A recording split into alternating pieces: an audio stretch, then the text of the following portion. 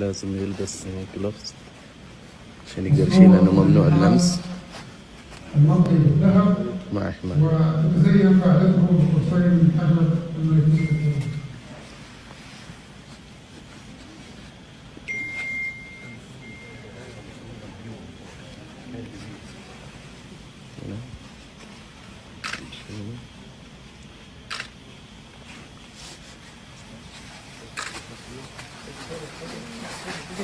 Can we get back, please?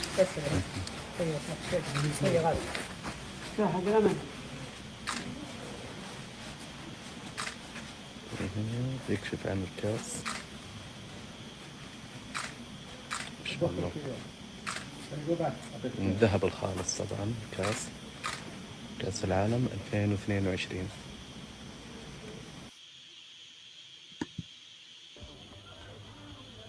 Buhari! Buhari! Buhari! Buhari! Buhari! Say it again, Buhari!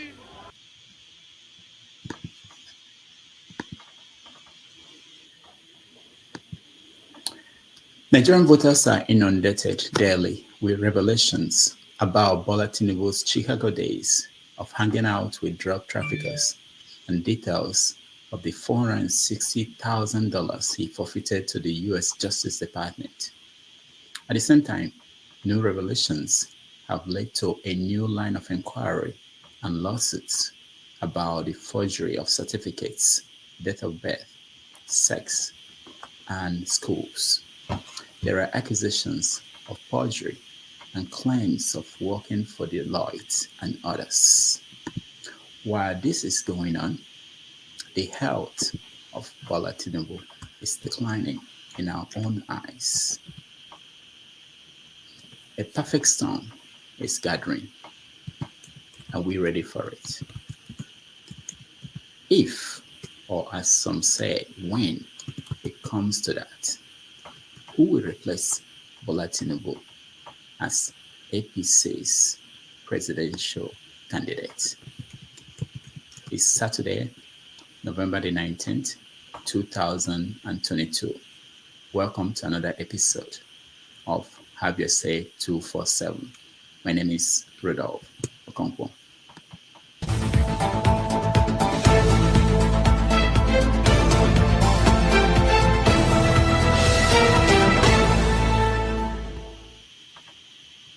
What is your interest, considering the fact that all of these issues that you have reported transpired in another jurisdiction may not have any effect whatsoever here in Nigeria, because it's not something emanating from our courts?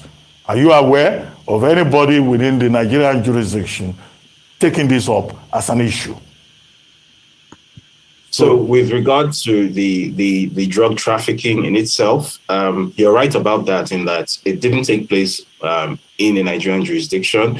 So as a legal issue, strictly speaking, in Nigeria, it's non-existent because it took place in the US. So on the basis of that, it's going to be very difficult to make this a legal issue. However, there are ancillary issues which I know for a fact are being taken up now. Probably either later today or before the end of the week, this is going to emerge. So I guess I have the privilege of breaking this on national TV. I happen to know for a fact that a lawyer who is based in the FCT is actually taking up some of these issues independently. He has filed a criminal complaint, which should have been actually served on Bola Tinubu yesterday. If it wasn't served yesterday, it should be served today. And these issues are with regard to the fact that he has essentially committed perjury on his INEC EC9 declaration. So some of the documents submitted were falsified. Some of the claims he made, such as having claimed to have been employed at Deloitte LLP, are manifestly false. We've gone to the extraordinary extent of obtaining subpoenas for his purported former workplaces, his former schools, Richard J. Daley College, Chicago State University, and there are all sorts of discrepancies, right? And parties and become one, and our broom shall be symbol by broom. Broom, broom, broom, broom, broom, broom, broom, broom, broom, broom. Town hall, different from Bala Blue. Blue, Bulaba. Bless Nigeria. God bless Nigeria. God bless the APC. APC. God bless APC. Social media anymore. They abuse the hell out of me.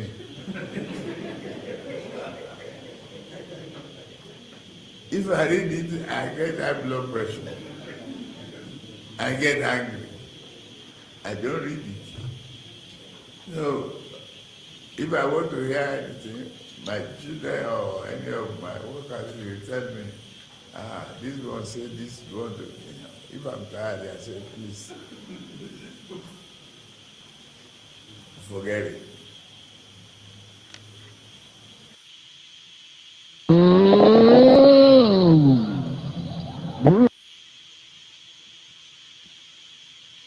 Parties and become one, and our broom shall be symbol by broom.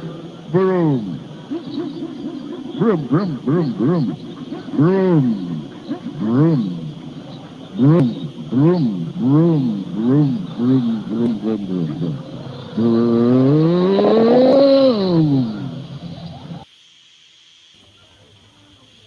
Buhari, Buhari, Buhari, Buhari, Buhari, say it again, Buhari.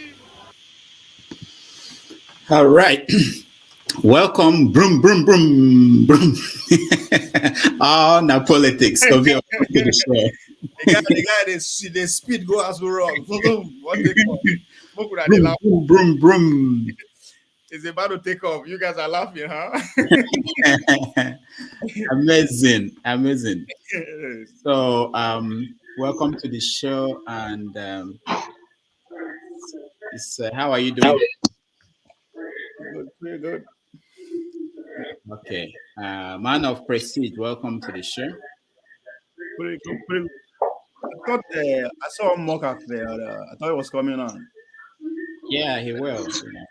Okay. I'm suspect. I want to ask you where he's from. I think we are from the same place, if not the same village. The minorities, whenever they see somebody from their area, they'll be like, "Oh my God, there's somebody from the internet. Oh my God." We not reach 1 million. I don't know who will reach 500. I don't think we have 500 of 100,000 where I'm from. So anytime I see any name, Omogafe means child is home. That child is home. Your home, if you have a child, that's like home. That's Yeah. Omogafe. All right. Austin, welcome to the show. Hello, everyone. Yeah. Can I welcome to the show?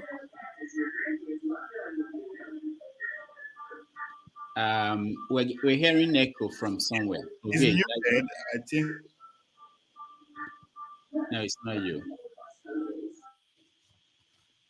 I think it's man of prestige. All right. So we have a busy day today. So many things going on. But the central question we have today is about Tinubu's health. Every day it's becoming obvious that something is wrong, and nobody's thinking about this. But what if he decides one day that I'm done? Or maybe the children will sit down with him and say, you should find something else to do, or you should relax. What if that happens? Who takes over? My boy, of course. Who? The Amanan Dora himself. Who? Amechi. Amechi. Yeah, because that could happen before the election. Yes, I before want, the election, Amici comes in. yeah, You I said. want, because Amici has been quiet and people don't know what he's thinking about. I want us to look at that. Of course, we are going to look at the Soludo thing. It's not over yet. Uh, what does that mean? Last time we were here, we were just talking about his what he said during the interview, but then he wrote that epistle that people have been dissecting and reading. So we're going to talk about that. Then we're talking about Wiki too. Wiki is shaping up to be the one that may determine all these things. Yeah, think about that. If Wiki turns against okay, let me not say that. Against Atiku. Okay, yeah, that's one option. Atiku might just But may have. at this point, that's what he wanted. That's what he wants. Yeah. But he had, yeah. He wants Wiki to keep going strong, reduce his votes. So Yeah. that's why he's preaching that that divisive policy, that identity policy. Not gonna vote for me, don't vote for Yoruba, don't vote for. So that's why he wanted that. They want the country to be split evenly between region. Politically, of course, nobody say they won't fight. At that, he stand a chance, even Tinubu stand a chance. That's where the chances are. But let's start with giving everyone 1 minute to tell us what they are looking, the story they are interested in, because this is just what I thought about, but there might be more interesting things that you guys are thinking about. So let me go to you, Obi, go first. On generally or just one of Yeah, in general, what story are you looking at that is interesting to you in the last 1 week? In the last 1 week, something that happened that probably is not on my agenda today. Or even if it's on the agenda, why is that important to you? Your top story for the week. My top story for the week. I mean, there's so much that happened. Well, I mean, I think so far is Tinubu's health deteriorating. I mean, it's not a surprise, but I didn't expect it to get this bad this soon. I was expecting for Nigerians to actually see the real issue when if he successfully becomes the president after then, and they will protect him as far as they can. Even now, I think they will want to protect him if Nigerians don't react fastly. So I think that to me is one story that I'm paying attention to. I want to see how Nigerians the elite, then the Nigeria, how the whole thing will play out for him. Because that's for me. That's what actually caught my attention this week. All right, man of prestige. What's this? Yeah, thank you, Rudolph. Good morning, everybody. Yeah, I'm looking forward. I think my main topic is pretty much around Tinubu on two phases. One of them is visit to Imo and what transpired there. People walking out after them. They didn't want them to leave.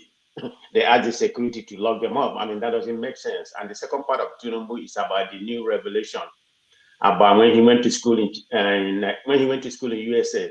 So there's a little bit of doubt. His age, because he started with City College, which is a 2 years college. The name that he registered under that school, he registered as a US citizen. Of course, during when he came here, a lot of Nigerians are doing it. If you come to US as a visitor, you can register as a US citizen and go to school. So there's an implication coming from that round. People are digging into that. I think there's a big journalist going into that. So there's more document coming out on that. So, all right. Yeah. All right. Thank you. Austin. I think I'm really interested in Tinubu's health and also interested with the rant of my kinsman, Soludo. Oh, it's your kinsman. We are from Anambra State. So. Oh, okay. I thought you are from the same town. All right. Okay. Can I hear next? Can I? Unmute yourself. Sorry. So for the week, I think it's all about Tinubu's the revelation coming out against Tinubu, and also his health status. So, but what get me most interested in the story is because recently, I think yesterday, there was an interview where one guy, I've forgotten David, somebody, I've forgotten the last name. Yeah. Yeah. So the guy was revealing that there was a subpoena that was just released, and it happens that Tinubu actually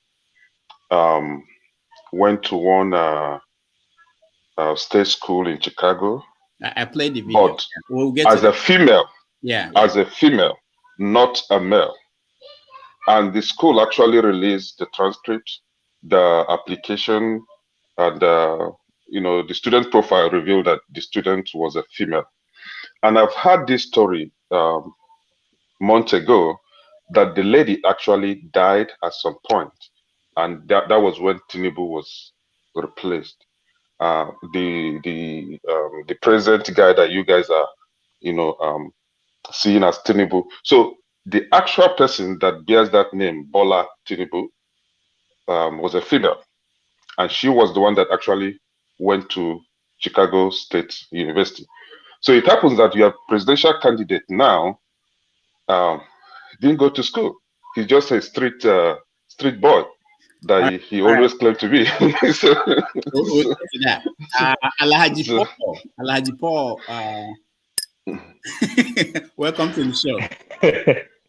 Thank you and good morning.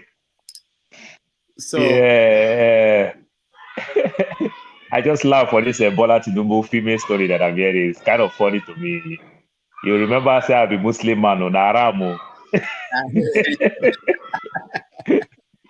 Yeah, I think the Tinubu story that you are talking about, the school thing and everything, is a little bit complicated with so much story, but I don't think that's how it happened.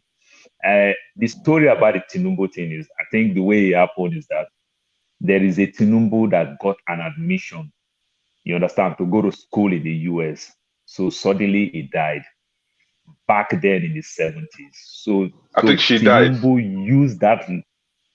So it's not a female, it's a male. You understand? Because the embassy will take those records. It's a male.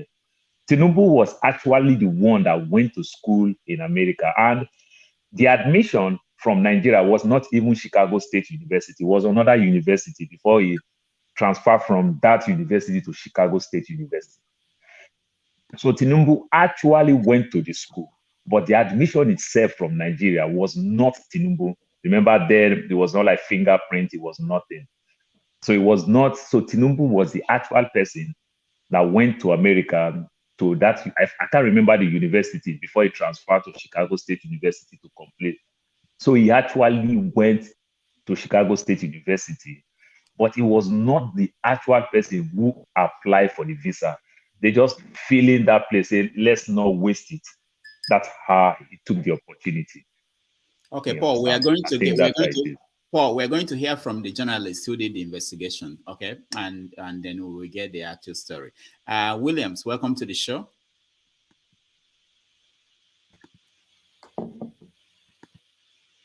Unmute yourself, Williams.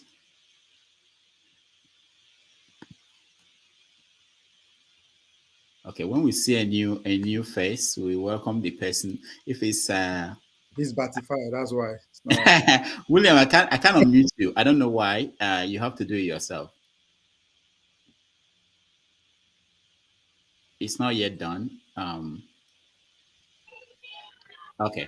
Why we wait for William? Doctor, I call Abiola people. They're not irrelevant. I call Abiola people. They're not irrelevant. They're not going to get 2 votes. All right, Williams, you try, and whenever you are, I see that. Okay, no, I see that you're on. Then we can talk to you. Blessing, welcome to the show. Thank you, Doc. Good evening, everyone. Yeah. So Blessing, Blessing, we are trying to get just a sample of what people are thinking about the story they are looking at. So in this last 1 week, what are you? What came out as a top story for you? Nothing really. The Amoda story has been with us for a while now. At least anybody that's been on the internet for a while knows that it's his Baba Blue advert that is really cracking me up every time. The man legit did free advert for Baba Blue. Baba Blue that all of us had forgotten about. He brought them back to life. That's the highlight for me this week. Free adverts. Okay, that's good. Williams is now unmuted. Welcome to the show, Williams. We can't hear you. We still can't hear you. All right. While we wait for Williams to figure that out, I think we should probably listen to a little bit of the issue with Bola Tinubu, and let's listen to David. Welcome to the morning show, David. Good morning. Good morning. Thank you for having me. Well, David, let's go straight into the matter. You had invited Festus Keyamo to come and have a debate with you on this issue of the eligibility of the presidential candidate of the APC within the purview of Section 137 of the 1999 Constitution.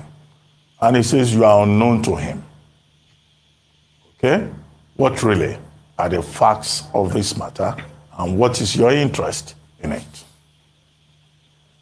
Well, the facts of the matter are clearly contained in the documents, which I'm sure most Nigerians who follow the news cycle would have seen by now. And for any who haven't read those documents, what I would recommend is that you don't have to take my word or anybody else's word for it.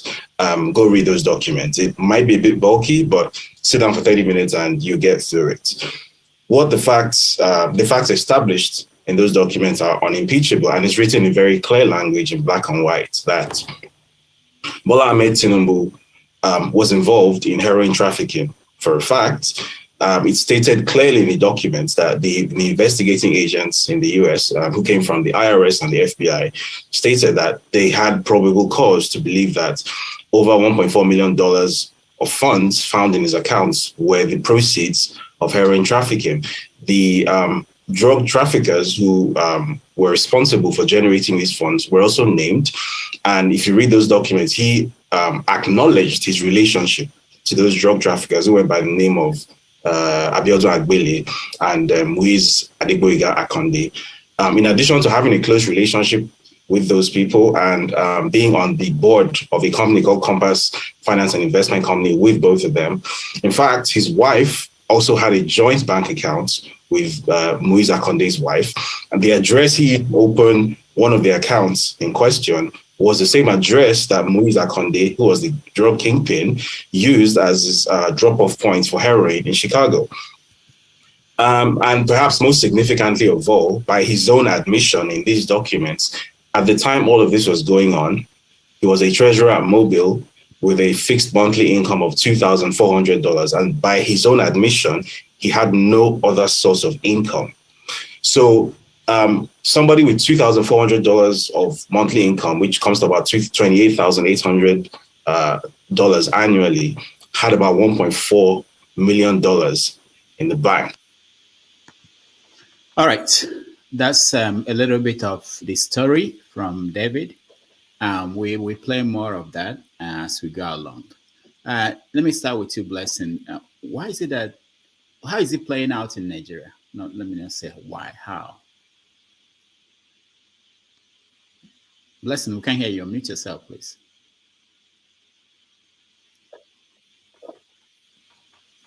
Blessing? Can you hear me? Okay, yeah. Okay, go ahead. I'm sorry about the network connection. It has been worse this week. I'm really sorry about that. So yeah, unlike in the past where his story had come up, this time around, I think people are actually more interested. I don't know if it is because the elections are closer, or if it's because the mainstream media carried it. It's been generating a lot of attention. People are actually stunned. They are making jokes of it. Others are angry.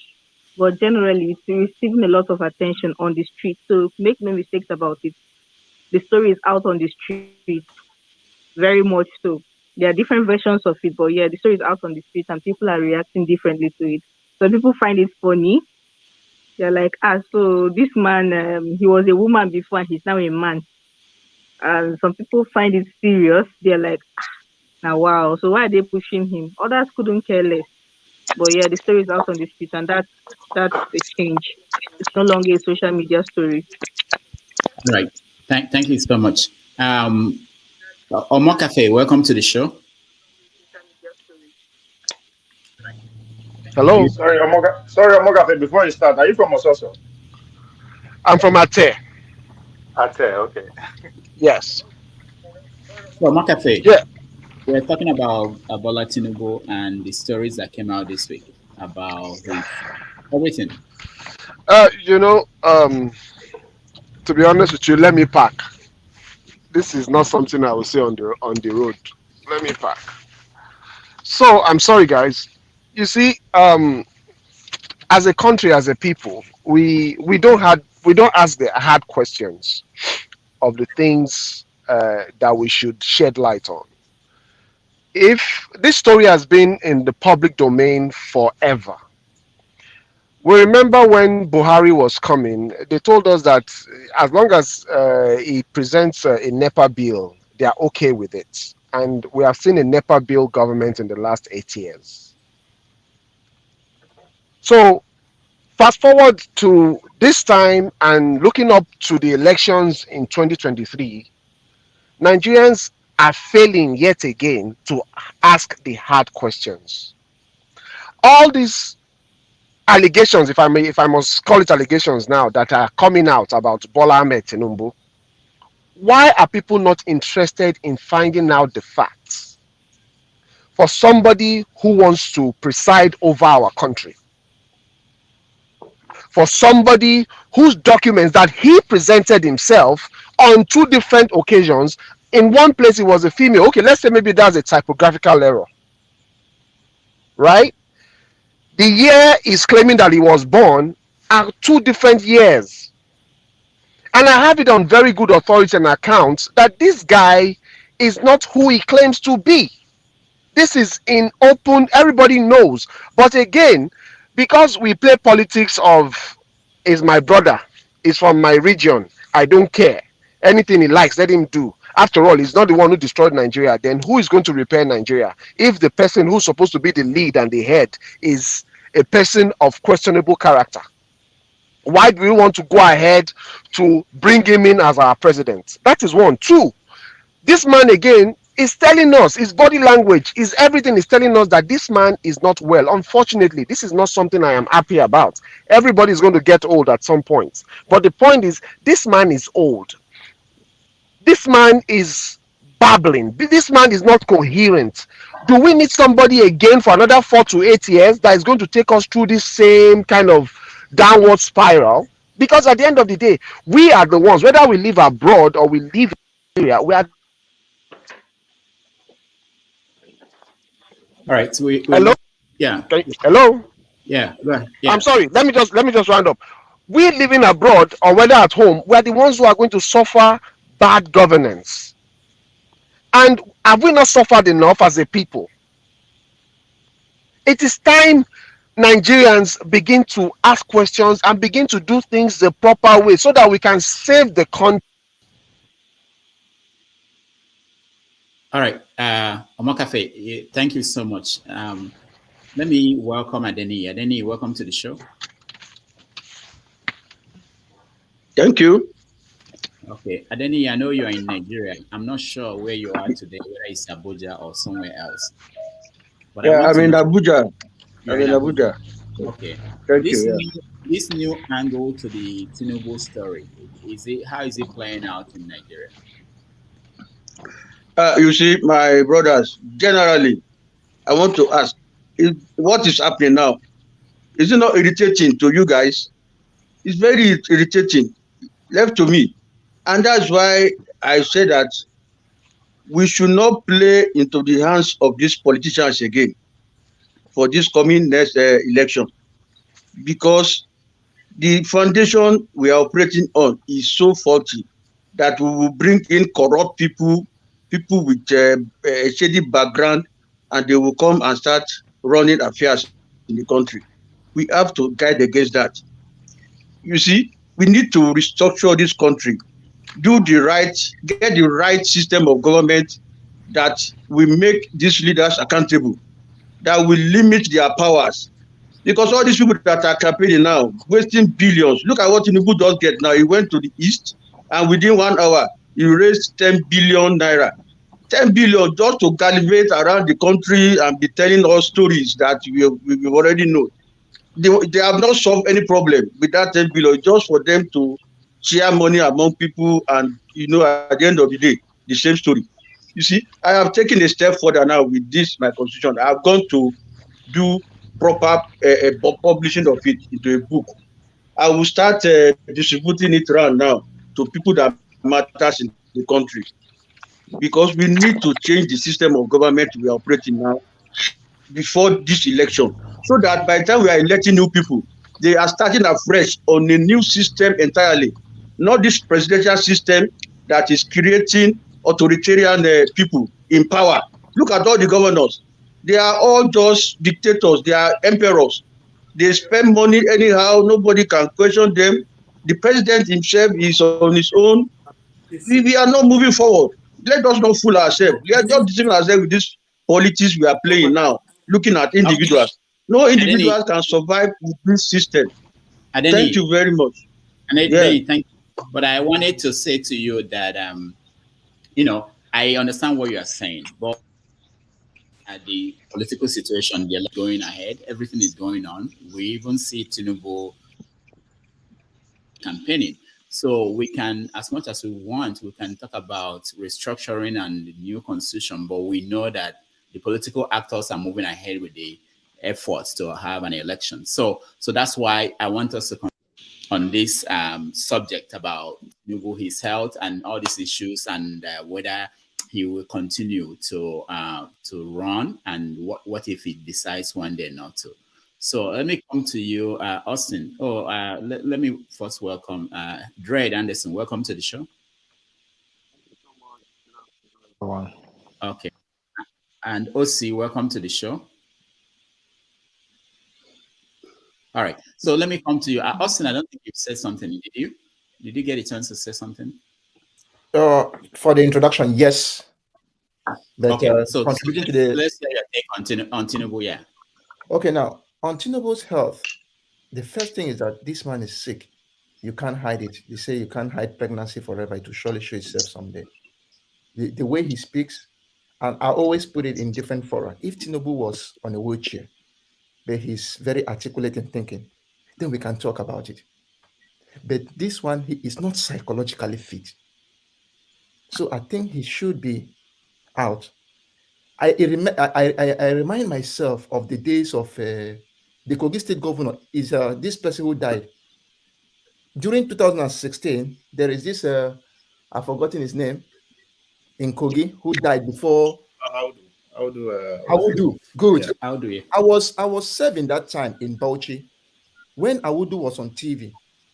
That was the last campaign before the election. I saw him and I told the Captain Auta, you people said that this man was a governor in 1970 something. He's still coming again to be governor now. I don't see him making it. Captain Auta told him, leave those things, that's how they were. I said, this man may not even survive one ASU strike or maybe any strike. Just for the next day, when the results were being counted. And he was leading and could not even bear the shock of that. The results were inconclusive. And if this Wada died, I now turn and look at Auta, what did I tell you yesterday? That this man cannot bear shock. The same thing, it happened to Buhari. We saw he was sick. He became the president. Every day, we spend billions of naira when we go for routine medical checkup. So the things are just normal. Tinubu, and I don't know, I don't want to go into supporters and the rest, but we should know what is right. He is not good enough physically to lead the country. Now, if you come to academically, he's shrouded in a lot of mystery. If you want to talk about academic qualifications, it's not there. If you want to talk about being morally upright, it's not there. And I always say this over and over again. A man who has not been good when he was a nobody, a man who has not been good when he's out there in his field doing his business will never be good if you make him the president, if you make him the king. And that is what Nigerians should do. I don't care about his brother and the rest. So let's just do the right thing, and that's just what I stand for. Thank you. All right, thank you so much. OC, welcome to the show. We're happy that we have a doctor here, so maybe he can tell us more because we don't know what we're seeing, but we just know that this is not normal. So OC, tell us about what you are seeing. I know you to diagnose, you may have to meet the person and talk to the person. But looking at him and watching him, what do you think is going on? You are muted. And unmute yourself, we'll see. Okay, yeah, thank you for having me, by the way. And I'm just jumping right in the middle of it. So I'm not privy to all the discussions you guys have had before now. But to your question, again, you've already made the comment that even though I'm a physician, but I have no access to his medical record to know exactly what is going on. So I am going to be very pedestrian on my comment regarding his health situation. But we've all watched him, we've all seen him, even during the convention in Abuja. So we don't need you don't need a soothsayer to tell you that something is just not right about this guy. The way he wobbled all the way to the podium, the way he couldn't even hold the mic, and we've now gotten accustomed to seeing him, looking very frail and all those things. So I think this is a common knowledge. For somebody who's looking to superintend a nation as sick as Nigeria, and a nation who've already gone through the days of Yaradua, and the fact that he was sick, suffering from kidney disease even before he became a president, and then we know how he ended. And then we have a current president, that spent a big chunk of his time outside of this country tending to his health. Some of us just don't believe that, we need that kind of distraction at this point. Now, we're all human beings, and nobody is trying to make light of the situation that somebody could be sick. We all can, and even those who are sick, who are not sick now, could potentially be. But we are talking about a situation whereby you already know that this person is compromised by virtue of not being at top health, and then you want him to go out to pretend a nation as sick as Nigeria. I don't think so. And I think even those of his supporters, they all know this. But talk about enlightened interest, enlightened self-interest. Many of them are just going with him because they're close with him, and they feel like when this guy ultimately gets there, that they will take part in sharing the cake. That is exactly the way I see it. And I'll stop so far. Thank you very much. All right, thank you, Osi. Dred, you're next. Unmute yourself, Dred. Okay, can you hear me now? Yeah, we can hear you. Go ahead. All right. First of all, I want to thank God for the power of social media, because you can see from this 2023 election, it's really creating a lot of awareness. I want to support what my brother said just now, that sometimes when something is happening concerning some of our political leaders, especially those of them who are vying for positions, there are some of us that we just act as if we don't care, which is very, very bad, because this is our country, and this is something that has to do with each and every one of us. So we all are supposed to get involved. That's number one. Then number two is that we can all see that it is very obvious that Tinubu's health is a problem. It's not something you can hide anymore. Everybody is aware. We are seeing it. We are seeing some dementia sign. We are seeing some things of forgetfulness. We are seeing symptoms of, aging and all of that. But these are supposed to be something that is not supposed to take long in discussing it. The electoral body is supposed to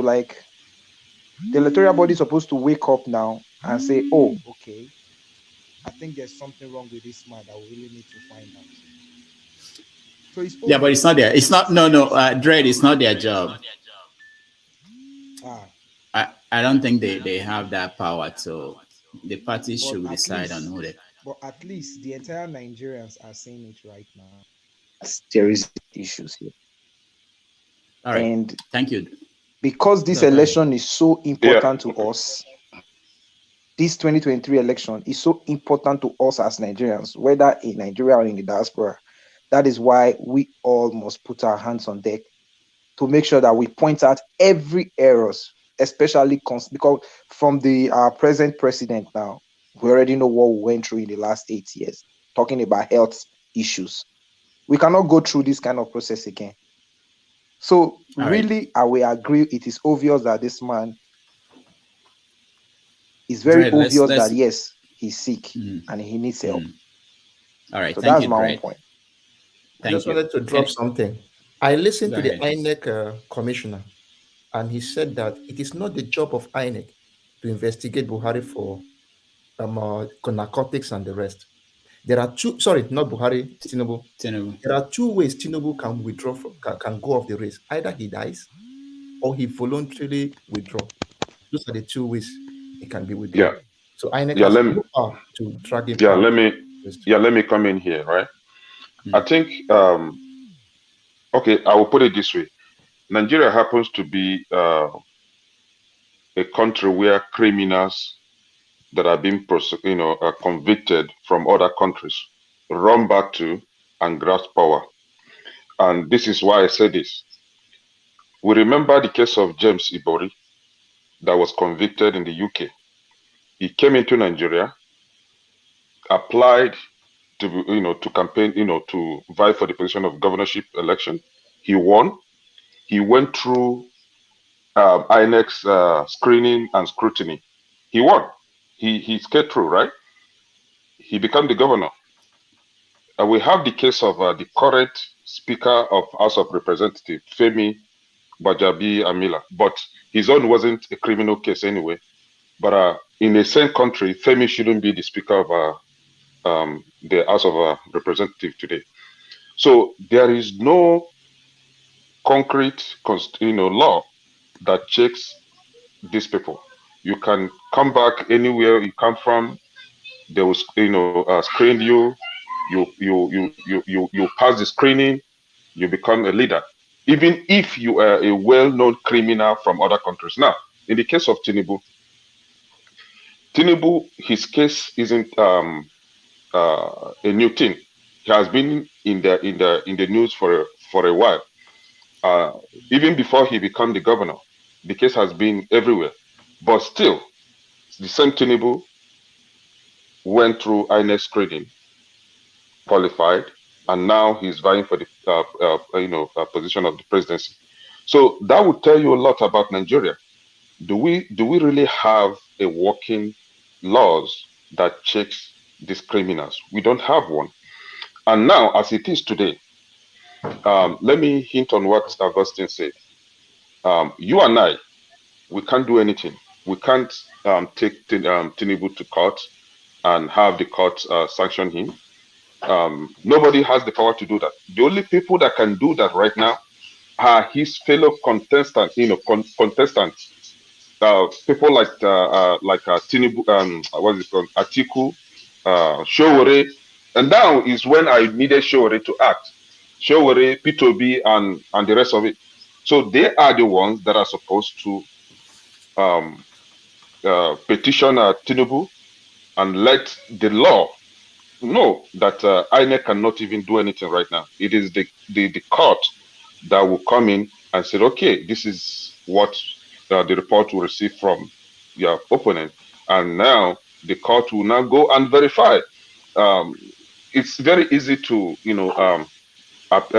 seek for subpoena from United States. It's very easy. I can seek for subpoena, on anyone here. But the thing is, we don't have a working constitution that check these criminals, so everything can go.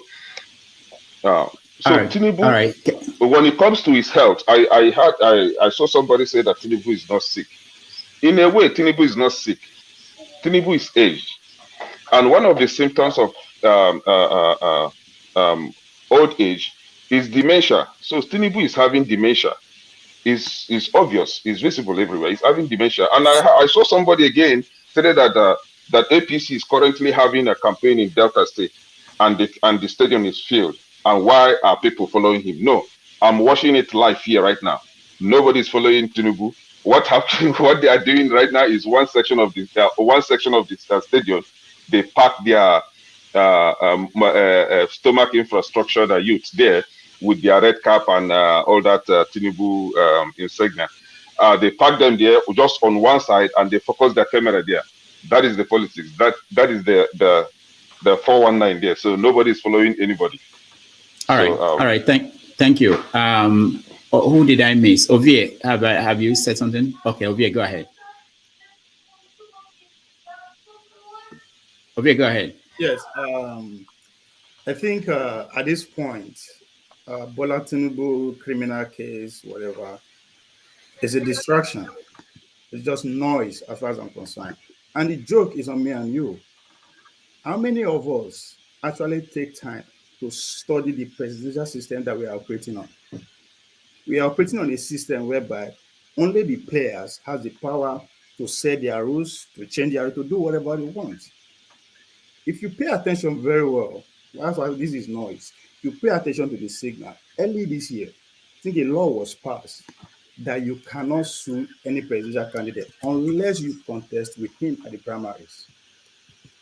These people are ahead of the game. We can make noise as much as we can. The noise we are making can only lead to a sympathy vote. For him, about his health, for God's sake, at least majority of Nigerians know this man is going to run for election. Maybe 2, 3 years ago, nobody say anything about all that until now. That me and you cannot do nothing.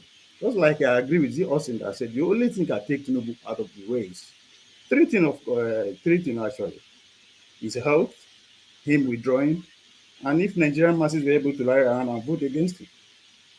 If not, we cannot stop him with all these things that we are popping out every day. It's noise. This whole time that the investigative journalists bring all these things out, you know, all those days and weeks would have used it to actually analyze these people's policies or even study the process they are operating on. It is too late. We can make noise about that as long as we can. Nothing is going to change regarding him going straight to that election. And if he win, they will protect him as far. The system will protect. We might not even see him. Buhari now only travel with the complaint. You know, the guy interview they complain. We might not even see Tinubu when he becomes the president. Because they bring out the communication via his spokesperson, writing letter and all that. And just nothing, just even in America that we live in, it happened. Nobody's not the same thing, no difference. Biden was protected for as long as they could. They see him today now, instead they do blah blah blah blah blah for TV. What can they do? In America, where everything works. It is the system. I am 100% against the presidential system of government. There's nothing. Once you scale that primaries, and guess what? Democracy is a game of numbers. What they fail to tell is that is the numbers they are allowed to participate, not necessarily the majority. How many people were allowed to select our president? The delegates, they are the one that will select our president. So when we say we should shade all this noise and everything and pay attention, just study the system, we would have get rid of all these things even before they get to the primaries. And many of us, we are not ready to involve people in the party. We don't get card. But we can complain, we can do whatever I want. Today, Delta State Stadium is filled. The same man they make speech. The stadium is filled. People are saying it's a paid agent. Just like something I think Kulata said was making a point on the comment section. A pay protester, do whatever. All these guys that you see they are paying. They can also be paid to vote. You understand? All right. All right, Ovie, thank you. CM, welcome to the show. Okay. Thank you, Rudolph. Good afternoon, everybody. So we're talking about Tinubu's health situation. Ovie is of the opinion that it's of no consequence, what we're doing. Well, I'm not talking about the heads. The heads, of course. What I'm saying that there's nothing me and you can do about it. Okay, all right. So CM, go ahead. You see, ideally, I think I've thrown a challenge one time that the best way to address the issue of Tinubu's, let me say, alleged, because I'm not a doctor, somebody can easily say, how do you know? Although we know what is true, is, I wish I'm close to B or even Showore. All you need to do is say, somebody like Showore will say, this is my health record. Publish it. It doesn't mean, because when you say health record, I mean, there are doctors here You have to look at everything, X-ray, know everything, and then you put the date and probably where you did it, because such things are confidential. But for you, it's only you that can make it open, or maybe in a court of law is required as a condition for the court proceedings. So if you put it on, I mean, if you put it out, you will now said if every other person feel that he's as healthy as you, let them do same. So that way, probably the poor people or the masses will now take the reframe and said, yes, we need to see it. Because if you insist on making it a law by INEC or anybody, it's too late. They cannot see a way to thwart it. But in this case, use it as a personal challenge. Assuming I'm contesting, this is what I will do to force Tinubu to bring out his own, or to even force a debate on it. We all know this. It's just that in Nigeria, we pander to hypocrisy much more than facts. People will tell you they will say all this type of thing. In the end, Tinubu knows, at least if you are above 80 as a human being, you will be having one type of one thing or the other, because that is geriatric medicine. There's a special branch of medicine, geriatrics. So there's a reason why you have it. There are things, medicine at the extremes of two extremes of life, the pediatrics for the young ones, the geriatrics for the old. So Tinubu is tending towards the old. And we know he's not fit. Looking at him, even and his activity, even his speeches, is incoherent. It does not coordinate. But because this is Nigeria, people can always defend indefensible. When you have a son like Keyamo will be talking, Saneka Ode will be saying something from the sideline, and then a host of others. They are the billions that are talking. So Tinubu's health issue, what I will advise is one of those 18 of those contestants, those contesting with him, take it up as a challenge, present your own. When you present your own, you now insist. If they feel, then I know the awareness that is sweeping all over the country, and people will insist that show your, even and if it's on stage, people will say, show us your health record. If you are in doubt, this is this man's own. People can always use it as an example. But that is the much I could say about it. But if I should take it as a challenge, I know I'm not convinced. He's sick, terminally ill. But who am I to take it up? If I say anything, and it's neither here nor there. So to that, and Tinubu knows he's ill. But what we are saying is that will will his sickness or his ill health impact negatively on his ability to perform the role of a commander in chief while in office? The answer is yes.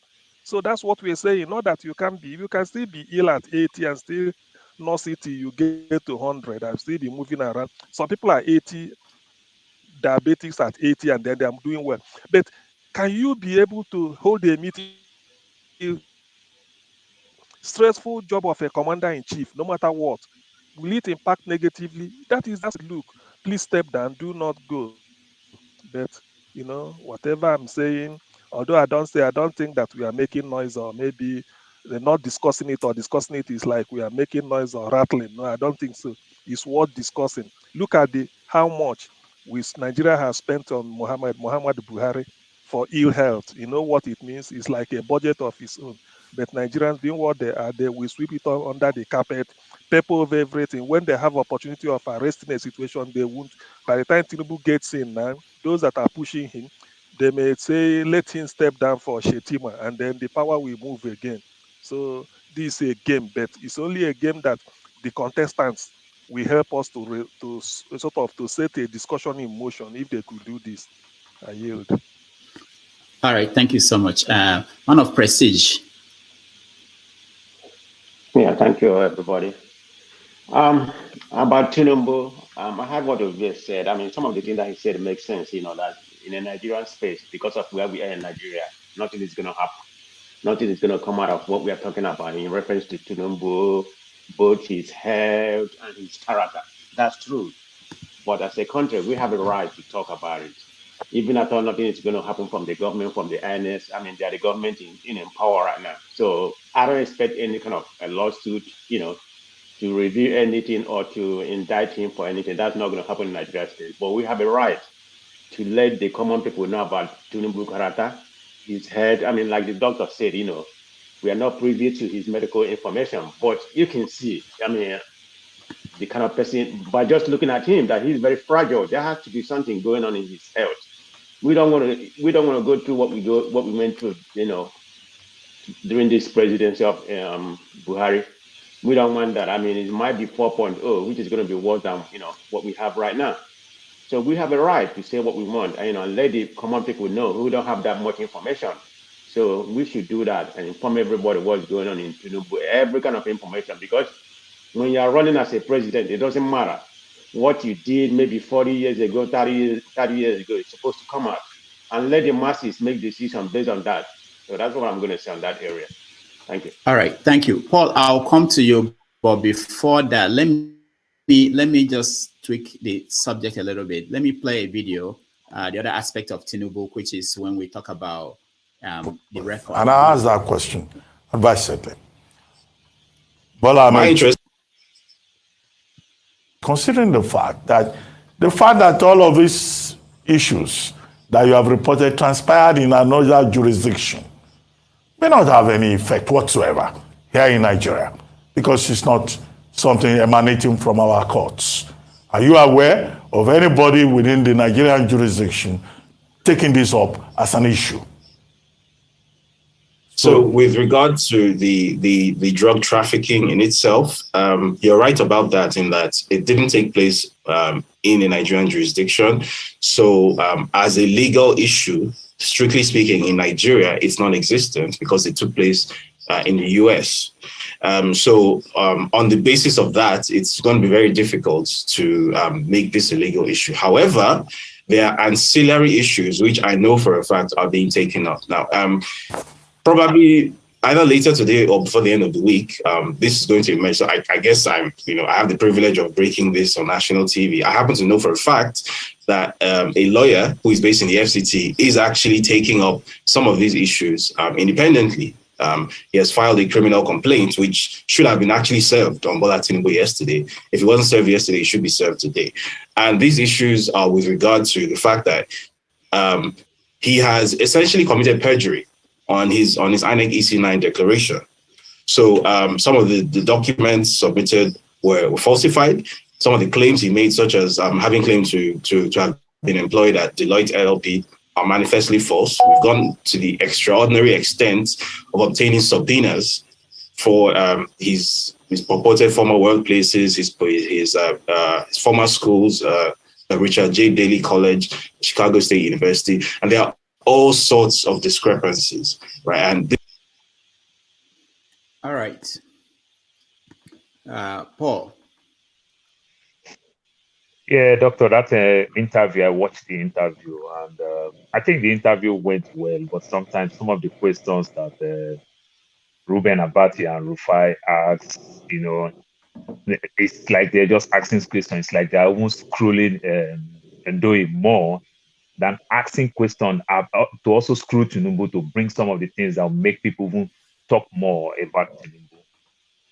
That is one aspect of it. Then also, we are talking about Tinubu's health. Let me just throw a little bit joke out of it.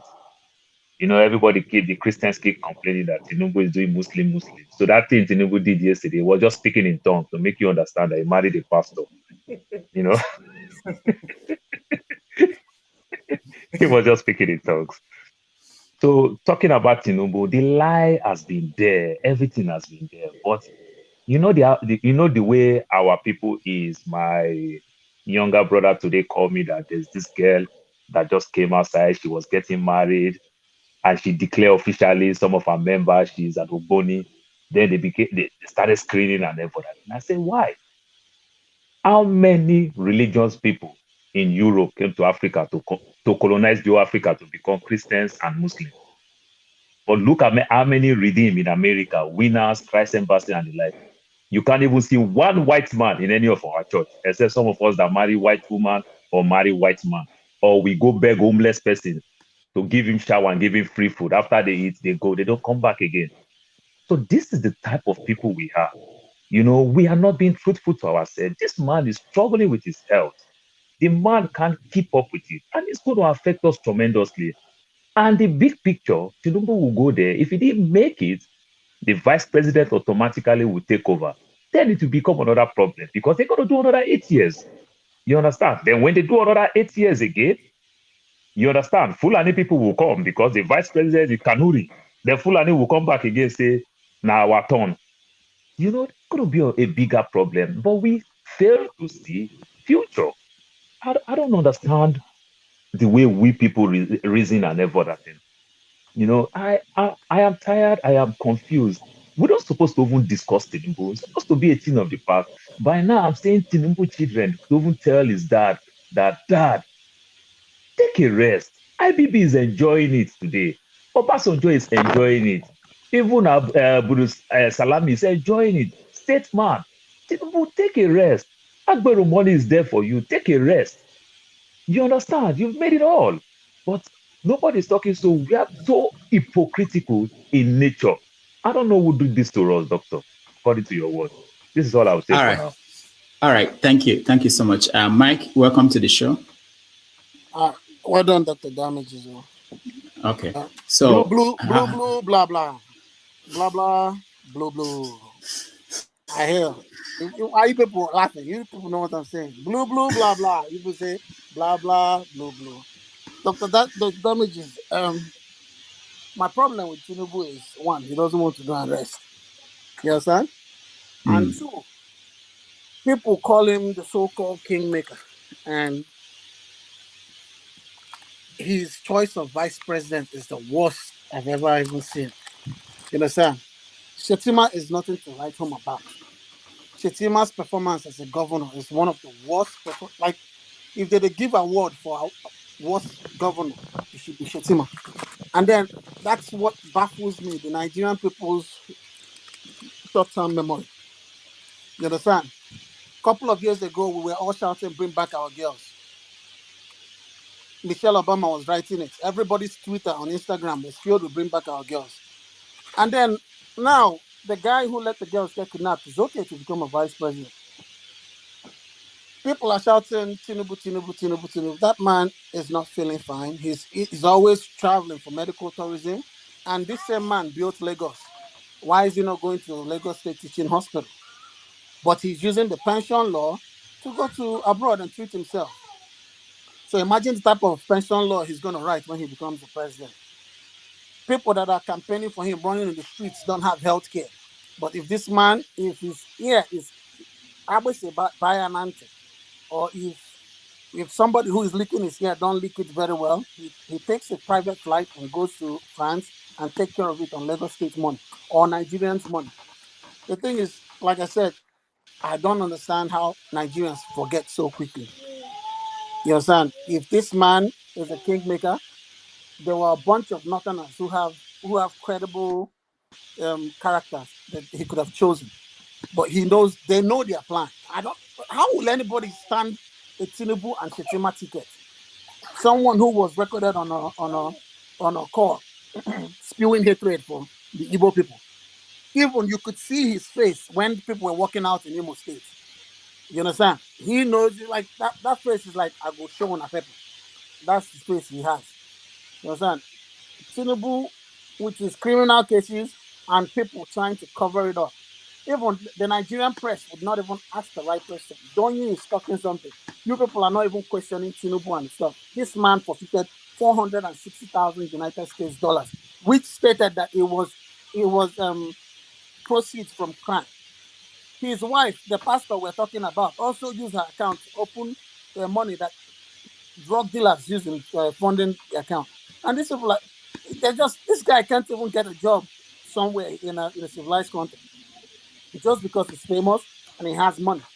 And bear in mind, if somebody's a drug dealer in another country and run away from that country, you don't just go back to Nigeria and become a born-again Christian. A drug dealer is a drug dealer. They're the scum of the earth. You understand? They don't think about the lives they ruin. They don't think about the individuals or the generations they ruin, because a drug dealer can just ruin a generation wherever they are. All right. All right. Thank you, Mike. Let's change the topic a little bit and let's start by watching this. Spread your investment. Some will go up, some will come down. But overall, The company is still there. The company is still doing well. It's still part of a global chain and everything. I needed to explain it not because I'm defending comment by my brother. My brother is the brother. I remains my brother. We're very close. I remain prayerful for him. For other things which I didn't succeed, God has given him opportunity to do it and succeed. For me, yes. So if there's anything pending, governance, you don't finish. People are still in government in America. So you stop where you stop, other people will continue from there. I don't look back. He's the governor of my state. I'll always, he's my senior brother. He's even more intelligent because he's a professor. I'm a trader. So he knows more. So he will be able to do things better than I'm doing it. You know, I've done my little own as a trader. Now the professor is there. He will do his own as a professor. The schools that didn't roof, you roof them. That's how government goes. Another person comes, do his own. But let us think about, finally, like I tell you people, for those of you who are, just please get involved. All of us are. All right. So we continue to see reactions to what Soludo said and what he wrote. I'll come to you, OC. I know you have Ikenga Online, and Ikenga Online monitors stories out of Eastern Nigeria. So what is your take on Charles Soludo and the reaction to the letter and the speech? OC, unmute yourself a little bit. Okay, yeah. So thank you again for having me. I would say it's rather unfortunate that we're in this position, and I say that not lightly because Soludo is somebody who we can all agree, even if you're one of his detractors, that he's a very intelligent guy. He's very brilliant, and he's one of the few guys in the Southeast that we actually look forward to. As a governor, we've all been rooting for him, but then this happened. And I think there has been a lot of speculations whether it's APC that sponsored him and any of those things, and maybe not. We'll get to know that in the future. But one thing I could say is that as humans, envy is something that we just cannot divorce from human nature. I think it was Gore Vidal that once said that when my friends succeed, I die a little. That is to say that when we see our friends doing well, breaking barriers and doing stuff, sometimes we wish that we were in that position, and then, if you're not careful, you will join the group of pull him down, Now, I'm not saying that is the whole story about the Peter Obi Soludo, but I think that also plays a role. Of course, there is the other things about the political permutations, the fact that Labour Party is taking a strong root in the Southeast, and so for somebody like Soludo, who is an APGA, his position is not guaranteed, and that may have been part of the calculation too. But what is very instructive here is the fact that Soludo went into that interview knowing fully well that whatever he says about Peter Obi will be x-rayed to the minutes, but he took the bait. I mean, if you watch the Arise, the Channel TV interview, you could see that Sheun was actually goading him. He was throwing that bait to him, and he knew. And for a guy who was very careful enough not to wade into the CBN currency change crisis because he knows that it's going to be very controversial. He took the bait doing the other one. So again, it's very, very unfortunate. And to the point of what he was talking about, Soludo's Peter Obi's investment being next to nothing. I know I'm not an economist, but I know that nobody in the past several years could have predicted that in 2021 would have a COVID pandemic, and that there will be some supply chain crisis that will trigger a worldwide inflation that will render a whole lot of investment useless. So I think it was preposterous for him to be making that point as an economist who should know better. But in the end, I think it's just very unfortunate. And if I were him, what I would do is to cease and desist. If he's still planning to write a follow-up to that episode, somebody who's close to him should tell him that, the first law of Ho says, when you find yourself in one, don't dig further. That's all I could say for now. Thank you. All right, thank you so much, Alida, because we're expecting part 2. No, okay, I didn't call you yet. I have something. I really have something to give now. I know you have something. Yeah, I know. You come. No. Don't push it out yet. No. Okay, sir. Let me just understand my order of. All right. Omore, welcome to the show. Good morning, Dr. Damages. Good morning to my fellow panelists. It's nice to have you. It's always a delight to be here. So we left Tinubu's story. We are now talking about Soludo and Peter Obi. So like what OC said, there is we know that there is a part 2 of that article that he wrote. We don't know whether he will release it, but Omori, have you been following that issue? Yes, it's a very funny situation. I don't know where those missiles are coming from, but at least I expected it from that angle, from that area. I know it's politics. I find it difficult to fathom, the genesis of that crisis. If it must come, I know there will be missiles. Not in some state like Anambra, not even from an elite, an intellectual like Soludo. I don't know what they are struggling with. Sometimes I'm forced to, apology to my fellow Igbo brothers here. Do they really know what they want in the Nigeria project? Oh, I don't get it. I've been taken aback, I don't know what they want from Obi. I expected if I want support from that angle, from that area, he might not be a saint, he might not be an angel. Considering what we have right now, in the most notorious criminals like Atiku and Tinubu, I expected an overwhelming support for Obi, at least a home-based support. Everybody cannot be on his side, but at least people, intellectuals like Soludo, Kojo Iweala, I expected them to come together right now, rally around this gentleman, and see what we can make out of this. Like they always say, if that one does not work, they go to the other one. At least, let's see what we can make out of this situation between now and February. This look to me, it looks like a very promising opportunity. For that injustice that has been done to that region. And I can't understand the way they are going about the game. Sorry to say this again. If it comes to politics, I think I wish our brothers could learn the way they learn the apprenticeship game. We all have a long way to go, but they particularly have a long way to go. If they miss this opportunity, I think Biafra may be the only way. And even the Biafra, when it comes, I still have my doubt, because what I'm getting from the people around me, the forces within Biafra struggling against the Biafra itself is even stronger than the one coming from the Fulani region. Thank you. I rest my case for them. I have another opportunity. I hope and pray that we advise Soludo to shield the sword, allow peace to reign. If Obi will win, if he cannot support Obi, it must not look as if the intercontinental ballistic missiles are coming from this, from people that are supposed to use his brothers.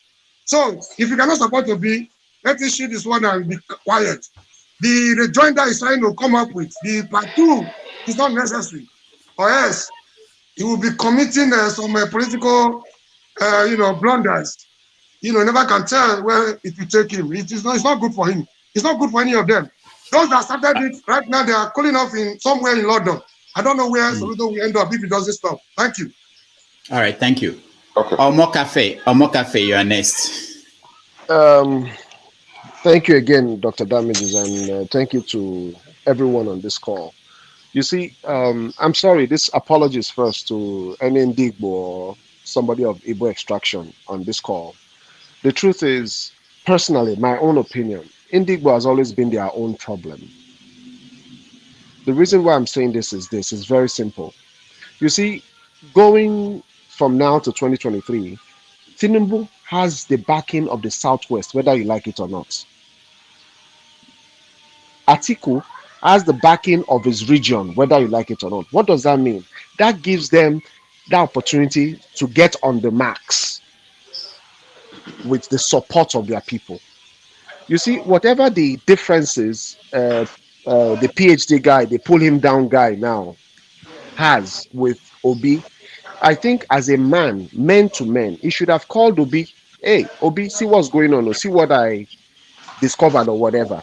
But again, let's look at it. Obi was governor 8 years ago, or maybe about 10 years ago. So why should what happened 10 years ago be what you will hold on to now in this year preceding a major election for you to now come out and start talking? I think that has shown that Soludo is a man of little thoughts.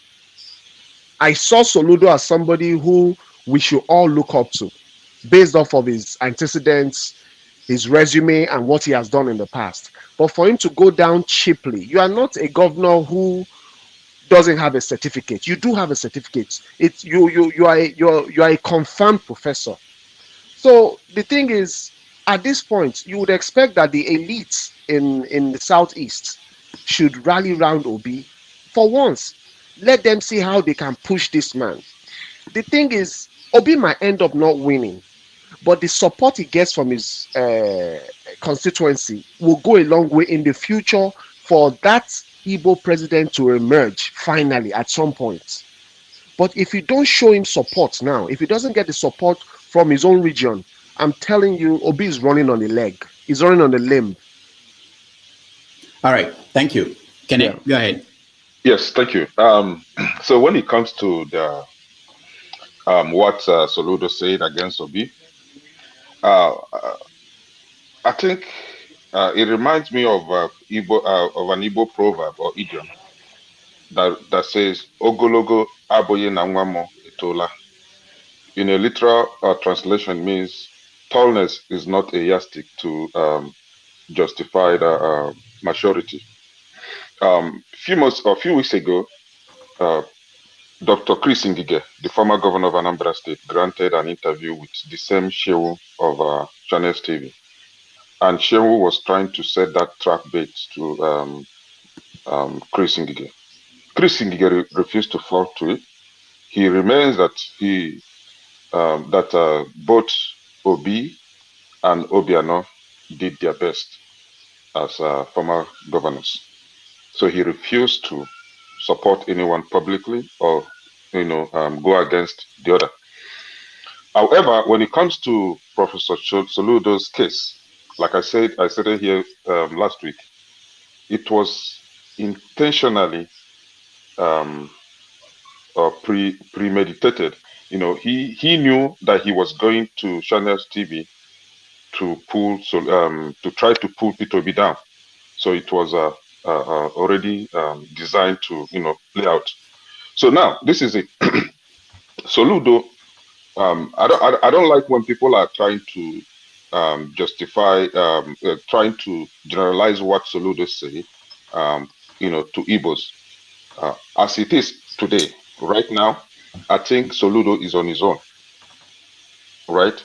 There is an Igbo proverb again that says, "Itela kana tipa buaja." Soludo has hit his hand on a tipper loaded with sand. He's on his own. When it comes to politics, I think Anambra State particularly shares some similarities with the people of Edo State. If they are for you, they are for you. If they are against you, they are against you. Somebody like me, I wasn't surprised that Soludo said this. Prior to the election, I knew that Soludo is coming with a hidden agenda, just like the governor of Imo State, Hope Uzodinma. There was an arrangement. This is what I felt. I didn't know how truthful is it, but this is my own thought, that Soludo had an agreement with the people from Aso Rock that is the APC. I know some people are trying to, link it with PDP. No, I'm saying APC in the plan, in the agenda. So I know that Soludo, I thought that Soludo had that plan with the APC. He is working for APC. And remember, Soludo is a member of the economic team to APC. So he's working for Buhari and APC already. So when he came out vying for the governorship election, I tried to just oppose this. I was like, okay, I think this guy is not straightforward, and he always championed this Igbo agenda. My friend, you are coming to be the governor of Anambra State. Relax, you cannot control the Igbo. So when some people are saying that he has another agenda, maybe he wants to become he wants to come out and campaign for the presidency in the next election. I would not say they are wrong. Maybe he is seeing Peter Obi as a threat to his own chances of becoming the president, and therefore the jealousy, the greed, and whatever are coming in. And again, the Igbo, again, just a minute. The Igbo elites are not with Soludo, mind you. The Igbo elites. Let me set an example with somebody like Okonjo Iweala. Okonjo Iweala, she has been telling us that Soludo is evil. Soludo is a criminal. She has been saying it. She's against this guy, man, and she's always think good of Peter Obi, right? The late Dora Akunyili revealed to us that Soludo was a criminal and right, somebody that we should look out for, watch out for. So he has a questionable character. So his title as professor is just the backyard kind of professor that they got from Nigeria. I don't think he's intellectually qualified to be a professor. All right, Austin, go ahead. Now, everyone has the right to say what he needs to say. Now, I am happy that Soludo is a professor, and I'm the type that likes to read very well. I read through that speech over and over. So I had to find out what Soludo has to say. But in that speech, he never mentioned anything that indicted that, Obi, you are corrupt because of this. You did this kind of thing. There was nothing like that. The second thing is that Soludo directed us to the power brokers. We must go to PDP or to APC, the giants, to liaise with them. We have been liaising with them for more than since 1999. What have we gotten from it? Nothing. The third thing I noticed from it, there was a case of ethnic card that Ndi Igbo, let us do it like this. Look, this is a Nigerian project. You should not be projecting Ndi Igbo. You can't send somebody to Abuja because you want to make your own personal thing. This will now make me to drive towards something. I have my friend, a classmate. He's a kinsman to Peter Obi. It's like uncles and the rest. So I was talking with this guy. He's in the UK. He told me he doesn't like Peter Obi. I'll tell you the point. He doesn't like him. I said, why? He said that when Peter Obi went to government house in Oka, that people from their side were not brought to government house. That was what he told me. And I said, why do you think so? Were they qualified? He said he doesn't know, but his point is that Buhari has brought a lot of people from his village or from the north to power. But he doesn't trust Peter Obi that if he gets, he will bring people. I said, Kenneth, that's wrong. If Buhari did the wrong thing by practicing nepotism, he doesn't expect you to go to Abuja to bring your village people. Let me now come to my own kinsman, Mbadinoju. He brought a lot of people from my section. He's my kinsman. We stay closer to each other. He brought up a lot of people to Oka. He gave them money to build schools. If you go to Anambra State University, Uli campus, you will see uncompleted building. We call it incompetent gymbas. They stole that money, ate the money, destroyed everything. When Mbadinuju went for election, he lost. Now, my point is not that he lost. My point is that the same people from my extraction called Odera a fool after he lost. When are you chop the money? So I told Kenneth, if he refused to bring people to government house, that is a tick for him because he will go there and do the right thing. Now, the last thing I wanted to talk about, Soludo as a professor should have known that there is constructive criticism. Dr. Damages, what you did here is bad. This is why it is bad. This is the solution. He never mentioned a solution in that piece, that there's something you have done wrong. This is how you can correct it. No. The only thing he just said that you will not win. You will not win. And that is very, very wrong. That is destructive criticism, not constructive. When you tell somebody something is wrong, tell him why it is wrong and why you should do it. Now, let's turn the table around to Peter Obi's response. Then I knew that a trader disgraced an academia. A trader, when I saw that, I just shook my head. A trader disgraced an academia, telling you that I have done my part. I did this and I did that. The investment may have gone up or down. You do your own part. I saw wisdom in two things. One, he pushed Soludo to a tight corner in such a way that you must perform. If you perform well, the Anambra will win. If you don't perform well, you will never go ahead. So he made Anambra to win in the process because everybody will now be watching Soludo like vulture. Do the wrong thing, we are coming for you. Now, the last thing I want to say is that if Soludo's interest was that he wants to become a president, he has already failed. Let me tell you why. When he wants to become a president in 1939, maybe anytime he wants to become a president, they will, Indian maybe Igbos will tell him, your own brother went there and you dragged him down. So we are not supporting you. That time, let's say, I don't know, I'm not playing any stuff here. Let's just say those in the north and those in the west. They will say, Soludo, we can't take you because if you can kill your brother, you will also kill us. If you can kill your own brother, it means me, I'm not safe. So if he wants to be president, trust me, he has already failed the whole thing. Then I'll end with this. I met somebody in 2011 when he knew Soludo very well, when Soludo was a professor there.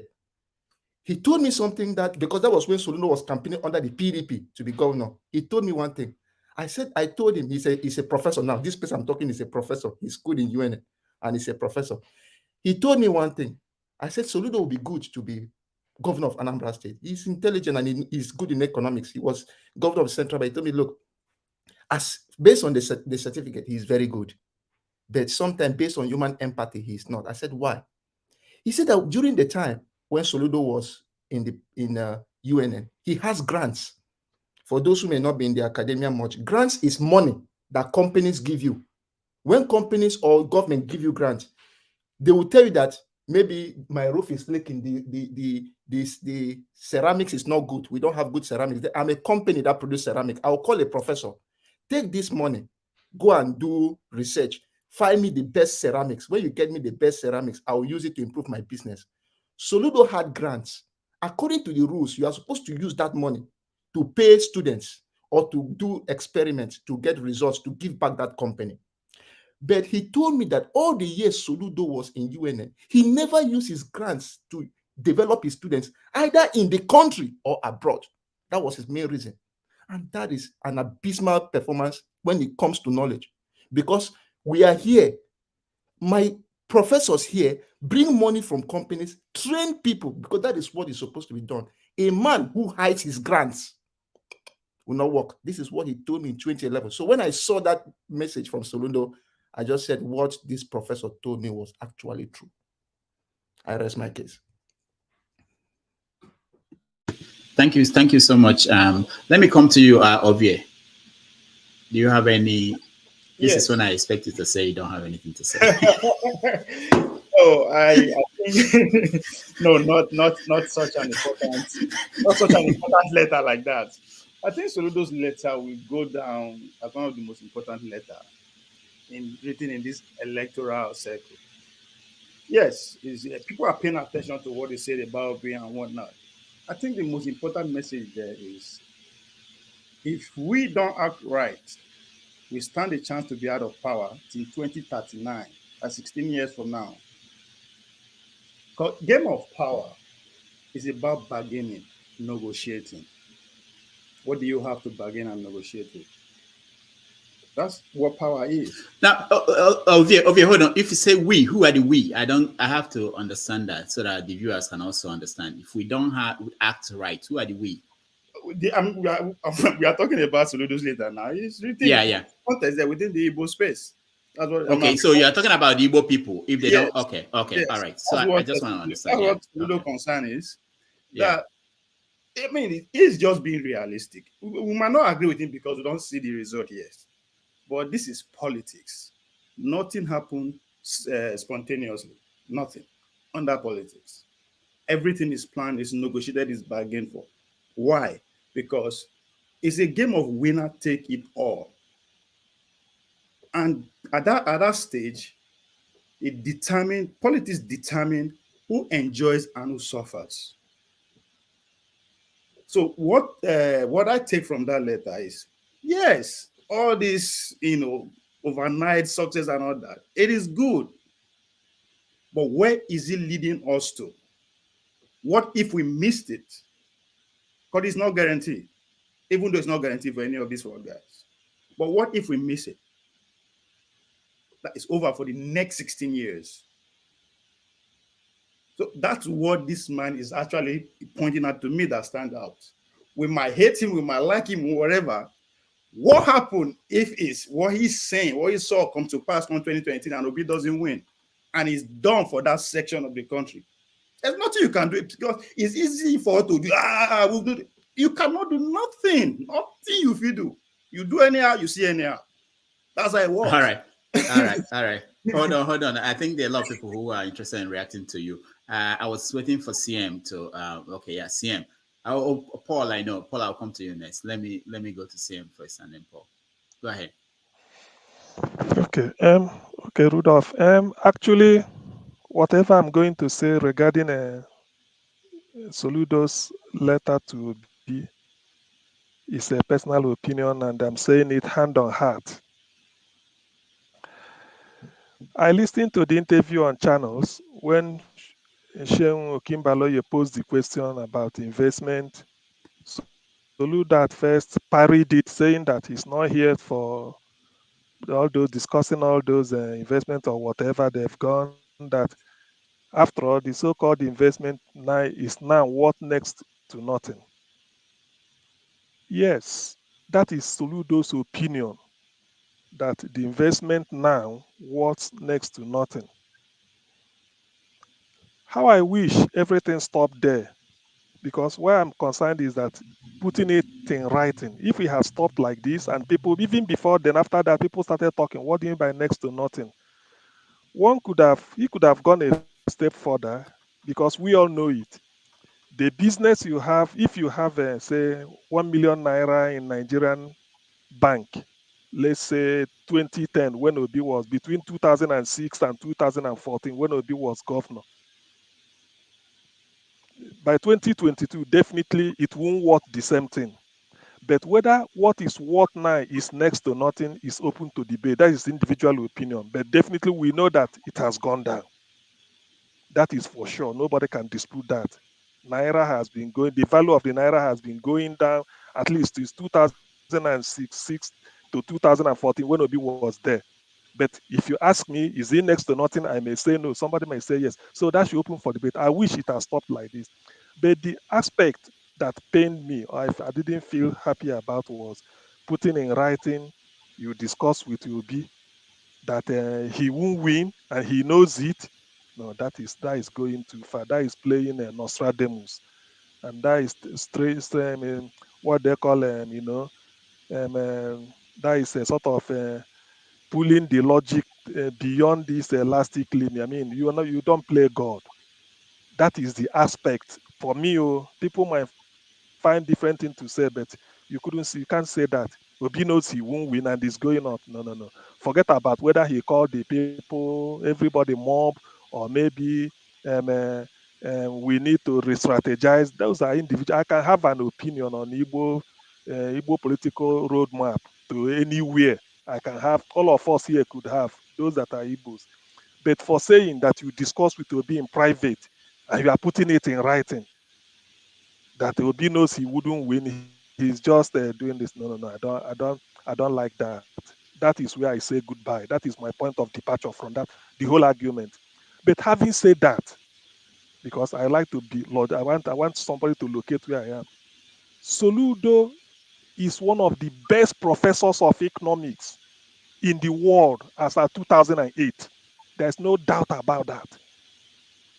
If you are playing football today and FIFA, which is the world authority on football, say they want top 20 and your name is there, there's no football coach, nobody can query it.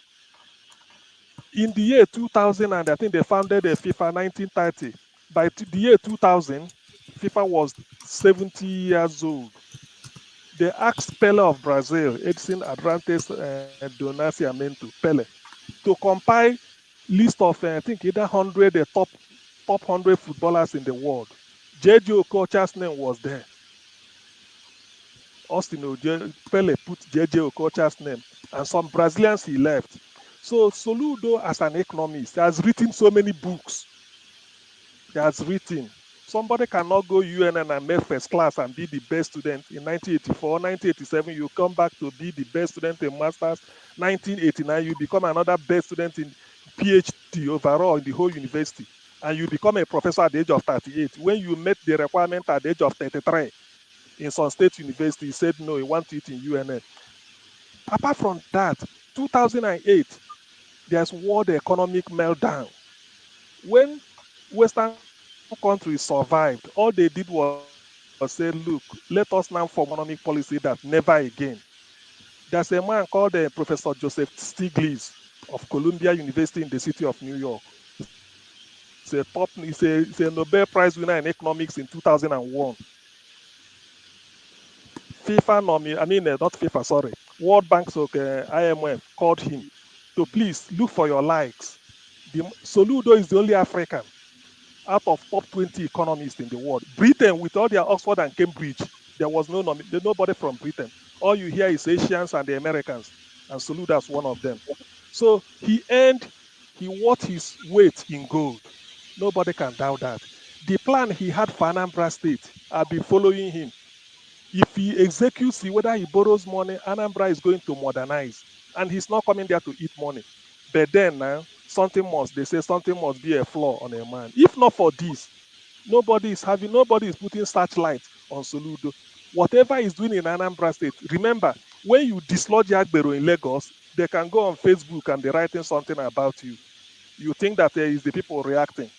What Soludo did in Anambra State, the way he started, we've never had a governor that can stand on a mountain of refuse, one hand on the microphone, the other one covering the nose with everybody, and was addressing the people that he do something. That alone endeared him to people. What he now said about Peter Obi was where people now said, oh no, you shouldn't have said this. You stabbed your brother. But people are free to extrapolate it to the level they want. I wouldn't do that. I blame him for if he had stopped there without putting anything in writing. I mean, people can criticize you, say it's worth next to nothing. Then we could be debating it now. We would have been saying, Obi invested, what is it? Maybe invested 100 million. Okay, we'll be talking of figures. How much is it worth? Some may say it's 1 billion. Some may say it's 1 naira. That is next to nothing. We'll be debating it based on that facts. But going to reveal some hidden discussions you have with Obi, no, you are pulling him down. And then look at what do you want the people of Edo State, the headquarters of Obedient Movement, to do? You are now telling them that this man knows he couldn't win. He just went. I mean, no. You are not God. You shouldn't have said that. That is where I felt terribly pained by what Soludo wrote. Apart from that aspect of it, every other thing is opinion. But there are some opinions you do not express because it's a gentleman's agreement. Maybe you and Obi discuss so many things in secret. You wanted him to contact that guy. You didn't invite us. You didn't announce it to the public. It was just a closed-door meeting, and you people agreed or disagree. You keep it like that. But coming up to come and use it as a weapon, no, that is going beyond that is going beyond the line. So at that point, that is when I said that no, Soludo missed the point. Thank you. All right. Thank you so much. Paul, your next. Okay, yeah. Ekene said something. I know so many people talk about the Igbo, so Ekene said something about Ekene. Don't worry. This time I'm on your side. So I hate the fact when people talk these things that Igbo, they are not corporate. They are not corporate. I don't know what you are talking about. I'm an Urobo man. We have so many tribes as an Urobo. We don't get along. The governor, the Urobo man Okowa is speaking today as an Urobo. We say that person is not Urobo. You understand? Edo people, 3 Edo people make mention about Igbo don't cooperate. Uromi people and Bini people don't get along.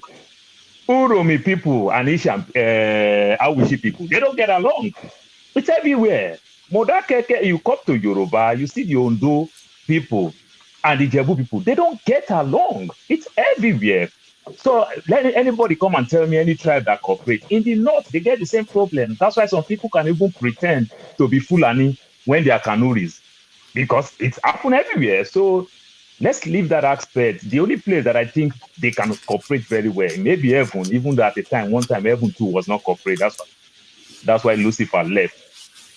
So let me go to Soludo. Soludo talking about investment. Soludo did a very, very poor essay because I read that article. You said this investment is next to nothing, but you did not tell us that this man invested, the investment that he invested was wrong, was overpriced, was anything. You didn't give us any clue for us to debate, for us to challenge Soludo.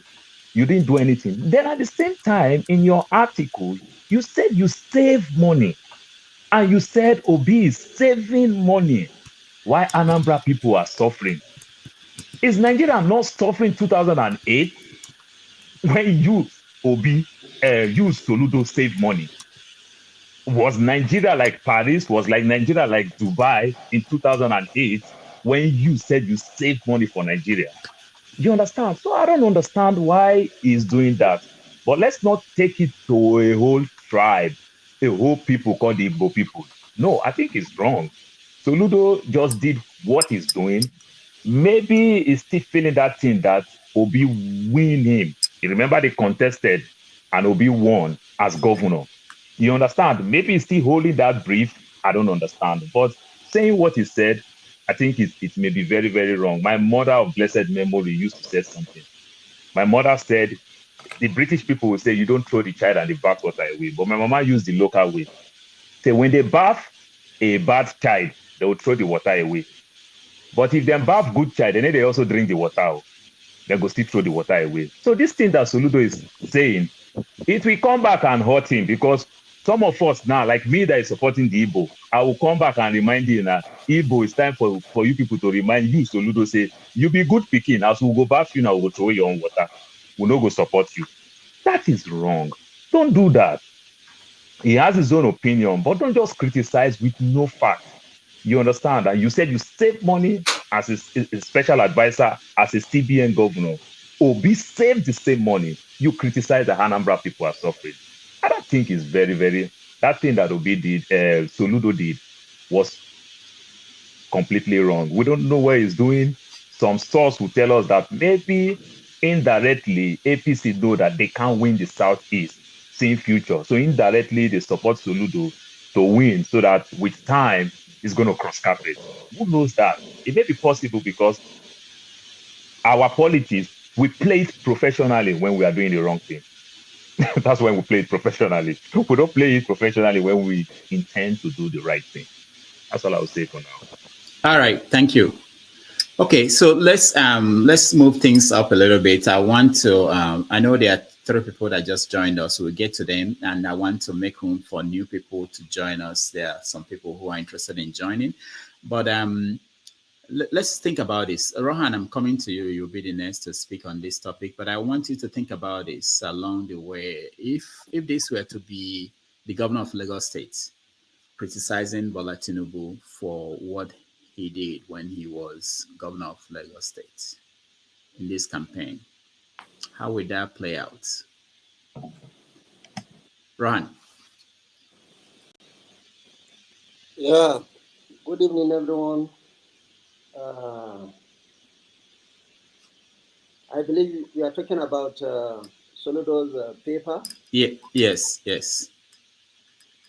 Well, we are all Nigerians, and each and everyone will have their own way of viewing things, depending on the factors surrounding it. If we take it emotionally, yes, it's going to affect us, but definitely Soludo is playing his own game, and he has the right to play that game.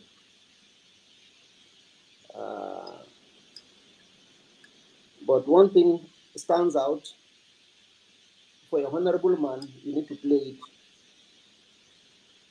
diligently. Obi is from the southeast. At least if you can't do anything, don't castigate him. That is what I have to say. Thank you very much. All right, thank you. Thank you so much. Spinner, welcome to the show. or you can't talk?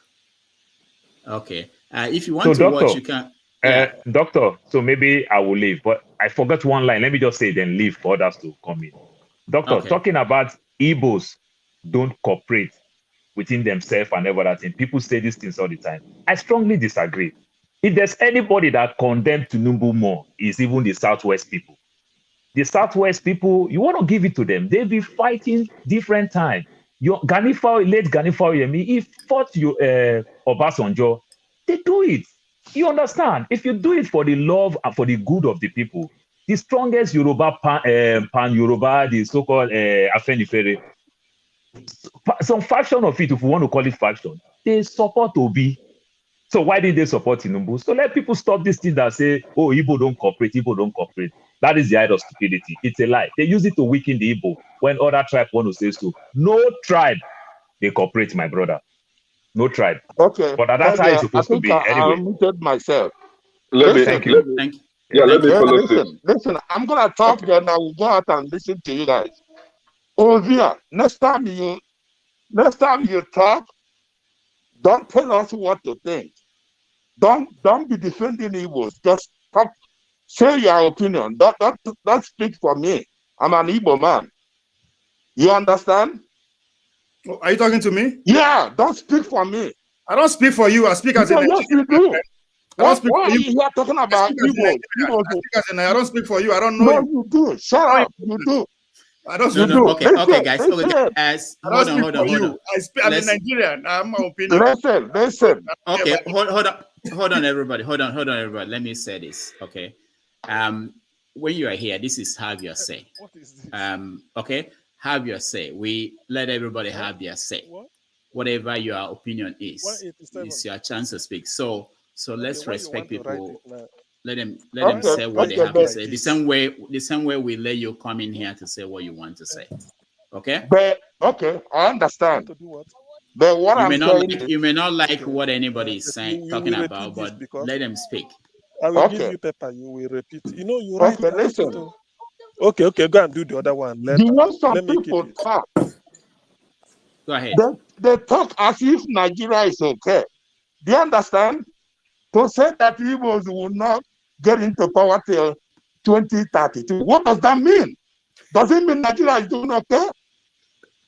As far as I'm concerned, Obi should step aside, let Tinubu take over, and then Tinubu will kill Nigeria. Nigeria will die. Some of us want Nigeria to die. That's all I have to say, idiot. All right, thank you. Okija, welcome to the show. No, Kenny, no. Hold on. No, I just want to drop this and go and give others space to come in. I like that. People will know now if they want me to make them talk, they'll say I will drop this and go. All right, go ahead. So can I talk? Okay, the thing I agree with Oga Paul completely, and also agree with Oga CM. However, I want to correct some impression, right? Yes, you could be a professor, world-renowned professor without character and common sense. What I mean by common sense, I mean wisdom, right? So yeah, Soludo is a professor academically, but he lacks wisdom and he lacks character.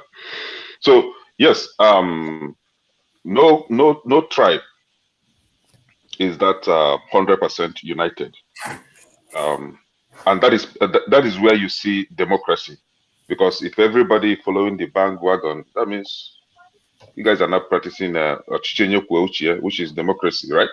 So in Anambra State, in Igbo land, generally, we practice democracy, where everybody is entitled to his own opinion, just like Soludo is entitled to his own opinion.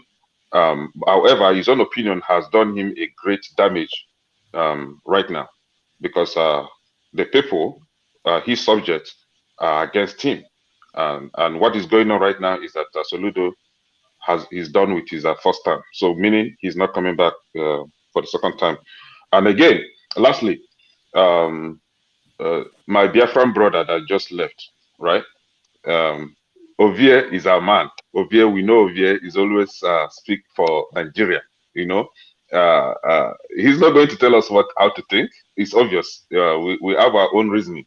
We think the way we want to think. And when it comes to Nigerian policies as it is now, nobody should ask the Igbos to negotiate. We have been negotiating, especially with PDP, and it's not working out. So they keep playing us the game. So it is now for us to think for ourselves and negotiate within us. And now the negotiation is not just for Igbos. Nigerian youths, especially, has negotiated for themselves, and they are rooting for Obi. Whether anybody likes it or not, Obi is going there. And whoever that is campaigning or supporting Tinubu is an enemy of progress, is an enemy of Nigeria.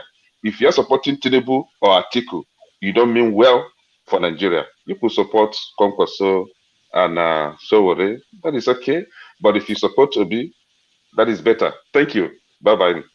All right, thank you. Can, who is speaking? Did I? Okay. I just want to say that at 12, that is about 8 minutes, we have somebody joining us.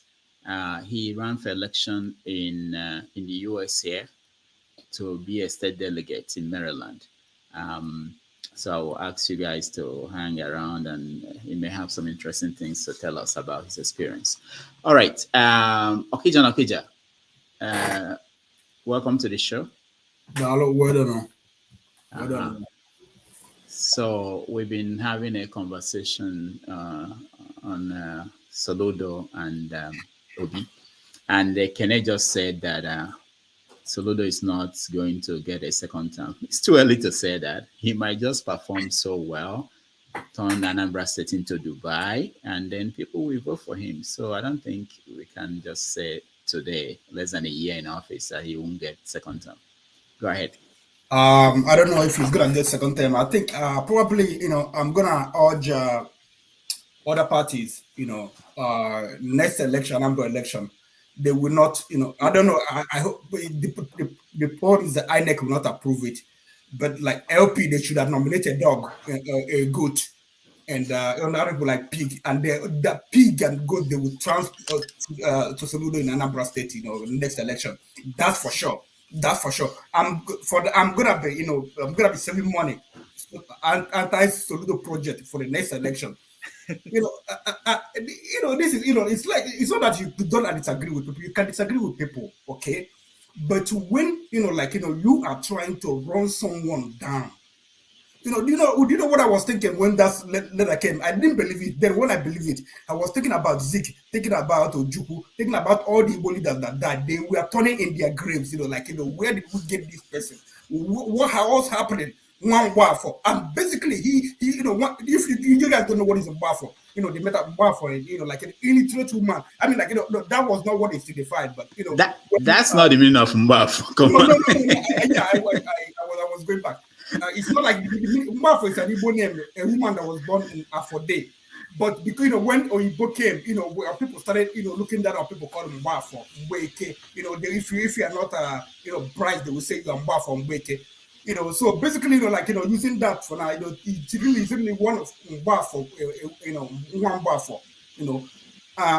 What will suit him is like Igbo market days, probably Afonobi. On Afonobi, we should, we should contribute money, buy him a chair, one of the low chair, for them, you will go to Afonobi, be happy with women there. He will go to Mpokeja and be happy with women there. That's basically what you have to do. And that's what you have to do for him. I mean, he has, listen, CM, you come here talking about Harvard, whatever. He has, that man, he has no sense. There's something that's called common sense. He has no common sense. He has none of it. Listen. One thing Peter Obi was, I couldn't believe it. I was only being balanced. I was presenting a balanced analysis. I was born and raised in presenting a balanced analysis. That is the way I was born and raised in Onitsha. And I met this guy in Lagos, well to do, he had money. So he was, we're talking, he said he would want to send his children, children back to Onitsha to be raised. I said, why? You have money, you can afford private school. He said, no. He said, don't you like me now? What I've achieved. I said, yeah. He said, on the chat. That's where everything came. Peter Obi was born and raised on the chat. Peter Obi, after that, take down on, I was like, Peter Obi is a philosopher. If Peter Obi, if he was in the time of the Bible, Peter Obi would be like, one of the wisest men ever lived. He took this man down without saying much. He took him down, just like that. I think, I don't know what to say, but this guy, he should just stay. I just don't know what made him, came out with those nonsense and start babbling. I was just thinking about what about for his wife. I read Ludo's article about where is Nonye Soludo. That's Nonye, his wife. What are they thinking right now? Do you know what this man did? This man let his children down. He let his family down. By just coming out to blab. Was even right there, laughing. Come on, man. This high middle school, a professor, governor, writing things and laughing like crazy, stupid man. And social media, his people, I think from his Sophia, whatever. You see messages, people from his town, they are just using messages, say, this man has shamed us. This man has shamed us. It's okay, disagree with people, just stay, that's okay. But coming out, personal discussion you have with someone, you let it out there. Okay, Tinubu, yeah, Governor Oyo State is not PDP. It's not AC. But you don't see them, say things about Tinubu. They are saying things about Tinubu, but they don't come and say all those things. Yeah, Tiku, nobody in the north, governors in office, they don't say things. What's the other guy? Papa, even his own governor used to say some things, but since this election, he has kind of mellowed down. He doesn't say much about Papa. But this guy, you a governor, you just open your mouth and just, part one, he said, yeah, that was part one. But Nigerian movie, is it actually not Nigerian movie part two? They're gonna let him come out with part two. We are waiting for him to see his part two. We are waiting for him. We are here for him. We are not gonna kill him, but we will give it to him. That you know what, we speak, people speak, but these things we are speaking, they are there in space. Right now, I don't know, some of you, I don't know if you are Anglican or Catholic, the catechism. In catechism, probably they ask you, who is Enoch, or who is Methuselah, or who is Moses? Like 200 years from now, they'll ask, who is Charlie Wambafo? Do you know what people will say? Charlie Wambafo, who is Charlie Wambafo? He said, a stupid, dumb man, that hated his people. All right. Okay, all right, thank you. Mike, the only way I can come to you is if you tell me you are leaving, I will come to you. If you are not leaving, I won't come to you. Why do you want to can I speak? Rudolph. No, hold on, guys. Mike, what do you want to? How can I leave? I've been following you. Okay, then hang in there, stay there. Let me talk to people who are here to speak. Stay there. Kingsley, welcome to the show.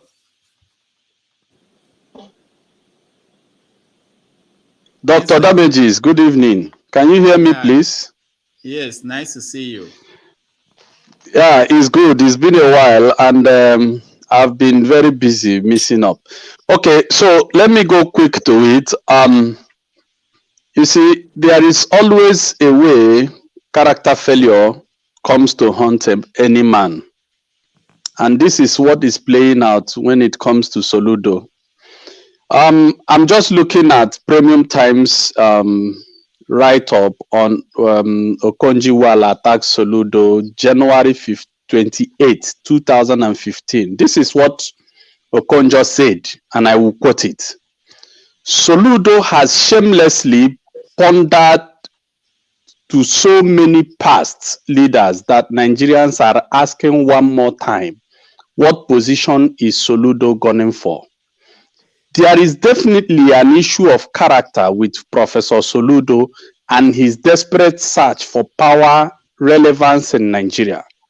Nigerians should therefore beware of so-called intellectuals without character and wisdom, because this combination is fatal. You see, when this was released, so many people come in defense of Soludo, because so many things were not known. But eventually today, this thing is coming back. He has come a long way to shoot himself in the leg and to expose himself. First of all, he has put a lot of politicians, political allies on their toes. Nobody is going to take him seriously because he betrayed a personal discussion he had with Obi for whatever reason.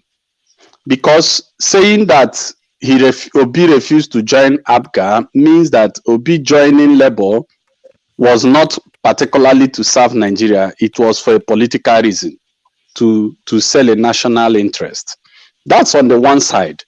Then on another side, Soludo criticizing a man who saved up from the same state and invested and saved money when he has started off wrongly by borrowing money already. The state is in debt on his account, means that he is already scared of the achievements of Obi. So there is a sign of desperation trying to topple a record that Obi set in the state. And because he couldn't beat that, all he could do is to pull down the very man. Then another thing I would say is that he has also shown exposed himself, taking him more seriously. Can you hear me now? Okay, you are fading in and out. Can you hear me now? Yeah, go ahead. Go okay, round up. So yeah. In rounding up, I want to say, let me leave Soludo alone because already people are no longer taking his professor role very seriously as we used to be. Most of us admired, his elevated intellectual ability until today. Everybody has seen that even in a village meeting, his arguments don't pass the test of time. But coming to the unity of Igbos, I can tell anybody that cares to listen that no tribe unites more than Igbos, except if there is no ideological front such person is pushing. That is the fact of the matter. Now, people keep seeing Nigeria as a tribal division. Meanwhile, Nigeria is a class division. We are polarized by class. These guys you see, like Soludo and others, are all fighting for class retention. And Obi seems to be someone who is fighting an ideological battle. And that is why you see a lot of people rally around him. And that is the fact of it. So if you keep expecting Igbos to rally around their criminal leaders, then you're mistaking it. What every Nigerian wants is someone who is seeing the future that they all desire. And one, they have seen it in Obi, that this man is going to where all of us is going, while every other person is taking us to where we don't know. Let me stop here so others can. Thank you, Kingsley. Maxwell, welcome to the show. Thank you so much. Thank you so much, Dr. Rudolph. You keep damaging people all over the places. I've been watching your videos, YouTube and Facebook. It is not easy, my brother. Keep damaging them. Thank you. Keep putting, instilling, morality into people's head that refuse to understand. I stand on the existing protocol. You see, the reason why I came in here is just to speak about my people, where my mother come from. My mother is from Abia State, an Angwa woman, and that is where I come from. My father is a Ghanaian, and I had the opportunity to serve Nigeria at the military level for 18 years, and I'll continue, to repeat this thing to some people. Why is it that Igbos are hated this much within Nigerian space? Why? There is an adage they said in Igbo language, Otto. I don't know, Dr. Damages, please forgive me, and I will say it the way it is in Igbo, how they say it. Otto enweneze, but Otto yahufueze. The Kpekus has no teeth to bite, but there are some, cassava, the kpekus we see, and it begin to grow teeth to bite. This is what is happening to the Igbo people in Nigeria. If you don't want them in that country, why don't you allow them to go? The people that was reduced to nothing after the Civil War, irrespective of the amount they had in their bank accounts, they were only given 20 pounds. And they used that 20 pounds, roll themselves from the Poto, and now become where they are today. And someone will wake up and tell me that they don't deserve to rule Nigeria or to lead Nigeria. For 60 something, let's say 62 years or thereabout, who has been ruling the country? What have you benefited in that country? You don't have light. You don't have electric. You don't have good roads. ASUs are constant, strike. The students are in their houses. What is going on? This is the reason why I said that Nigeria, what kind of country is that? That segregate among tribes. Why? You see, instead of us to continue to hammer on the misguided statement of Soludo, we are here putting Igbos on the spot. If there is anybody that is united in that country, Igbos are more united than any other tribe. I was in the north, Nguru, Yobe State, very close to Bronu. You see Igbos there building, selling, doing businesses. If you go to Sokoto, you see them. In fact, they control Kano, one of the local government in Kano, where I serve in that 3 Brigade, Kano, Bukavu Barracks. The Igbos control Sabongeri. They have representative in that state. If you go all over Nigeria, tell me who are more united, who are easily relate to people, who can relate to people in that country apart from the Igbo people. And when we come out here, we make them look as if they are cancer that you cannot deal with. I would like to speak to Soludo's issue. For me, Soludo fired below what we call Samaru. For those that have the military experience, that's what we call firing wash out. Samaru, Soludo fired Samaru, and I will condemn him for who he is. Peter Obi did not hand over the leadership of Anambra State to him. He handed over to Obiano. If those investments Peter Obi invested for Anambra people, it is Obiano that he should question. And I know that when it comes to investment, I have a lot of them, even when I was in Nigeria. Investment can go down or go up. At least there must be something, there are profits or interest that will accrue from that investment that the man said is worth nothing. I am condemning Soludo for what he did.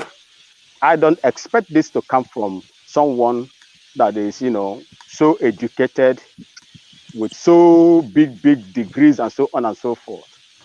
It's unlike him. I detest what he said, and I will condemn it with every, adjective that I can, find. I am not happy with what that guy said. Thank you. Rudolph, I have not spoken. I only made an introduction. Please. Oh, okay. I thought you spoke. Okay, hold on, guys. Hold on. We have Mr. Scribe. I spoke for one of Prestige already, so it's fine. No, you don't. I have Mr. Scribe. I have African Queen. African Queen, welcome to the show. Thank you, Dr. Damages. Hello, everyone. Good. It's nice to see you. So, I guess you've been watching, and what do you think about what's going on? Where do I start? Yes, I've been watching. Okay, I'll start from Soludo. What I have to say is that my brother Akija did justice actually to everything. It's Nigerian internet. He made a mess of himself and his stature in the society. That's the truth. He kind of I had maximum respect for him, but he really lost it this time. And the truth is, his people are really against him. And I see people posting things, trying to tell him to just let's do the basic and clean up Oka, please. Just try and clean up Oka for Oka has become a dumping ground, which is the capital of Anambra, refuge dumping ground. So you can't even do the basic. So on what authority do you have to come out and criticize Peter Obi, and you're criticizing him, you're not even criticizing him with facts. Because if you're telling me that his investment is worth nothing, within the past few years, we are all adults. We know what happened in the world. Even us here in the States, if I look at, I don't even look at my what we call 401k. This is supposed to be your retirement savings. I don't even look at it because my heart breaks. So this is your retirement savings that is being pulled out from your income every pay cycle, and it's not even worth much now. And you didn't do anything to it. It's supposed to be your investment. Talk of in a country like Nigeria. So who would have the effrontery? And he's supposed to be the professor of economics. So if you're not doing this on a bad blood, I'm trying to paint him deliberately black, trying to pull him down deliberately, you should know this. I'm not a professor of economics. I'm not even an economist, but I know this. So what are you doing? And it's so evident. I thought he was smart, really, but he's brilliant. That it goes back to what my grandfather used to say. That let me say it in Igbo. It says, "Onye alamaghị akwụkwọ." As in, onye na ihe na enwe ihe kwara, mana onye amamihe kwara na nnukwu ihe kwara. So that means you can be actually brilliant, but you're not intelligent. Yeah, you can be brilliant and you pass you ace all your exams, but that doesn't mean you're intelligent. Intelligence is, common sense and intelligence, they go hand in hand. So he just displayed that. I'm sorry to say this, but that is all that I saw. And Peter Obi did absolutely gorgeous. His response, epic. He didn't need to say much. He just, with a sentence, he just pulled him down. They should actually look at that man and learn certain things. He's a very wise man, beyond his age. So that's what I want to say about Soludo's case. Okay, thank you so much. Mr. Scribe, you are next. After that, we are going to rant. So okay. Think about your rant. So Mr. Scribe. Me and CM are the same school of thought. I really appreciate you, CM, for having a very balanced approach. Okija, I respect your opinion. But I just want to say like this, the Soludo thing, I just feel like it's now shrouded in a lot of emotions, and we should try and decouple a lot of things from there. What was Soludo actually pointing to? I think people are missing some things. I respect the fact that people are emotional. Obi is taking that cruise and everything, but I want to give you some other areas that you need to look at. Some of the Soludo said that people are Okonjo Iweala say he's an arrogant man. We all know, yeah, fine, but leave that aside. But when you look at the build up in the interview and everything, then finally he now messed everything up with the article. But read that article closely, even the title. I think there's something we're missing here. We're missing a lot of things that, for a fact that yes, Obi, the wind is behind him, but what is he going to meet?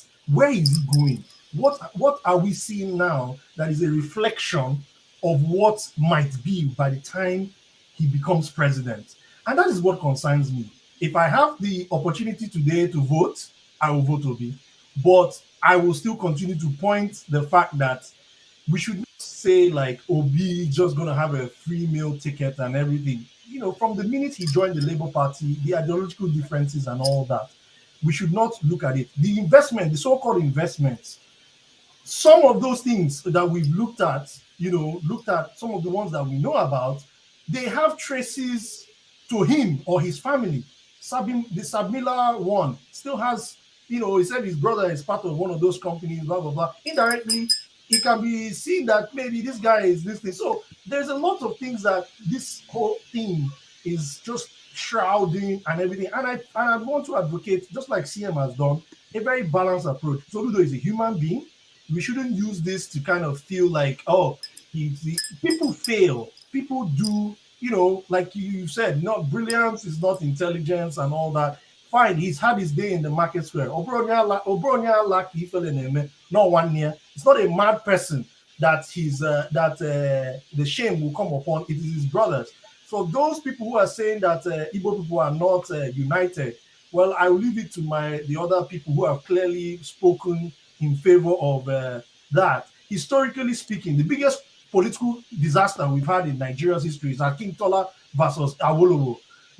Then if Jim Wobodo versus Zik Okpadi Asika versus Ojukwu. If the war wasn't there, these things would never happen. But look at Akintola versus Awolowo, totally uncalled for. Gani Fawehinmi versus Obasanjo, totally uncalled for. So Igbo people are not divided. The only thing is that Igbo people are the most misunderstood, and allow me to explain this. Igbo people, when you go back to the Inri Kingdom was the purest form of democracy that's ever existed in the world. Harvard, I'm quoting Harvard scholars, right? It's the purest form of democracy that ever existed. You see, one thing that religion did, and the advent of the white man did to us is that we came and Igbo people adopted things that are not matching to their egalitarian roots. And this is where we are misunderstood. And this is why when we are being interpreted, even Igbo people misinterpret themselves. Because we refuse to understand that Igbo Enweze. And this is the reason why I still give Soludo some slack. That even if you come, this whole thing about the obedient movement and people like saying, oh, this is not, he shouldn't have said that. He has a right to his opinion. He can say, even if he says total rubbish, fine, you pack it on the corner. Still let's try and focus and understand our egalitarian roots and maintain what existed. You understand? These are results of feudal Europeans writing interpretations and selling us things that don't belong to us. And this is a lot of the things that are shrouding, especially this Soludo versus Obi debate. Obi did brilliantly. He responded fine, and he quenched the fire somewhat. But to say that Soludo doesn't have his right to express himself, how be it if you don't like it, no, I think that there's something wrong there. All right, Mr. Scribe. Mr. Scribe, I have to stop you. Next time when we come back, I will now question people like you because you said so many things that Rudolph, I have to speak now. I know, man of I want to question him too. I want to question him later. We're going to question people. People have been getting free ride here. Come here and say anything. So next round will not be the same. All right, Mr. Man of Prestige, go ahead. Yeah, thank you very much. My assistant kicked me out, so I have to come back. I don't know what happened. But anyway, I'm going to start on the area about the Igbos are not united. I mean, that is total nonsense. I mean, Igbos are not homogeneous. They don't speak in one opinion. Look at what's happening in Nigeria. If any other tribe can be like the Igbo, Nigeria would be a better place. Because if you go to the north, to the east, to the west, you have the Igbos everywhere. They migrated, this is what we call a nationalist. They are everywhere. If every tribe can migrate to Igbo everywhere, that's what wherever you are, you make that as your resident. This is why America is great. Wherever you migrate, you stay there for about a year, you become a resident. That's the way it should be in Nigeria. Not because just be on your own tribe, you're people coming here to talk nonsense in my own opinion that Igbo are not united. That's nonsense in my own opinion. But anyway, having said that, let me go to Soludo. I don't have a problem Soludo expressing his opinion. But if you look at the statement that he wrote, that's what I call an essay. I mean, that man took his time and wrote all that episode he wrote. And he was in London when he wrote this, from my own understanding. He wrote in London. He has like a disdain. It's not a matter of having an opinion. People are missing the whole point. He seems to have a disdain. I don't know what his agenda is. Some people say he's supporting APC because he's an economic advisor or whatever. Some people say he's trying to disunite the Igbo against Yoruba because of the statement he made. He said the Igbo should. I think he said the vote for the Obi vote is for Tinubu. So some people are looking at him. Maybe he's trying to poison the Igbo against Yoruba. Then people should vote for PDP. So I don't know. I'm not in his mind, so I don't know where he's coming from in that regard. So, like I said, I don't have a problem about what he said. But this man, let me tell you, I will say, chicken has come home to a roost. Look at what Ngozi Owala said about his character. Everybody should go and read it. That's the kind of person he is. He may be this intellectual or whatever. How did Soludo get his position? He had before. It was Ngozi Okowa and Ngozi and this guy, I think Figalo Suti. They're the one that, they're the one that made Obasanjo to nominate him for that position. So what he did was totally wrong, in my own opinion. I mean, he can say whatever he said, and he said so many things which are considered to be utterly nonsense. He was calling the Obi the mob. He was calling I don't know if he was calling Obi to be a narcissist. Look at Obi character. How can you refer Obi as a narcissist? That doesn't even make any sense. So he was completely wrong in everything that he said.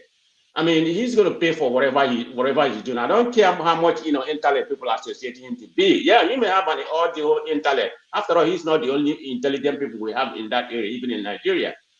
So he may have all those intellect, but the character that he exhibit in that episode that he wrote cannot put him to a different area. So that's all I have to say there. Thank you. All right, thank you so much. Now let's go to rant, and I will start with Ovie. You have 1 minute, and you go. This idea that anybody that criticizes the Igbo space is anti-Igbo is ridiculous. I did not put Igbo on the pedestal today. Soludo did. And I was asked to respond. I am responding, and they say, oh, we hate Igbo. No, not getting along is a human thing. It's not synonymous to any tribe or any region. It's a human thing. But in this game, it's about collaboration, whether you like it or not. When we are criticizing that way, we're not criticizing because they are Igbo. It is the region. If you cannot, you say, oh, I've been supporting PDP before. Fine, maybe you did not do your negotiation well. That's why they took it and give it to Goodluck Jonathan. You understand? There is no way the way the founding fathers of that country divide the country regional into states is it per region. We are criticizing just your region. How are you getting along with other regions? Politically, it's not business or whatever. It's an agreement. If you don't do that, you cannot become president. Assess yourself. Why are you keep losing? We are losing to people that will say they are not educated, they are illiterate, they are stupid. But we keep losing to them. There's a reason. You can accuse them that, oh, coming together is a cake or whatever. It is getting the result that is required. How are they using the result? Not to our benefit. Who cares? But they got it. All right. Thank you, Ovie. When going next to CM, 1 minute, rant. Your time starts. Unmute yourself. Rant is to say most people that are spoken or people always say Igbos should unite. I agree. But if the Igbo should unite the way you people think, it will be a problem again. It will be a big problem. So this thing called unity, everybody wants Igbo know they unite, Igbo know they. If we Igbo decide to unite now, it will be a problem. It will be a very big problem. So that's why Ojukwu used to say, it is not the Igbo that we are that is causing the problem. It is the Igbo that you people, other people see us to be. Unite. Igbo man can unite, but when they unite, that will be another threat.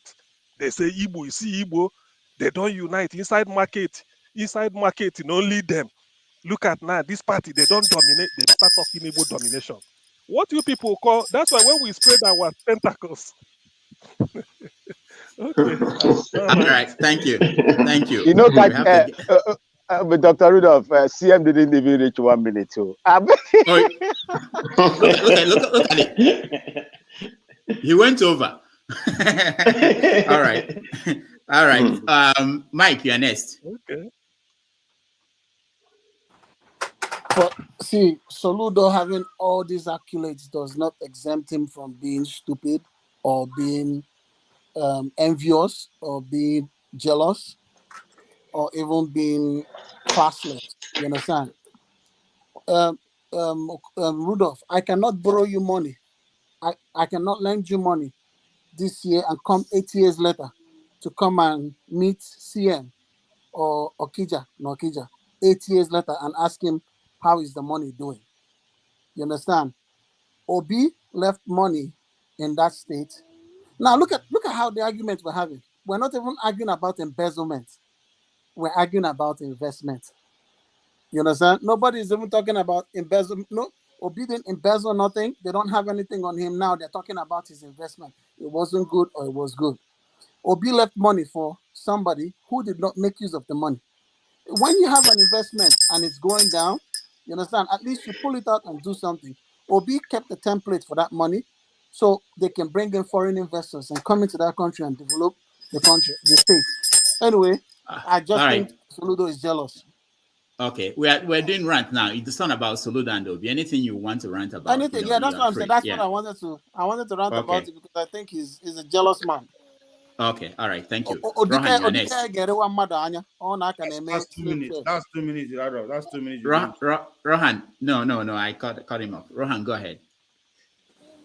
There is always a saying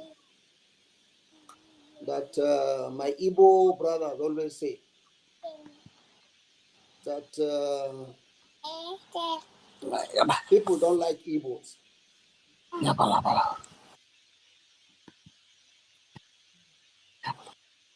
Go ahead, Rohan. I'm trying to find who is speaking and to mute the person. Go ahead. Hello? Yeah, go ahead, Rohan. There is always a statement that is being said openly by my Igbo brothers that they don't like Igbos and they are in Nigeria.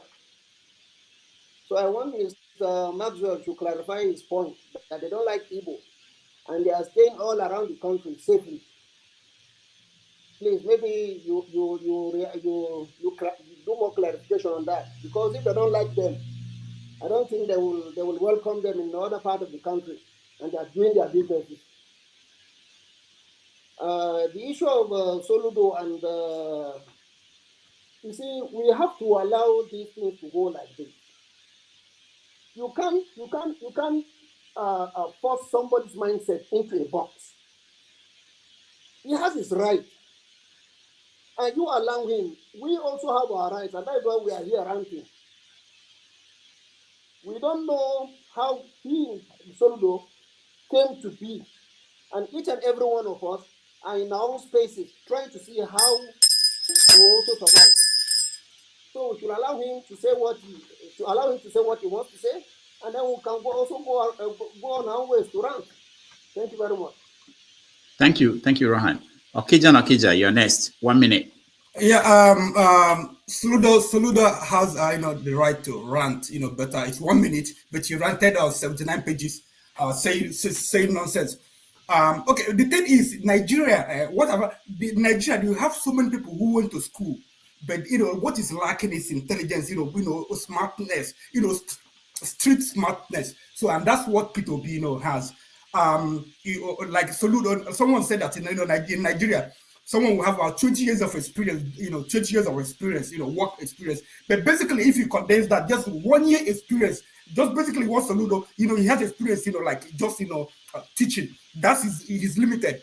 It's not like, he's not a cosmopolitan in knowledge like Peter Obi that went to, travel, went to different schools, did different things, did business and some other things. So his word, is enlarged. That's the problem with Nigeria. We need some people who are street smart, not people who just, have degrees upon degrees. And people are saying something about Igbos are united. Igbos are united. Give us something good, a good cause. Unite. Just like Biafra, just like Maso people are now united. Just give us something good, like people will unite. But yeah, there will be some disagreement, but we will unite. Igbos, they have unity. All right, thank you. Man of prestige, 1 minute. Okay, thank you. In summary, to my opinion, I think Soludo is being mischievous, about the statement, the episode that he wrote. I mean, there's no doubt about it, because he's being hypocritical. If you look at the speech during the debate that he made, he praised Obi overwhelmingly what Obi has achieved. Now he has come back to say Obi has not done nothing. Look at, for example, he said Anambra unemployment, rate was the lowest in the whole country. It was, I think he said, was 13%. And he said, the poverty rate in Anambra came down, from 53 to 14%.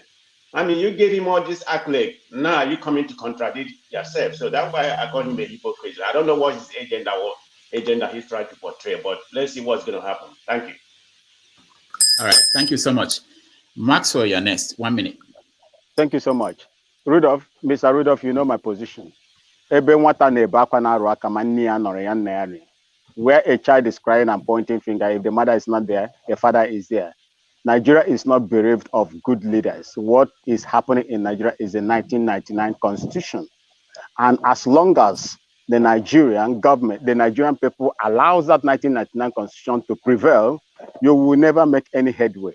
1999 constitution is anti-development and anti-old Southern Nigeria.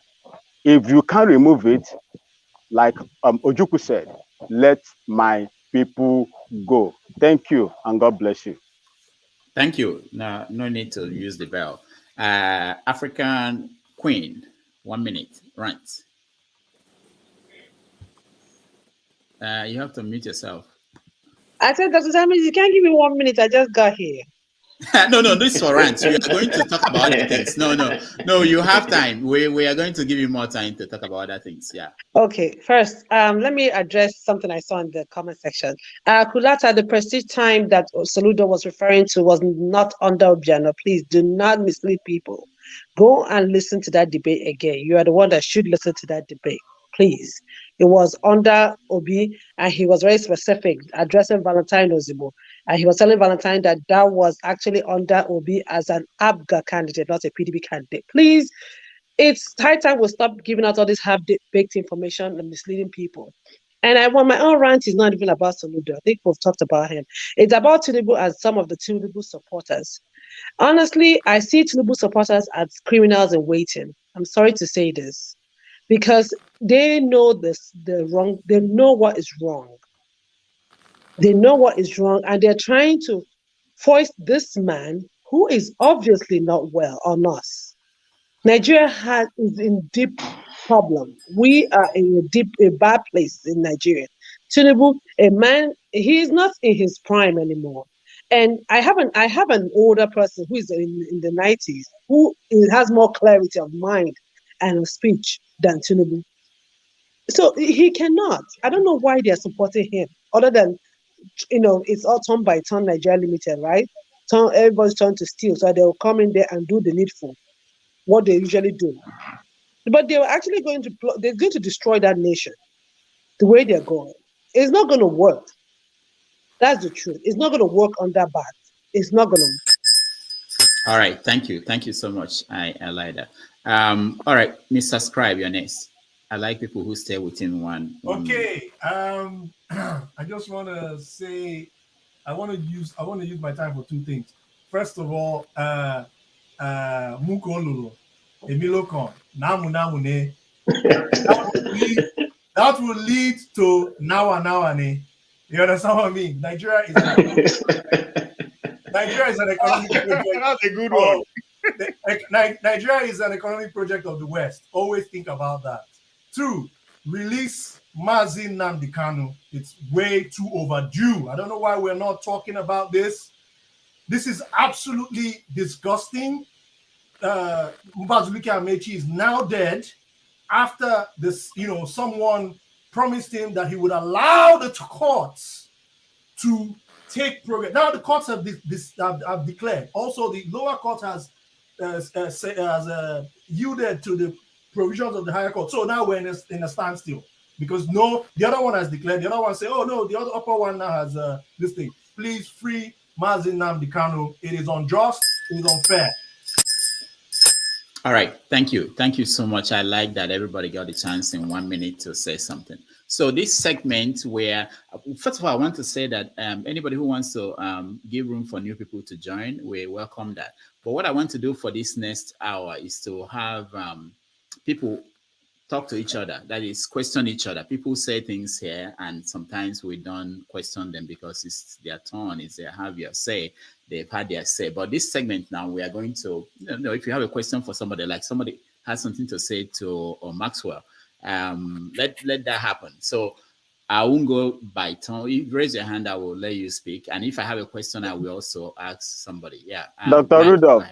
Rudolph, anybody that is going to ask me a question, ask me on my field. On my field, please. I know it's based on what you. It's based on what you. It's based on what you said. Probably. Mike, go ahead. Okay.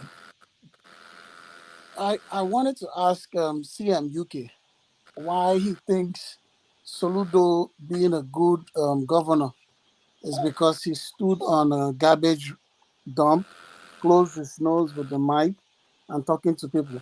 Someone who is educated like that shouldn't even have that thing there in the first place when he's addressing.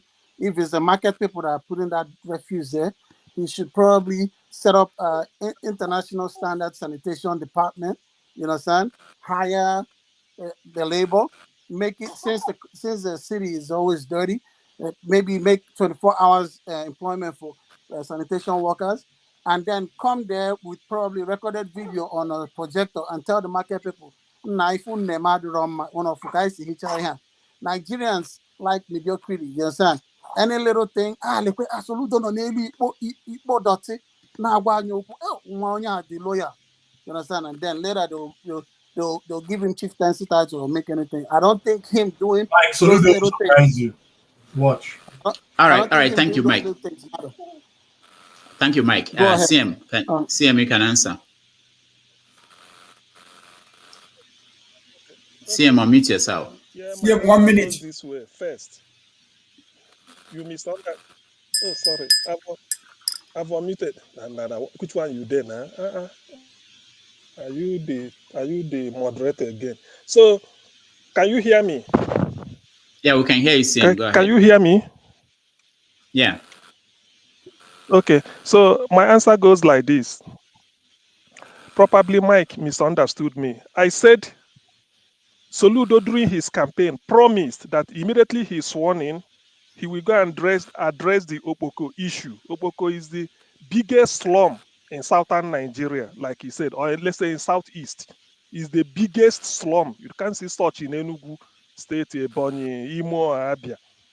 And then he was sworn in on Thursday, 17th. By Friday, March 18th, he kept his word. So that endeared him to people. If you listen to the video while he was speaking, people were saying, "Oh, look at our governor standing on the sheet, on the stools, on our feces, talking to us." That this man, because no governor has ever visited the poor people. It's like a governor in Lagos State going to Ajegule to address the people. So that endeared him. That's what I'm saying. I'm not talking whether he's a good governor yet. That endeared him to people. Then after that, because he promised them there and then that he noticed that people are complaining of tout all over the place, extorting money from them, that he's going to end touting. And the people clapped. How else do you judge? Is it not the people that will tell you what they want? Then he went ahead to summon a meeting in Oka, called all the transport operators and sat them down and said, "Look, we have to agree how to pay this money people take from you and claim they are giving to government. It does not get to us."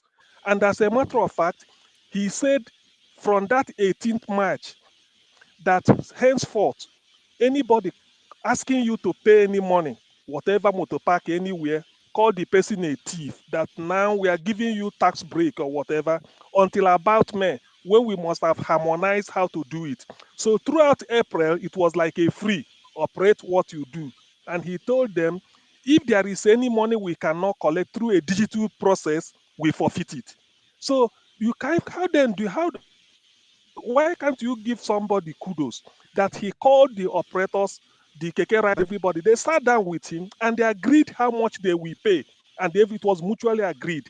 To the extent that as a keke rider in Anambra State, if you like, you can take off from Ihiala, drop people at Nnewi, pick from Nnewi, go to Onisha. Short, when you pay that money, you are free to operate anywhere. Before, you can't try it. If you did not register at Ihiala Park, you can never pick a passenger there. If you get to Nnewi, the same. So they were disturbing them. That's what I mean by he started well and the people liked it. Even the fact that they are paying tax, people are saying, yes, we can see what he's doing with our taxes. He's constructing road in Anambra State everywhere, worded contract, every local government. Now I can tell you that is provable. But I balance my view by saying that does not mean what annoyed me was what you discuss with Peter Obi in private. Maybe you want him to come to Apuga, he refused, and you said, okay, I wish you were. Then you are now putting it in writing to what is it? So that is where he pained me to the extent that he's predicting that Soludo, that Peter Obi will never win, and he knows it. He's not. That's why I said he's not Nostradamus. That pains me. You can't, even if It's only God knows who will win. So to that extent, I score Soludo 0. He shouldn't have done that. He should. If you say the investment is worth next to nothing, it's open to debate. Somebody might say, okay, I've seen it. The investment, although it dropped, if you keep your money in the bank 10 years ago in Nigeria, by now you know that the value has dropped. You can say, okay, yes, it dropped, but next to nothing is open to debate. But for you to go and put a secret you discuss with a gentleman openly and start to no. That is where I said no. That's why people are annoyed about what he did. Putting it in writing and then he's wasting his time, all those things, and then saying this is what he should do. So that is balance. Soludo, he cannot condemn him totally because of a person. He has worked hard for himself, earned credit, made good, but coming into government to come and say this type of thing against people, I'm not.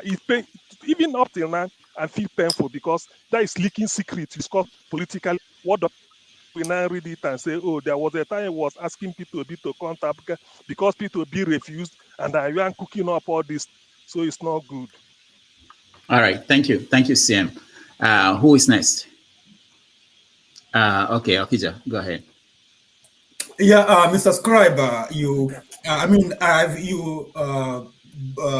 keep saying all these things for the past 3 weeks now, you keep saying, if Peter Obi wins, what and what, all this, so I want to share all these things, that, in your mind, what those things you are thinking, because you have not been specific. You just, put some things and it's not clear. So I want us to, hear them, and then maybe we can understand with you. Can I go? Okay. All right. Scribe, I'll give you 2 minutes. I think unless anybody who has a question for Scribe can also throw it now so that we can deal with that. Okay, once. These are if given an opportunity today. No, hold on, Scribe. Hold on. Anybody here who has a question for Scribe?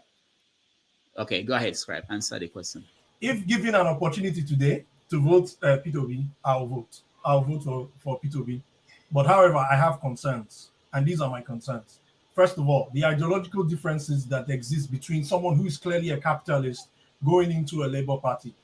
We have seen at least snippets of what I would call, especially how they look at how long it's taking them to bring out their manifesto. The party released a manifesto, but the candidate is, again, sort of like withdrawing it, saying that doesn't represent his ideas. So you can see I've already said this even before they even did that. So another one is Mr. Peter Obi clearly belongs to what I call the elite, in the sense that he has a lot of things that he has said. This is a man who attended Atiku's presidential thing. He on Twitter, he's quick to show that he has some references to him. In that context, I see him like a Trojan horse for the PDP. Another thing is that that Mr. Peter Obi, he has I would say, a way of looking at everything that has to do with the 1999 Constitution. He hasn't fully, people have asked him this question, he dodges it. He hasn't fully come out to, only Dele Farrow to me, somebody I hold in high esteem, only Dele Farrow to me has somewhat said, look, I sat down and I queried him on this area, and what he told me was sufficient for me. But he hasn't addressed people like me. So hence, knowing the context and the enormity of the 1999 Constitution, that the 1999 Constitution is a reflection of the Willings Report, is a reflection of the rigged 1954 census that gave the North more seats, that led to Nnamdi Azikiwe refusing to call Tafawa Balewa in 1964 to form the government, and that caused the whole Operation Wet here, that now kept spiraled, and you had an Nzogu reply, and then the Igbos had to suffer from it. This is a snowball. Mr. Obi hasn't clearly come out and said, what are you going to do about this area? Technically, he doesn't realize something. He is an Nzogu going in the midst.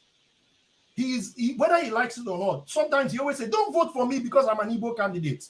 But Afenifere voted for you because Namune, They believe it is the time for the Igbo, not because your ideology as a capitalist or as a very good person is there. So then where do you then, some of the things that he says does not make sense. I agree that it's a tactical way to give him a Nigerian presence. But what is it? The question I put to you, what does it mean to be a Nigerian? We do not know. But what it means to be an Igbo man, we know what it is. So therefore, if he comes out, when he went to Arewa questioned him there was more scrutiny on him as an Igbo man than anyone else. So within this context, and I can continue, but I know maybe my time is going. Oh, it's already up. You are giving more time. Within this, I can go on. Within this context is why I feel that it's a reflection of what is to come. Because remember, an Obama to the blacks appears after his 8 years, it became a missed opportunity. GEJ, look at the floods, a missed opportunity.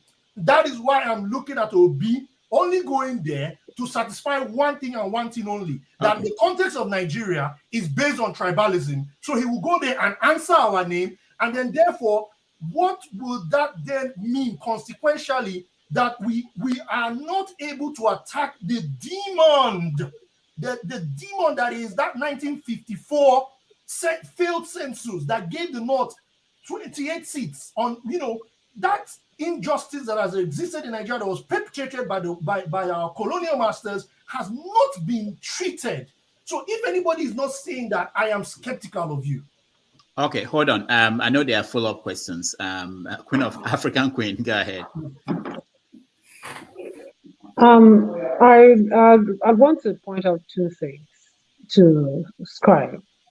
Scribe 1, there's no soldier that goes to war and reveals his war secrets. Do you understand that? It's very simple. That is one. So if you are that open and that's out there, then that's foolery. Then 2, Obi cannot sell himself as an Igbo candidate. And even if Afenifere is supporting him because an Igbo candidate, that is their choice. That's not my choice. Because if it was not Obi, and maybe someone like Rocha, and will Afenifere come and tell me that they're supporting Rocha because he's an Igbo candidate? I will not support Rocha. I'm sorry. I'm Igbo. Yes, I will not vote for him. Do you understand the difference? So yes, what Afenifere is saying is all good. We understand that. That's their take. That's their stand. But it's beautiful. We Igbos, I can speak for myself as an Igbo. I'm not supporting Obi because he's an Igbo candidate. But if you want to tell me that we have 2 Igbo candidates actually in this race, there are 2 candidates in Igbo candidates in the race. There are more than 2.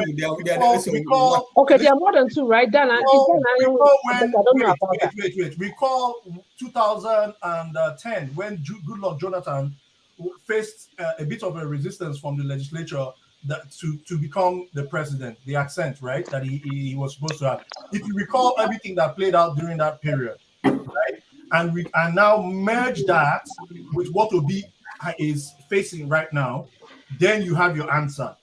Nigeria, what it means to be Nigerian, understand me carefully.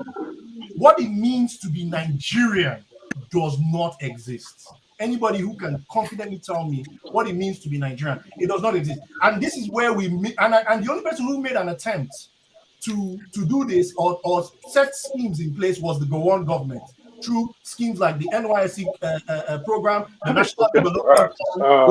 Wait, Mr. Scribe, hold on. Don't go that far. The question is, are you saying, let me see if I'm getting what African Queen and everybody else is saying. Are you saying that you are expecting Obi to explain to you what it means to be Nigerian? Oh, no, it's very, very simple. It is very, very simple. Hold on. Are you saying that, or are you saying that all the other candidates are doing what you expect Obi to do, but Obi is not doing it? Is that no, what you're no, saying? No. I want Obi to come out with a plan on how he plans to restructure Nigeria. I need to hear that from him.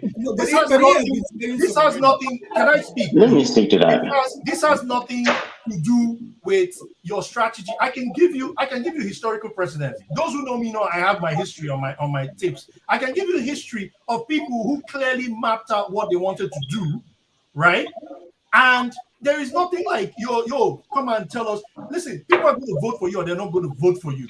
People know what the problem is. Let me tell you, all I have right now is the word of Deloitte to me. All I have right now. And I thought you respect him. I thought you That's all respect I him. have. I thought you respect All him. I have I right thought now. his word There is has to be bankable for you. clear. Listen, let me tell you what I expect from Obi. No. In I 2014, wait. In 2014, that was the centennial of Nigeria's proclamation. Goodluck Jonathan constituted the Sovereign National Conference. All I'm expecting from Obi is, there was a Sovereign National Conference in 2014, right? I will have a look at it. APC said it, but they never did anything at that time. So what stops an Obi to put that to be saying it? APC said it, but they didn't do it. So there is precedence to prove that even if what I'm asking for him to do, this has nothing. See what you are saying, African Queen. It's what I call a subconscious tone. You are yes, what you're saying sounds knowledgeable, but it is not penetrative. What we are looking for is that he, whether benignly or subtly, give us indication of what is to come. All the work has been done. Though. All he needs to be doing is that, hey, Mr. Michael Zekome and the rest that Michael Zekome was one of the facilitators of the 2014 Sovereign National Conference. Come, let's see how we can start implementing it. Listen, remember in my rant, I said Nigeria is an economic project of the world. Doctor, don't come now. He knows where I'm about to go. Yeah, because we have to move on. We have to move on to other people and other questions. Thank you, Mr. Scribe. But you see how difficult it is, when people are challenged. I didn't ask my follow-up question, but anyway. Man of prestige, what do you want to say? Somebody else, if you have somebody else. Yeah, I do. My question is going to be to Olivier. Olivier, you said with the present Nigeria situation right now, you make it seem like we have to go with the status quo, and you don't think any other thing will prevail except the status quo will prevail. Don't you think it's about time we get rid of the status quo, regardless of who it is? What's your opinion on that? Because you have maintained that stand. Okay, hold on, Olivier. Don't answer yet. Anybody has any other question for Olivier? Nobody. I mean, why is he always talking about since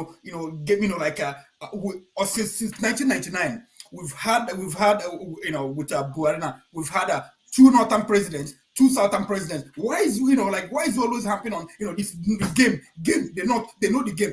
Buhari ran an election for how many times? He didn't win until he allied with the South. So why are you always talking about this north? That if left alone they can just take over Nigeria, win election all the time. Okay. No, hold on. Any more questions for Ovie before we go? All right, Ovie, go ahead. Yeah, to Mr. Prestige, do I like the status quo? No, I don't like the old system. The presidential system, I don't like it.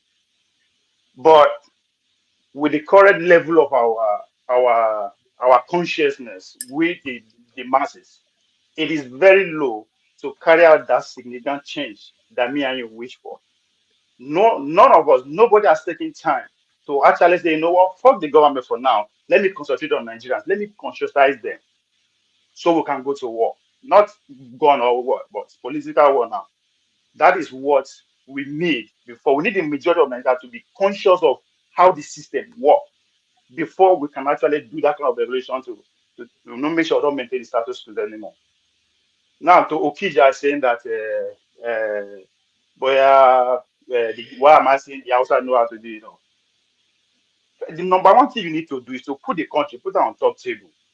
It's divided into regions, 6 regions. No region can win the president by itself. And if you want to divide the country into 2, unless the election go into 2nd round, no one section of the country, either North or South, can produce the president. So that was a deliberate thing they did there. Now, yes, you give a great example. Buhari, upon all the 12 million votes, year in, year out, he could not become the president. That's exactly why they divided Israel into that. He has to reach out to the southwest. Why didn't he reach out to the southeast or to any other region within the south-south? It is because Tinubu was able to, like him or hate him, able to even Yoruba are not even on his side, but he was able to make sure he has a very strong foothold in the southwest. That was his bargaining chip. Buhari bargaining chip is that 12 million. When you bring these two forces together, boom, that's Allah we're talking about. Now, when you go to the southeast, how do you know whom are you going to negotiate with in the southeast? Because I like the way they live their life, individualism, Republicans in nature and all that. Great, nobody's against. I love that, right? But if Buhari now, this is Buhari with 12 million, if you want to come and negotiate with the southeast, because that's what you need to become a president, who is he going to meet? Or if you as a South Easterner, if you want to go and bargain with other region, with what? That's what we are talking about here. That is the only way you can become a president. It doesn't matter how rich you are, how brilliant you are, your ideas. Don't work. You have to be able to reach to the other person with negotiating power, which is the numbers. That is what we are talking about. If you go to the north in general now, it was easy for them to come together politically. I'm not saying they don't disagree. They fight every time. But when it matters most, because it's important, they find a way to have one voice. You can say it's easier for them because they have one religion. They can speak together as one. Coming down to the south, even the religion that we call our own Christianity, a redeemer don't want to see what's it called? Catholic eye to eye. Then how do you bargain? How do you win? How do you align with what? You don't have it. So that's what I'm saying. I'm not saying no. Because the game we are playing, that is the only way. It's a game of numbers. If we are coming as a southeast, what is he going to negotiate with? That's why I say, if you pay attention to what Soludo is saying, that's all he's saying. Obi is going to war solo. Oh, that's bravery. That's commendable. That is encouraging. But is it going to get the result by doing that? No. Nobody has ever done that and succeed. Not even in the Western world. Not. Sorry, point out what Scribe said. The problem with like you said something that who is he going to contact in the southeast? What you are missing is this. Like southeast is not just like southeast.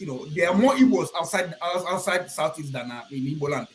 I've heard about in Igbo land, the Igbos consider about 40%. I didn't say that. I think Fashola said that 40% of Lagos. Okay, said that once. So okay, so if you want to get, just like I said before, if you want to get Igbos, you have to get something that appeals to them, and also know the fact that Jonathan didn't win. No, sorry, like that. What appealed to the, no. Like that, let's take it. Buhari didn't win just because of. Hold on, Ukija. Let me ask you this. Because there was in Nigeria then, people were really against Jonathan. That was why that's one of the major contributing factors. If Jonathan was in good terms with the people, if things Buhari wouldn't have won with Tinubu. Buhari won with Tinubu because they have the numbers. The two biggest regions in the nation find a way to come together. Tinubu can say, no, I have the numbers, I'll go by myself. He tried it, Buhari tried it. No, these are the two big regions in the country. The whole Southeast votes. Can we raise to start votes? Can we look at raise to start vote? The whole Southeast. So the second of the country alone is at a disadvantage from the word jump. Now, what I'm saying, I make reference before that it's going to be hard for an Igbo man to be president. You know why I say that? Because God bless Nigeria, come 2023. Tinubu win or Atiku win. We are going to have two solid parties going forward. How do you become a flag bearer of that big party? You need delegates. Already you are short from there because you have 5 states compared to the other region. So it's going to take a lot of alliance to actually pull that off. And that is what say I should come and negotiate with the South. I should give them what they want. What do the South want coming to negotiate with? It's not, as a politician, I don't look at the numbers. How many numbers can you guys give me and guarantee? That's how it works. All right. Hold on, guys. So your individualism is good. But is it working for you to get that most important thing? No, but no That's one, the even question. if No, no. no one Okay, gives a okay, guaranteed vote. okay. No one Hold on, gives a hold on, guaranteed guys. vote. Hold Just on, like hold we on. have Okay, okay, APC and PDP and some other parties. No one has a guaranteed vote. okay, hold on. Maxwell, go ahead. Maxwell, go ahead. Thank you so much, Dr. Damages. You see, Ovie, when you talk of numbers, all of us were in the north for many years. When you talk of numbers, the numbers they give you in the north is not the real number. And there is no election in Nigeria that has been won that is not rigged. Now, if you want to go by numbers, the actual numbers, I have participated in the registration of voters in the north. I went to a particular place in Zaria where I was asked to register so person, but I could not see them. Underage were coming to register. Then I said, I will not register you. If not that I was in what we call in the military FSMO, full-scale marching order, with my rifles and bullets with me. In fact, I could have been a dead man in Zaria. I will not be sitting down here talking to you. This is how numbers are falsified in the north. When you go to census, you see everything about Nigeria is fraud, is fraudulently put. That is what I will tell you. Going to even what do you call census. How do you want to go to a household? Then the man of the house will come out and tell you, oh, matana suna kule. Ya matana suna kule. My wives are inside the closet. I will not allow you to see them. The number he gives me is what I'm going to record. How do you reconcile such numbers? It is only in in the north. Can I go on? Respond to that? Can I go on? Oh, It is only in the north, in a Saharan environment, that you see larger number of people, as they made you to believe, than in the south where there is sea. Life grows where there is water. Why is life more growing where in the desert than in the south? All right. Thank you, V. No, not yet, please. I beg to CM, disagree what with do you want to no, say? Maxwell. I want to respond to him. He mentioned my name. That's why I want to respond. I know. I'm not, I will come to you. Ovie, hold on. CM, go ahead. Let me see. What do you want to say, What I, CM? what I, what Go ahead, what I CM. want to say is it mirrors what Maxwell said. We had a guest here. I think Dr. Rudolph, you remember the chap, is it Busari or something? You know, one chap like that came with the molecular biology on those. I've forgotten the name. He said he is also, I think he is also Fulani. He said during the election time, they opened the borders in the north and they allow people from Niger to come and register.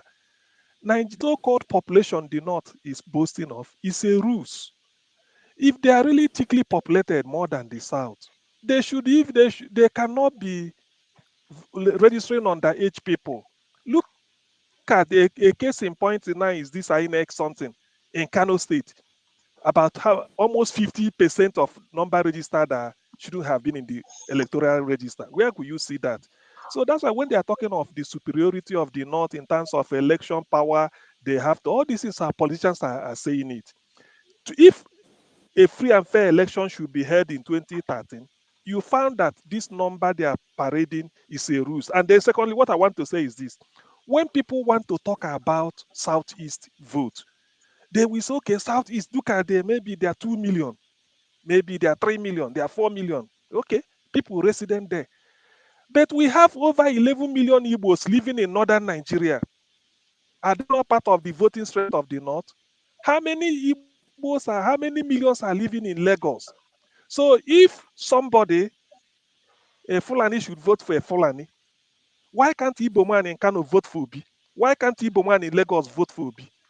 So you see, that's why when we want to really analyze politics, you don't say because Igbos are itinerant tribe, they are everywhere. Then when you want to talk about this population strength of Lagos, you include Igbos. Lagos is more than 20 million. We agree. When you want to share resources, you say you are not for a Lagosian. But how then do you think that are you telling me that Igbos in Lagos will vote for Tinubu if really they are voting according to ethnicity? So Igbos in Kano and Katsina and Sokoto and Meduguri will vote for Shetima. Why can't they vote for Obi? Are they not Igbos? So you see, that's why Nigerian politics and the Nigerian election and the using a banding figure, I don't believe it. Anybody can believe. You can argue, you can convince me from here to thy kingdom come. I won't believe you because I know in geography there are more populated people in the coast. Look at Egypt. Look at where River Nile is. Look at the Alexandria and the Cairo. So it's only in Nigeria you say people living in Argungu area of Sokoto State. I mean, what is it called? People living in Sokoto are more populated than people living in Owerri. Then Meduguri will provide more population than Port Harcourt. Where does that happen? Thank you. All right. Thank you, Sam. Thank you, Sam. We have to. Can I respond to that, please? I know, Ovie. I will let Okay. Rohan first. Hold on, Ovie. Rohan, what do you want to say? Yeah, I want to go against the argument here that you have more population in the east, or there is a falsification in numbers. You can't completely say that because you witnessed something and you are not sure of what it is, and then you want to justify based on that. That is one. If we transpose it back to the south, you can't tell me that all the southerners are also all the southerners, okay, don't participate in such activity of falsifying of number. You can't say that. So we need to be clear. We shouldn't say because this news favors us, then we take on to that news and keep propagating it. And if it doesn't favor you, you keep silent. That means you're not being honest. Let's make this clear case. When you say there are population in the coastal area, look at River Niger, from the way it comes in, look at River Benue, look at Chad Basin, you have all other rivers as well. And they are building irrigation dams. So will you just use that to disqualify the point? You need to go to have a clear research about it before you can come and have the authority to disprove that. If you don't have it, then it is baseless. You get the point. Let's portray an information that is truthful. That's why all things that they say, I didn't say anything.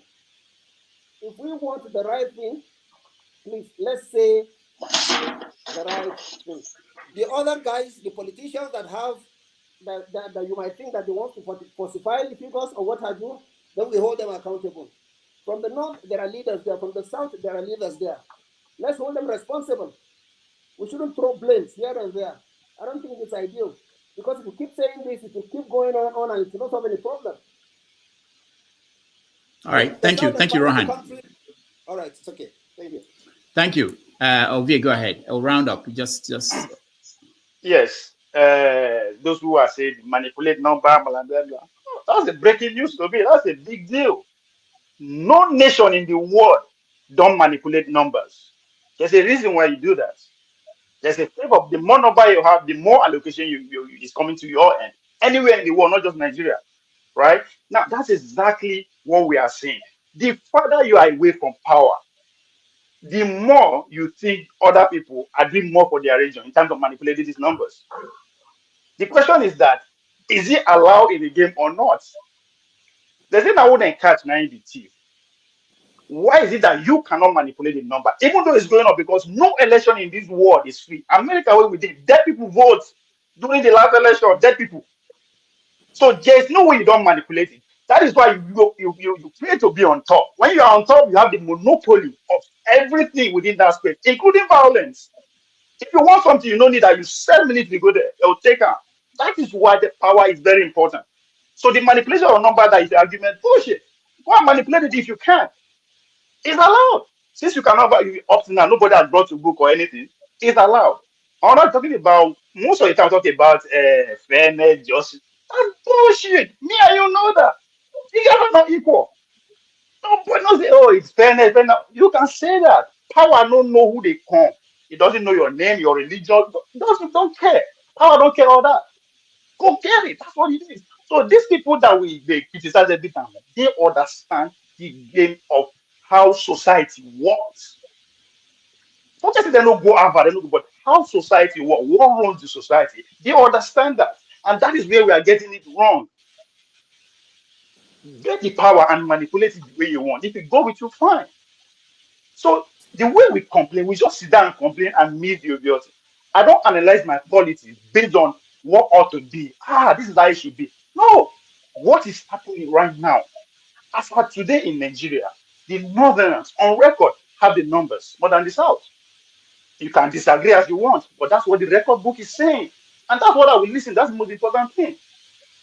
You understand? That's how you will see this emotion. It's not a Guru Guru said, that's what my professor said. You have to be focused, be on ground, know how, look ahead.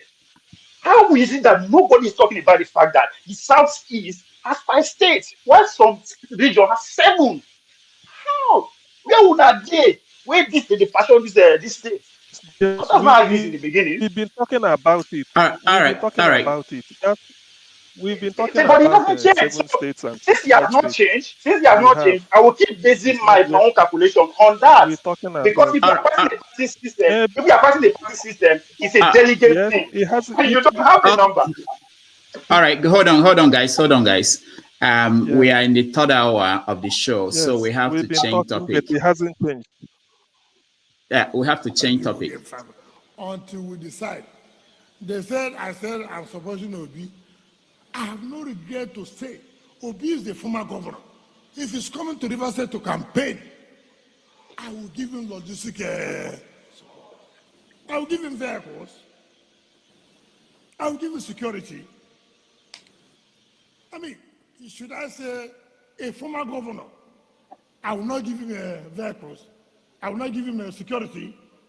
I won't do that. I must give him logistic support. And I told him yesterday, look, my brother, let the truth be told. No, not one. Not one. House of Assembly, House of Laws, there. If you didn't there, it's not something you should learn. There's no other party that also, is anybody here? If he didn't there, the only party you have here is what? People's River State not a chapter. That's the only party you have there. That's the only party. If you like say anything you want to say. They said they will sack me. I've been looking for the day they will sack me. Yendeba, yendeba, yendeba, yendeba. Yendeba, yendeba, yendeba. Sack me. Sack me. When they sack me, I pay you. You will know that.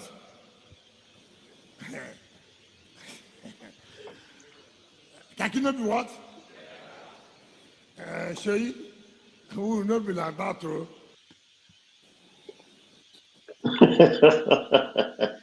Now, how do you learn how to speak like this? Where do you learn that? I want to be talking like.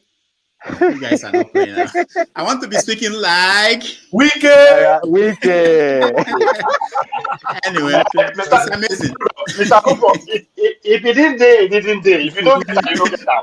I've never had that one before. No kaki no be leather, but if he didn't day, he didn't. He didn't day. He didn't day.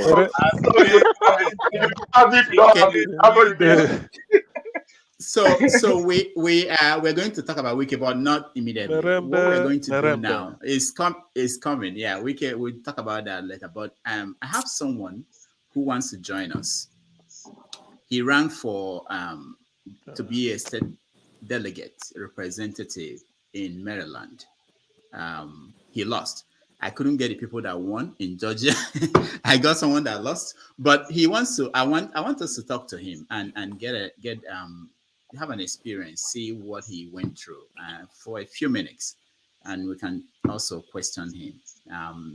So we have to make room for him to join us because we have only 10 Okay, spots. let me make room for him to come in. Okay, all right. So thank you. So Welcome.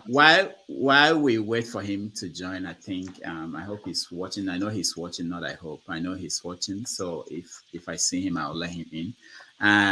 So we will talk to him, and after that we will go back to conversation on Wiki. And of course, I don't know if all of you know that there is a series of interviews going on. Can I? I'm not letting you in. I'm trying to let somebody else come in. We have a series of interviews going on with Kadiria, and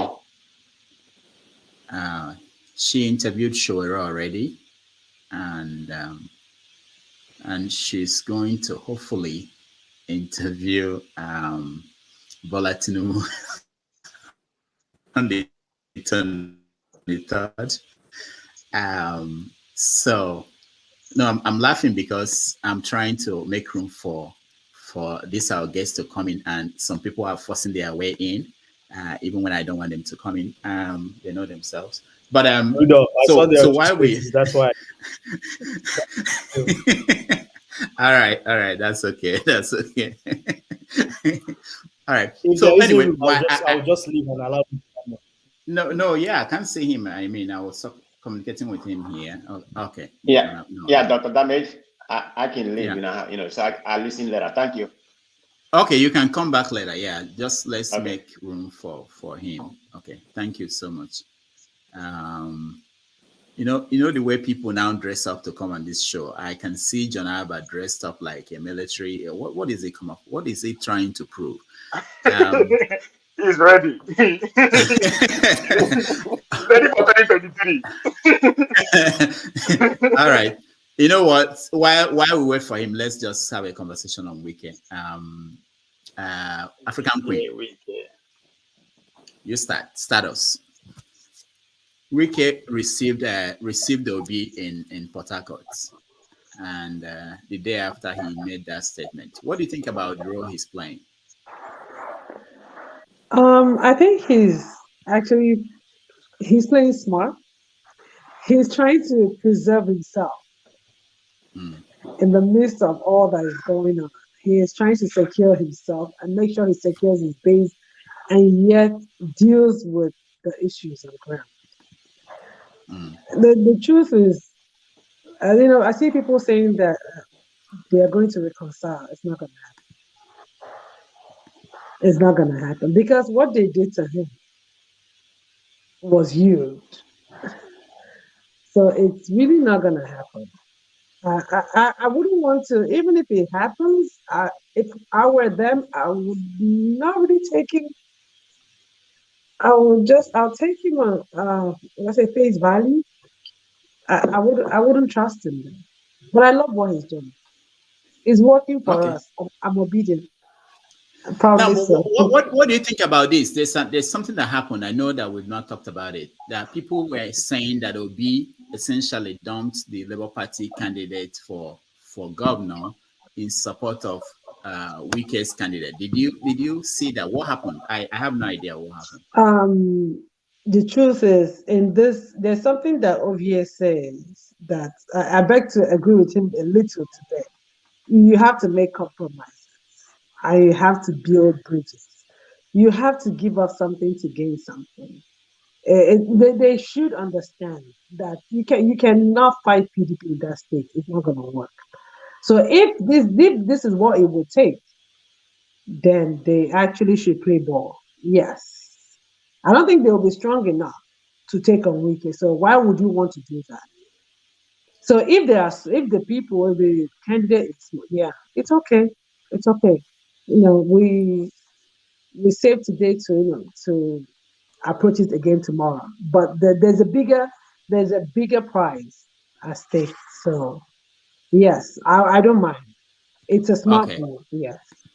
So Obi is willing to sacrifice the Labour Party's candidate for governor. They wouldn't have gone anywhere anyway. So why are we going to waste time on it? That's a good point. That's a good point because I actually saw the picture of this person in a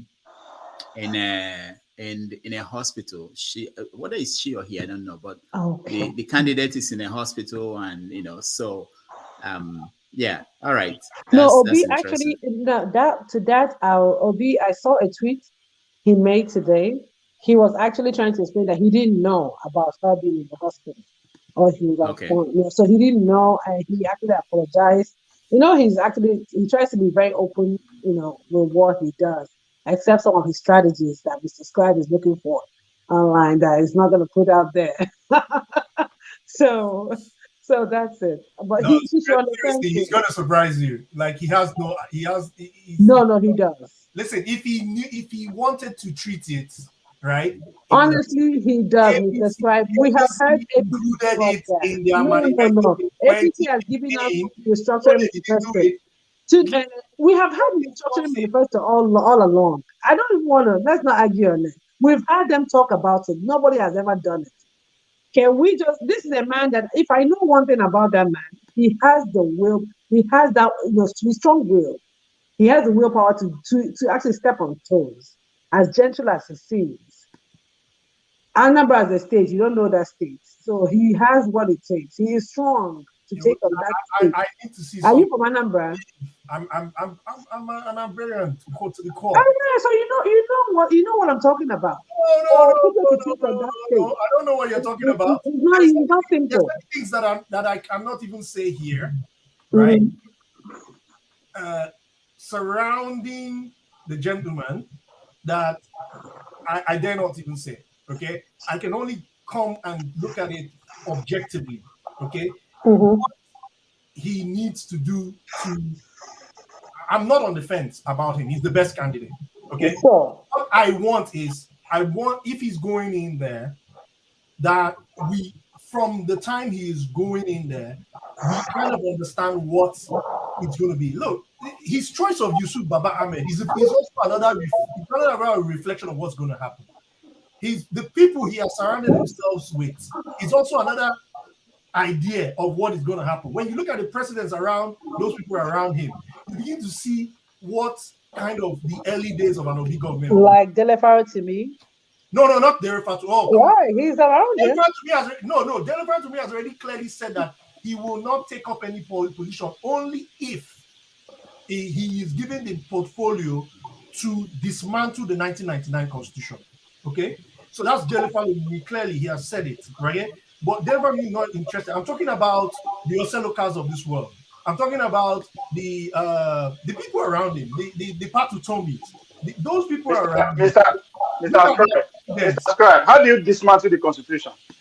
No. Very, very, very, very simple. By executive fiat. Very, very simple. By executive fiat, calling for a referendum. Which country? Okay, Exactly. hold on. Scribe, hold on, guys, hold on. I thought we were talking about Wiki. What happened? Hold on. Let me welcome John Abba to the show. John Abba, welcome to the show. Thank you, Dr. Rudy, for having me, and thank you, my fellow panelists. And Ebelechi, welcome to the show. Happy to see you guys. Yeah. All right. So while we still wait for, we have a guest that we're waiting for. I think I just found out that he is in Tennessee. Maybe they don't, I don't know how. But as soon as we get him, we go to that conversation. But okay. So Wiki, we were talking about Wiki. I know African Queen said, how do I say, who has something unique? Let's hear from Dominic. Dominic. I know. Hold on. Doctor now. By the way, Dominic, we were talking about Tinubu. You were not here. And I know you've seen some videos. Just in case you have not, let's just show you a little bit of Tinubu so that you can help us. I know you're an internist, I think. Oh, by the way, I forgot. Also, African Queen, you're a doctor. I didn't ask you to tell us.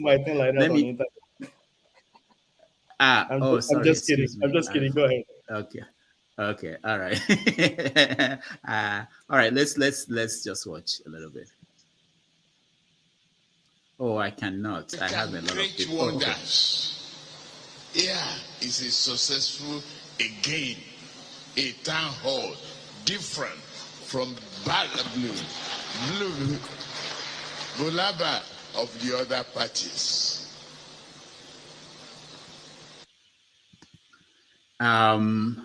Say, Hold on. Dr. Rudolph, Yeah. the Bible says, touch not your anointed. When a man is speaking in tongue, you don't mock him. Hold on. There's one tier robber. Did we hear that? Hold on, let me see, because that's a unique one too. Let's see. The tia umbrella. Tia umbrella. Tia umbrella. The PDP. All right, Dr. Dominic, help us understand what this is. Honestly, I don't like wasting my time with things about Tinubu because, quite honestly, anyone who is a well-meaning Nigerian should think beyond any local. That's where I will keep it. I'm not going to go into talking about his health because I'm not privy to his medical record. But some of the things that I've seen are a little bit worrisome. I think he should retire and take care of his grandkids. That's where I will leave it. That's what Konkoso said. Konkoso advised me about 6 months ago. Yeah, African Queen. Hold on. I know all these doctors are always saying this, but now we have a remote practice of medicine where you just look at people. But Tinubu is not my patient. I can't make judgment on this. Yeah, but we do remote practice of medicine now, where you watch a video, or somebody will come on video. And African Queen, what do you think? I'll actually second what Dr. Dominic said, but the truth is that that's what it is. We can't really make, a precise diagnosis of his condition, his medical condition, because we are not privy to his medical records. But that being said, we can, even as a layperson, you can see that the speech, the issue with the speech is just there for everyone. You don't need to be a doctor to see that something is wrong, because it's not a one-time thing. It has happened on different platforms. So there is something actually wrong. That's the truth. Whatever it is, I can't give a name to it. I cannot, but there's something not right about his medical condition. And yes, he is old. He is old. Baba is old. Baba should be resting. What he's doing is not fair to Nigerians. And I said it before, those that are supporting him, they don't mean well for the country. They're just waiting for their turn. Turn by turn, Nigeria Limited.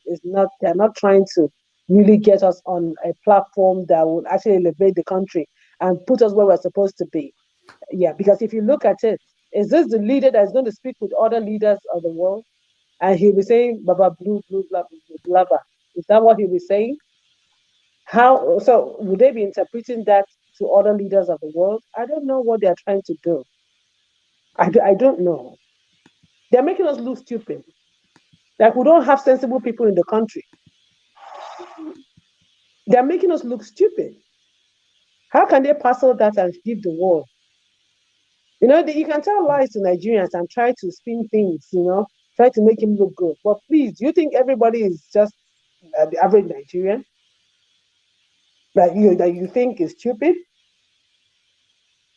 So we should ask ourselves that question. So those in diaspora, the one that pains me most is those in diaspora that knows the right thing.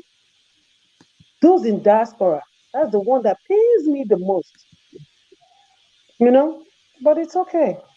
That's a good point. The point that somebody is making, that it's an opportunity to beat him now. If it's apparent that he's not feeling well, that the other parties should seize that opportunity and win. But the damages, clearly well that in Nigeria, it's no matter how much someone is damaged in the in social media or in the public forum, that does not equate to whether or not you win an election. Unlike here in the US, if there's a scandal, that person either steps down or their image is damaged, they go down on the post. Nigeria is just an anomaly as far as I'm concerned. It's all about the political alliances and whatever backroom deals that they do. And someone mentioned earlier about whether the numbers are correct when it comes to elections. I personally don't believe the numbers are correct. But every single time when it comes to election time, we're analyzing political pundits, they always use these numbers, which I find very, very interesting. But I actually joined this today to talk about the article that Soludo wrote. So I don't know if we have enough. I actually have a lot to say, but okay, we'll get to that. Let me welcome Ebelechi. I think I did. I have not said hello to Blessing. Blessing, welcome to the show. Is that my Blessing, the one in Nigeria, or another Blessing? The crack reporter. No. no. I thought he's a new person. All right. Okay. So something good has just happened. I think our guest is here. Chike Anyanwu is here. So we will talk to Chike and then we'll get back to Dr. Dominic. Yeah, we can hear you, Bless. All right. Let me bring up Dr. Chike Anyanwu. Chike, welcome to the show. Unmute yourself, please.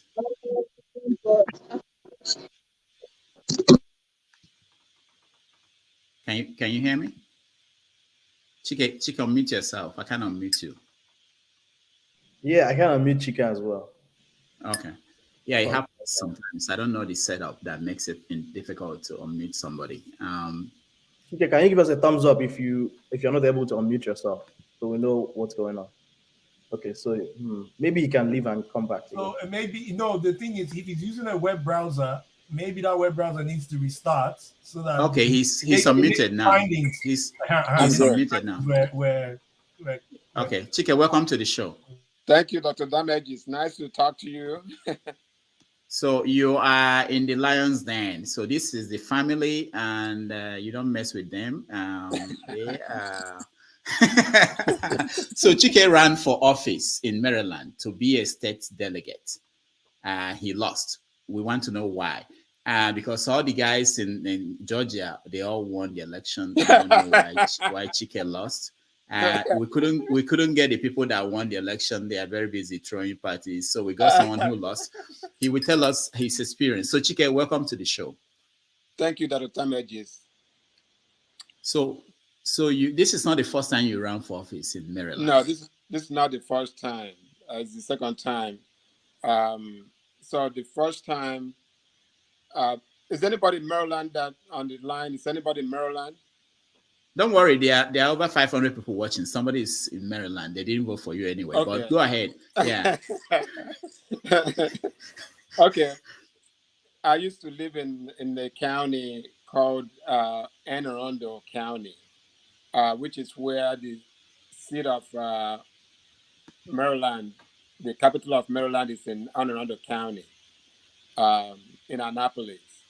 So I was very close to Annapolis. In fact, I was a friend of the then county executive, Steve Shue.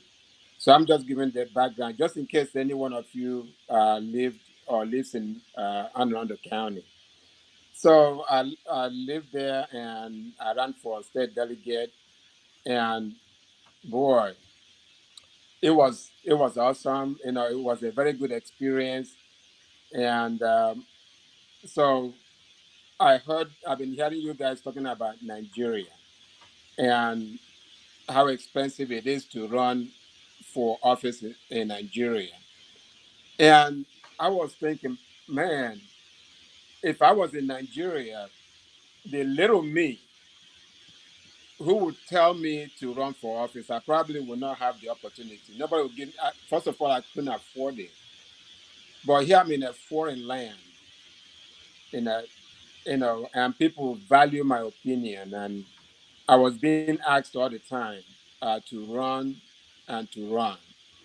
So finally, I made that decision to run, and it was the best experience of my lifetime.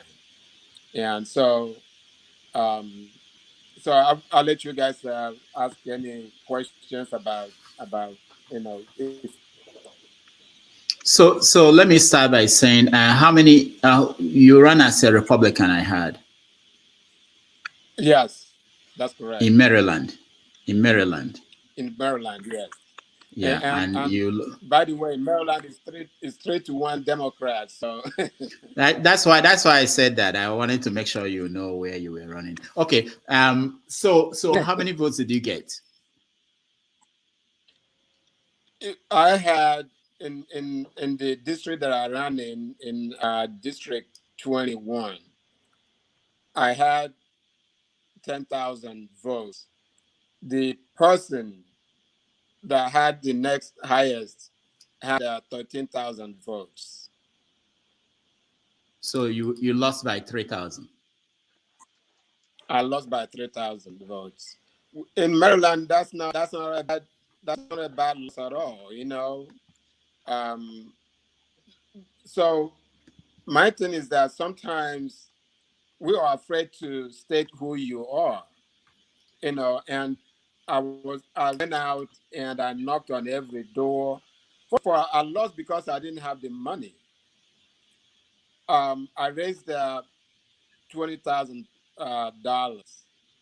My next opponent raised $150,000, and so they thought by having that kind of money, I wouldn't even have a voice. But I showed them that it's not always about money. When I went outdoors and knocked on every doors, it didn't matter whether you were a Democrat, it didn't matter whether you're a Republican, it didn't matter whether you are an independent or you are not. Even if you didn't register to vote, I knocked on every door. Every morning, 6 a.m., out, flagging people down, waving signs. And so people come to know me. And in fact, they used to call me the sandwich African guy, because I had a sandwich board behind me, and that explains what I stood for. And people were so impressed, that I would make that kind of move. And people voted for me. If I had a little more money, to get out my message like I wanted to, it was extremely close. In the beginning, people didn't even want to mention my name, but then the election approached and they saw how hard I was working. Oh my goodness, to where they will start to invite other candidates to come and campaign for them. It was, so what we did. Can I Okay. ask a few, can I ask a few One more question. Yeah. Go Happy ahead. to. Go ahead, Dominic. Oh, hold on. Dominic, go ahead. Can you restate what position you are vying for, and if you lost the election at the primary level, party primary level, or at the more general level between Democrats and Republicans? No, it was at the general level. It was that I won the primary. In fact, the guy lost Congrats. the primary. He tried to run as an independent vote from me, but in the end, I was able to connect with him on a personal level, and so he gave up, and I thanked him so honestly. But yes, it was on level. Can you remind us I what thank position? again to us. It What was a position? state delegate. It Oh, was state delegate. delegate. I ran on the same. Yeah, Oh, I state see. Like delegate. Yes, House of Rep I in the ran on the state. same platform. Okay. Yes, it's in the state in Nigeria. It will be house, I believe. Gotcha. Yes, state house. I think that's what it's called in Nigeria. I don't know. Is this state? Yes, yes. Were you vying for the Federal House of Representative or Maryland State House of Representative? I think that's what Dominic is trying to confirm. Are you going to the? Are you It's vying to go to it's called DC or you have? no, State of Maryland. Okay. State of Maryland. Yeah, so that's the State In House of in, Assembly in Nigeria will be called. in state of Maryland, we have state senators and we have state delegates. It's Yeah, like on the I federal understand. level, you have senators and you have Yeah. Okay. Can I ask you a question? I have my question. Yes, sir. Okay. Go ahead. On the 18th of April 2020, you tweeted about how African countries should boycott China, should stop paying China loans back, the loan they stop paying back. According to you, due to their xenophobic tendency and enslavement and all that. Did you take that route because you are Republican? Because obviously that's Republican agenda. I asked that straightly because I wonder why you are more specific on China, because everything that China is doing in Africa, other nationalities are doing. So why China? Can you repeat that again? It wasn't. Speak up. I can hear Yes, you very well, please. you have a strong opinion towards the African countries that they should stop paying back, they should stop paying China back the loans. Did you take that position because of your party, because Yes. that's the Republican movement? Why I ask that, because China is not the only country in the world that is doing whatever I think they are doing to African countries. Other Western one, including one that you are representing, is doing the same thing in Africa. So why do you bring out China for support first? Well, I feel like, and it wasn't the Republican position. It was a personal position. Although of Republicans that I've spoken to, have the same position, but I just felt like China is taking advantage of African countries. They are giving us loans that definitely we're not going to be able to pay. Our children's children are not going to be able to pay off those loans. So if we could to allow them to take advantage of us, countries took advantage when we didn't know anything. But at this moment, time, and we blame our forefathers when we were taken and we were punished in America and every other place. But at this modern time, if we still allow China or anybody else to take advantage of us, shame on us, especially those of us that live in the Western world, that we know what is going on and we can educate our people. Definitely.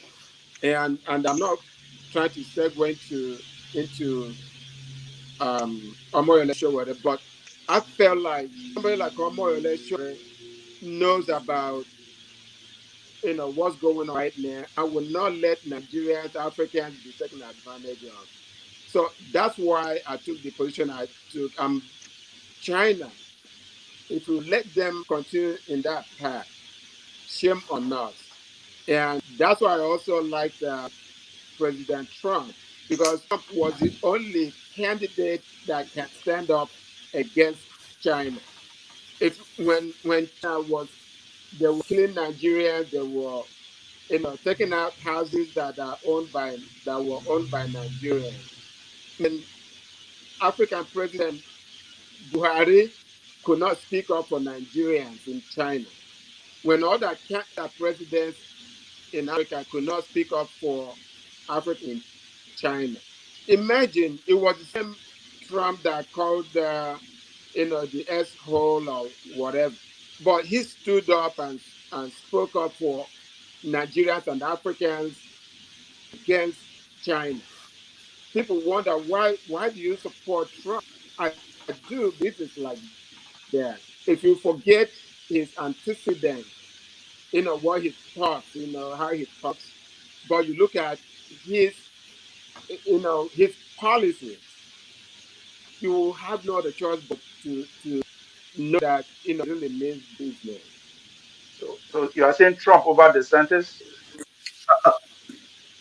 Obia, let's No, spread it. no, Let's. no, honestly, Okay, no. yeah, entering into American politics. Let's Honestly, not. no. Okay, okay, okay. All right, He let's wants to spread it answer out. that. Let him answer. Oh, okay. Quickly, Chike. Yes. I said What Trump did you over say? DeSantis. Trump over DeSantis. No, not really. Not really. I think he has done his job. He did his job. So it's time for him to, um, sit down and help other candidates. I think this. I think. I think Pompeo. We just have variety of candidates. You can't even mention all of them. So yeah. At this moment, if he runs again, I don't think I'll be supporting him. All right. Wait, Thank you. wait, Thank you, wait. Hold Chike. up. Before you move on, there's something that Mr. Anyang was saying, and you didn't let him finish. Oh, okay. Greetings, Mr. Anyang. You said if Trump Yes. were to run again, you wouldn't vote for him. Was that what you were trying to complete?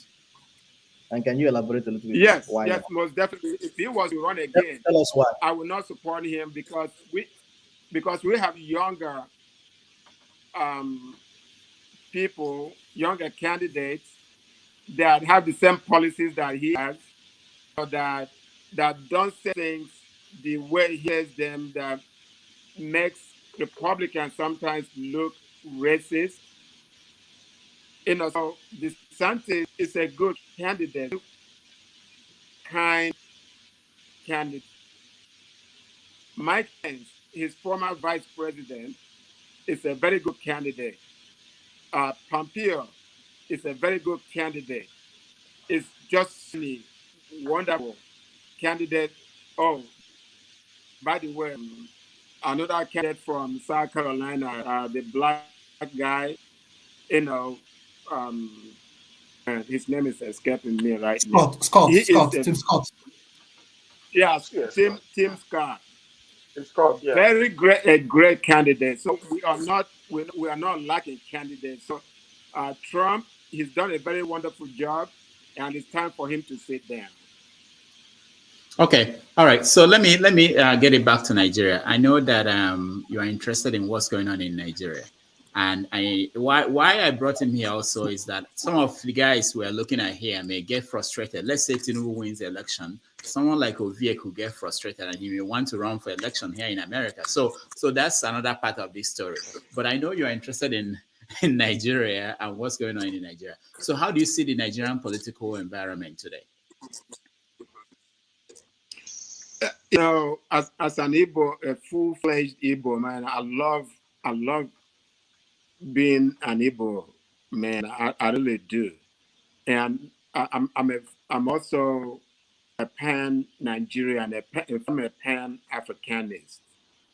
Um, I wished that at this moment we have a president from Igbo land. There's nothing wrong with that at all. It's like when Obama was running, when it first came out, you know, like it was, I was so excited. I wanted to see the first black president, and I voted for him the first time. Even as a Republican, I still voted for Obama until I found out that his policies were not aligned with his policies. So the second term, I said no, I can't do that. So I would have loved to see an Igbo person, a Southeasterner, become an Igbo man become the president of Nigeria. Uh, you know, they use the word equity for the sake of equity. Um, but at this moment, there's a man made for that position that I feel is meant for this time. In the man in Omoyole Sowore. Omoyole Sowore will be the best president Nigeria would have. If we think about it, if we stop thinking Igbo, Yoruba, Hausa, and all this, Omoyole Sowore is the person made for this moment. And so, because Peter Obi is a good candidate. he's a very, very good candidate. But I believe that Omoyole Sowore is even a better candidate because somebody was talking about, I think it was Dr. Scribe on the show. I don't know if it's still Mr. Scribe. That this afternoon. We need a strong person. That because Nigeria is too strong. So we need a stronger person, that will make sure that all those people that have stolen our wealth, all those people that have stolen our future will pay. They will pay for it. And Omoyole Sowore is the man that will make sure that those people, all the way from Babangida, all the way from Obasanjo, all those people that have stolen our land and given it to Niger, sending vehicles to Niger, building when other countries are having electricity, Nigeria does not. Omoyole Sowore is the man. I have nothing to gain because I have not even met Omoyole Sowore in person. But I know that I've spoken to him one-on-one. I know that that man really means business. And so I'm asking you this afternoon to consider joining him. And if you have not talked to him, I'm willing to give you his number because he's somebody, he doesn't mind talking to anybody. I am willing to give you his number, talk to him one-on-one and make a decision. All right. Thank you. Thank you so much. Anybody has any question for him? Anybody? I have a question. Dr. Chike, thank you so much. I just want you to No, I'm not a this doctor. question. I'm not a doctor. I only have a bachelor's degree in math. That's all. Okay, we're similar ilk then. Mr. Chike, please, what is the, you've been in the Republican Party for a while now. What, in your opinion, is the ideological similarities or dissimilarities between the Tory party in the UK and the Republican Party in terms of ideological fittings? The other question I have for you is, you said, okay, you are going to support Omoyole Sowore. What ideologically, how does that fit in Nigeria? In terms of ideology, how do you see an Omoyole Sowore matching Nigeria? What is that real thing that he's going to bring to the team that's different from Peter Obi? Again, both of them, like I said, Peter Obi is a very good candidate. He did very well in Anambra, and he will do well as president. But the only difference is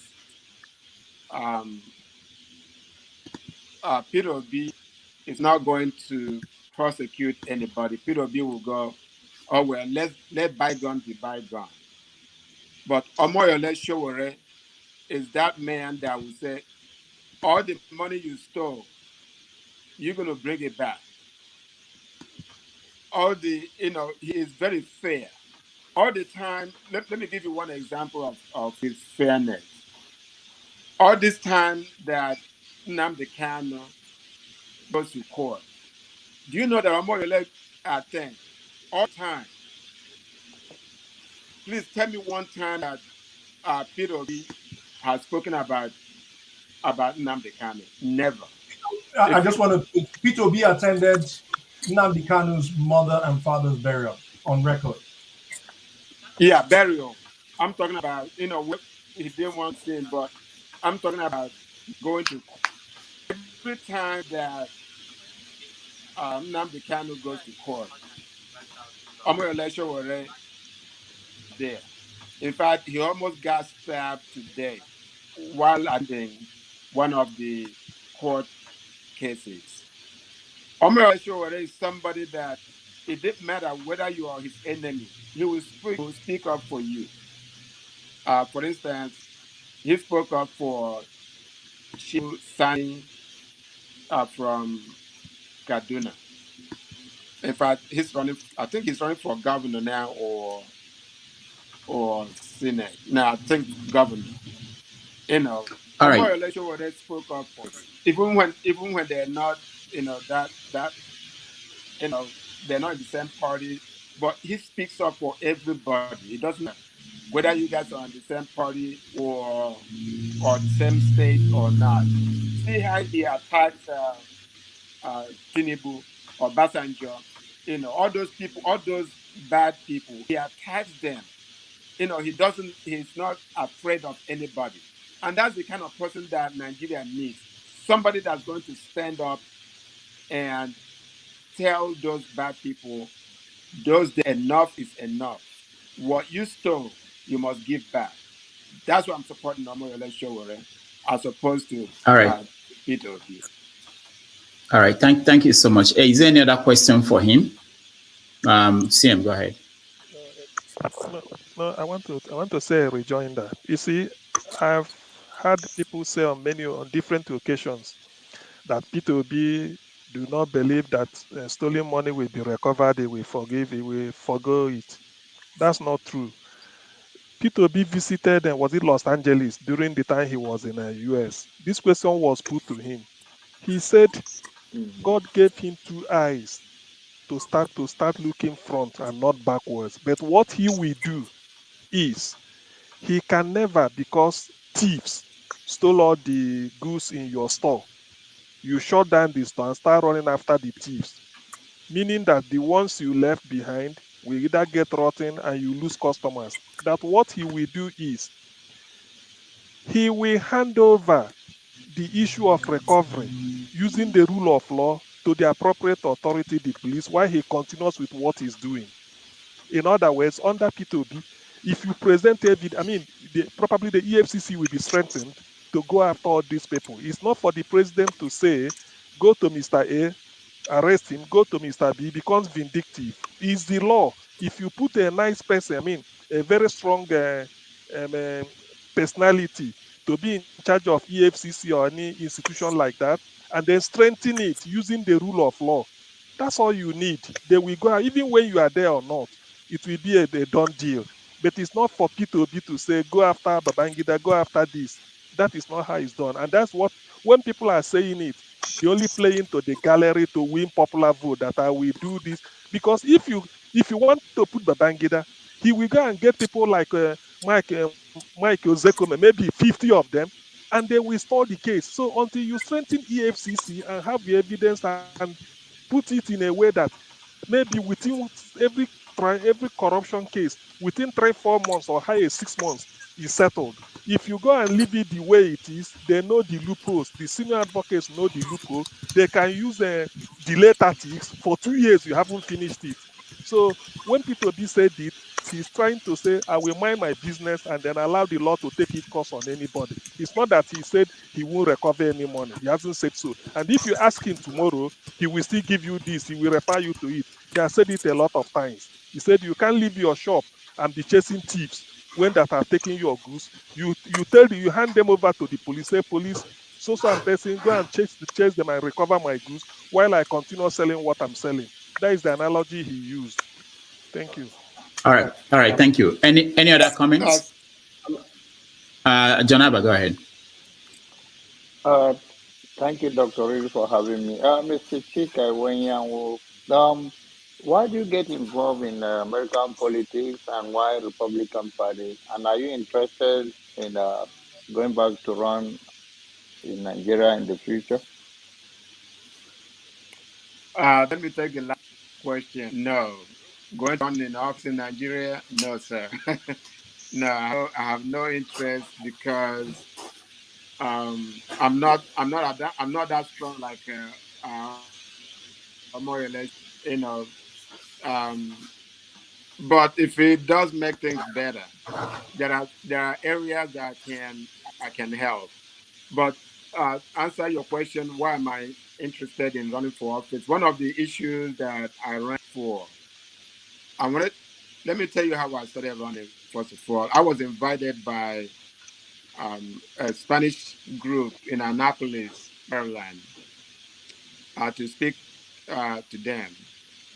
After speaking to them, I found out that when there are certain contracts that come out in the state and look for different groups who to give those contracts to, and they will run to Spanish groups, they will run to Indian groups, and there was no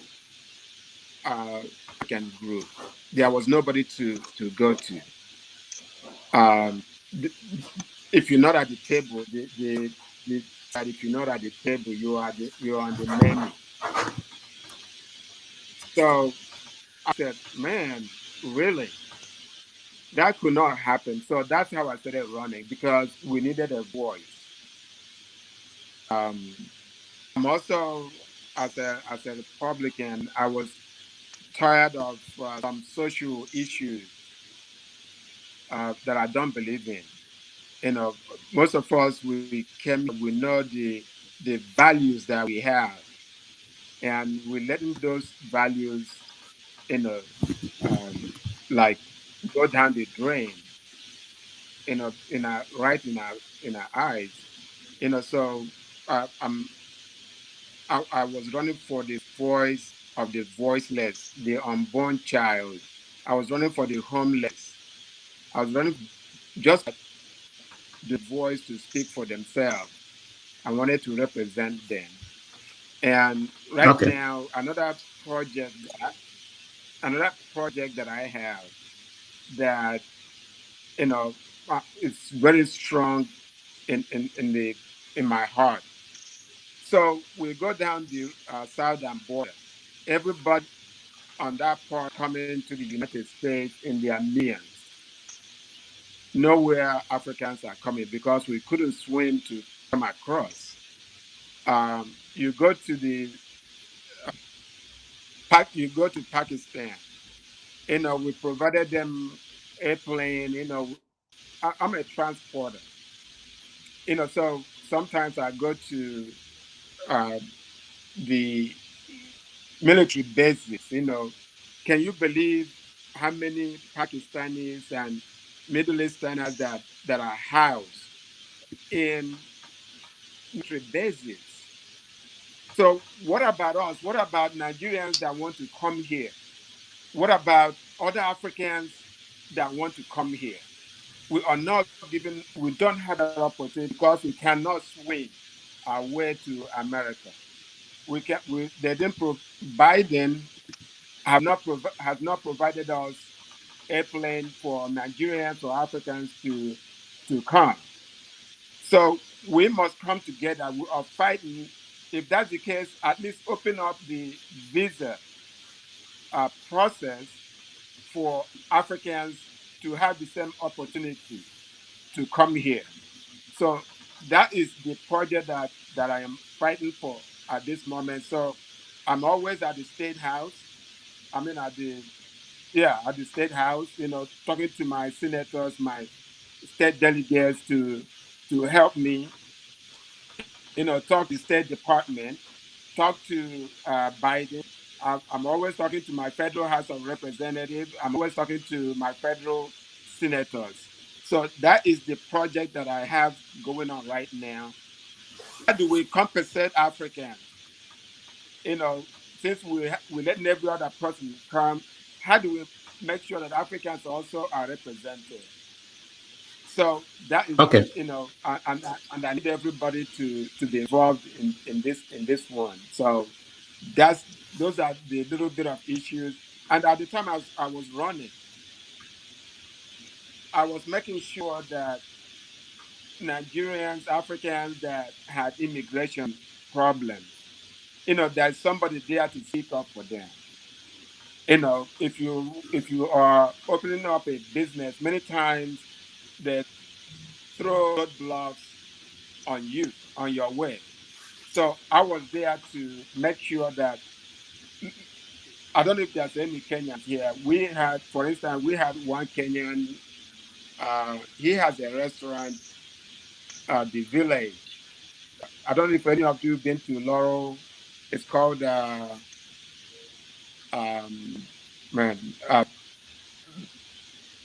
African Village.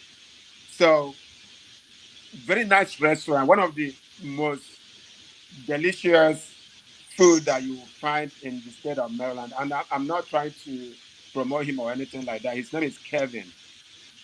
So his restaurant burned down, to ashes. And so he was trying to rebuild, and they were giving him so much problems. And I got involved. It got to the governor, it got to the State Department, and we fought it. All of a sudden, things started moving. I mean, how can you ask him to provide, his building architecture, that you have in the state house? You already have it, and you're trying to make him do it all over again. I said, no, you can't make him do it over again because you already have it in file. So we fought.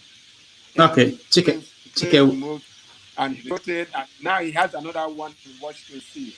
So if you visit D.C. or Laurel, Maryland, make sure you check it out. He has the best restaurant in the world. Okay, Chike, thank you so much. We're out of time, but if there is any other comment or any other thing you want to talk about, you can say it now before we go to our next topic. Yes. Please provide everybody my number. You can call me anytime. I want to make sure that everybody gets involved. This is a very important project that I just told you guys about. We want sure that we find a way for Africans to be given the opportunity to come to America because we cannot swim our way over. And Biden is not providing us airplane to come over, whether we vetted or not. So we got to find a way. They got to find a way to help our brothers and sisters to come over here. And one more time, I need you guys to please consider. We are raising money for Omar Electoral. When he doesn't have a godfather helping him, he doesn't have anybody, helping him. So only those of us, even if you don't like him, but for the fact that he stood up and wanted to help Nigerians. So support him in any way possible. We are raising money for him. And so if you can donate, even if it's $10, $20, $50, God will bless you, and I will bless you, and I will appreciate you. Thank you very much, and God bless every one of you. Thank you, Dr. Damages, for the opportunity to actually come to your show, and it's awesome, man. All right. Thank you so much. We really appreciate you joining us. Dominic, you want to say something? Mr. Anyanwu, nice to meet you. I commend the work that you're doing and your aspirations in terms of helping Africans come here. You are lucky. I don't know if you've seen, one of our panelists, forefathers. I heard you talk about trying to move Africans away from Africa to the West. But I certainly hope that they see. I understand where you're coming from. From what you've said, you have your lane is what social conservatism. So I understand why you run as a Republican. Whether or not they whether they meet your standards of economic planning, that I'm not going to talk about that. So I commend the work that you're doing. I certainly hope that the sort of people that I don't know if you're meeting the right people in terms of helping you lobby and try to get this whole immigration thing going. I don't know if you're on the right party, but I'm not going to make that judgment for you. But I certainly hope that the people that you're talking to, hopefully in their heart, don't think that, this guy is from a shithole country. And so, they smile in front of you, but behind you, they have other agenda. That's how I'm going to keep it. All right, thank you, Chike. Someone wants you to Chike. Quickly. Someone wants you to answer if Shore is not there, who will you vote for? if Showore was not running, I definitely it would have been Peter Obi. Definitely. All right. All right. Thank you. Thank you so much for joining us. And hopefully next time you are running, you'll come on the show and talk to us before the election. Okay? Can I make a Most deep definitely. I'm gonna be coming. I'm gonna be coming because we have projects, we have agendas that are coming up. I'm gonna come every now and then to update you guys on what's going on. Please, I invite everybody to be involved because I cannot do it alone. Okay. I can go to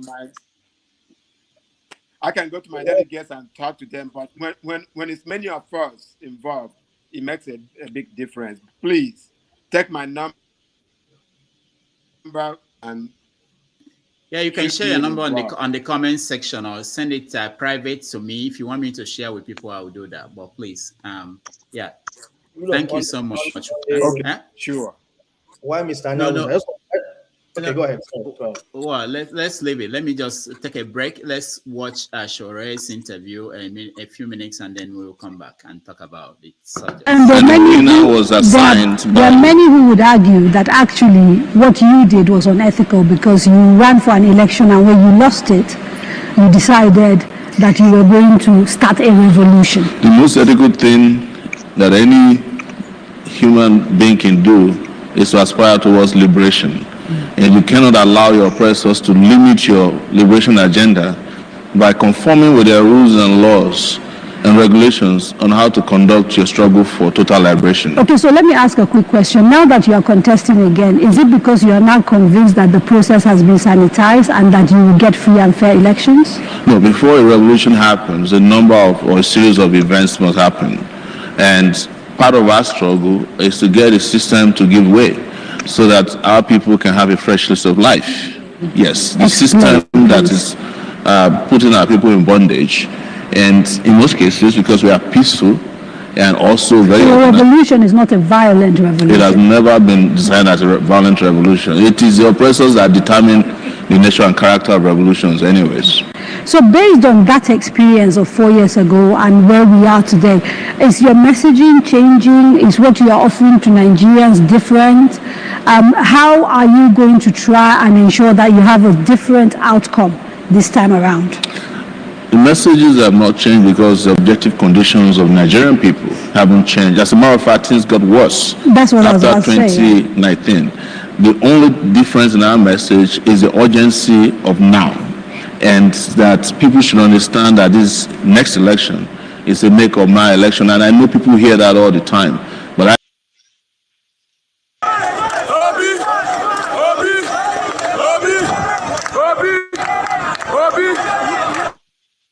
Obi, yeah, we're here. Yes, we're here. We are not going down. We are not coming down. Obi.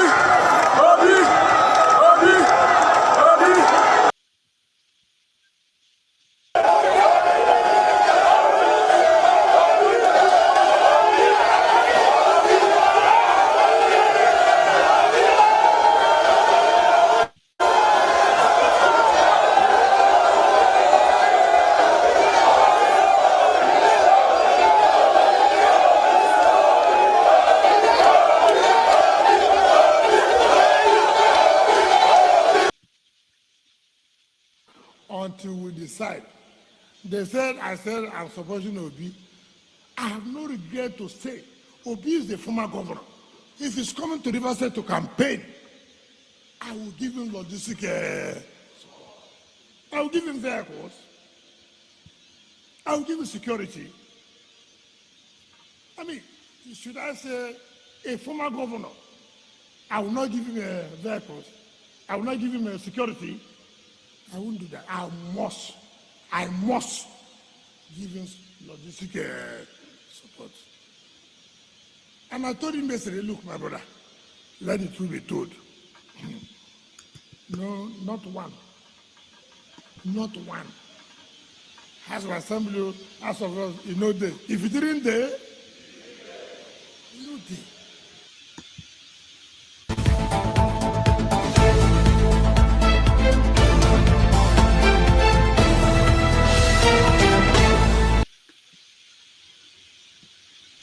All right, welcome back. I know. I saw some of you laughing, and if you didn't, go ahead. Who wants to say something? I can say if all right, just to make one thing clear, because sometimes when I read articles, people are not very clear, even on the social media. Can you hear me? Yeah, go ahead. Yeah. There's a difference between allowing a level playing field and actively supporting someone. When you're a governor of a state and you allow a level playing field, that means you are not restricting the person from campaigning, whether it's putting up posters.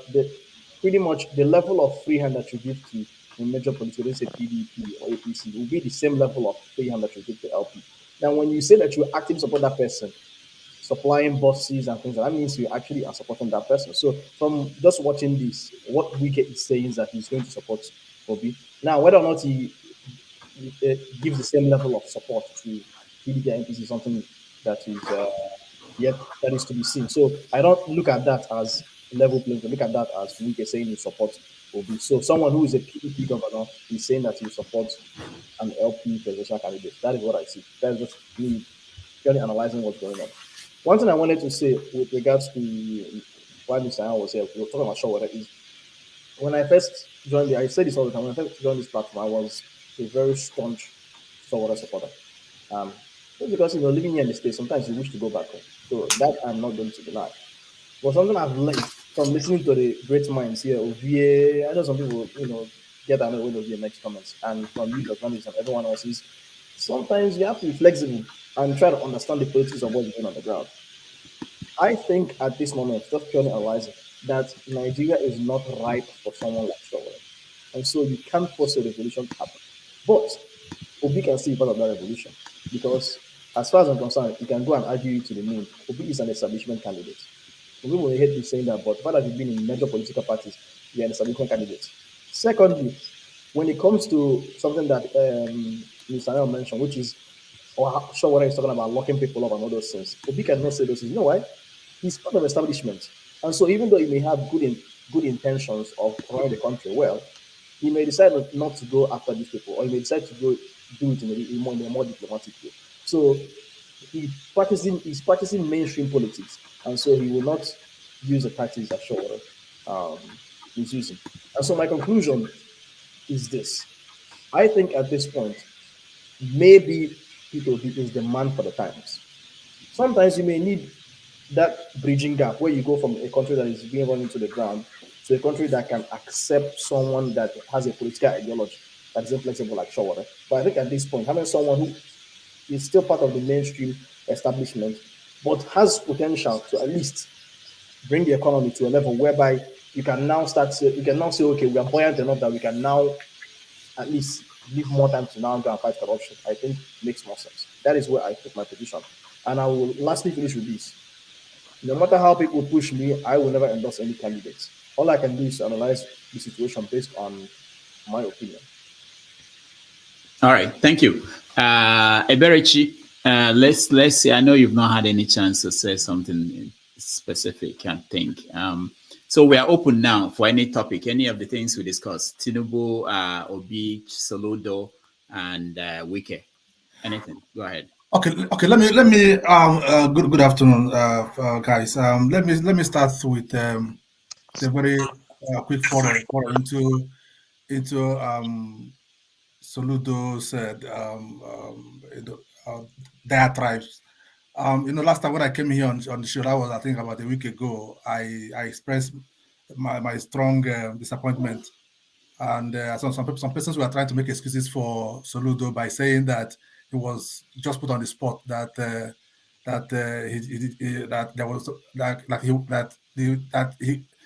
he couldn't avoid that the situation. So, but that all that excuse now became null and void. A couple of days after, when he took his time to write an epistle. So, and I normally don't take a lot of time, on reading something that long, but I really on this moment, on this occasion, I made an exception. I spent time, went through what this man wrote, you know, and frankly, the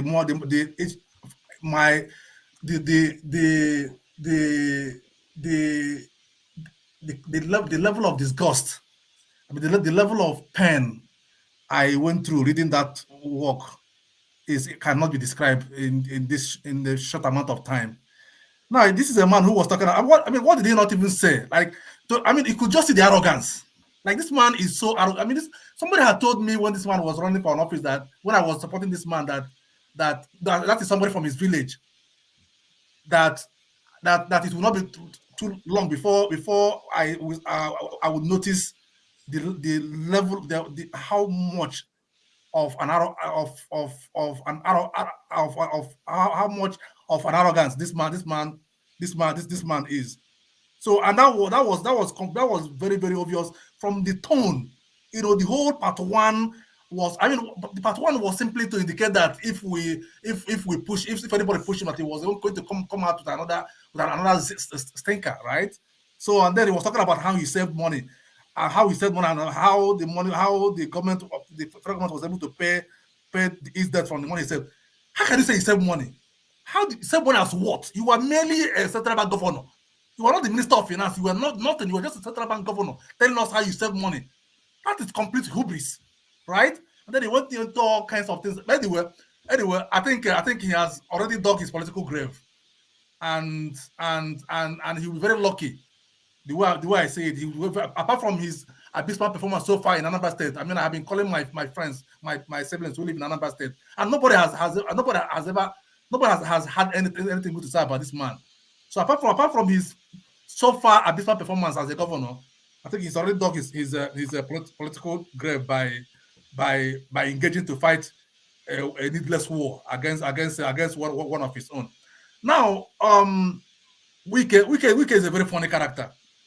I mean, and when I see Peter Obi going to Wike, and my stomach just my stomach tightens.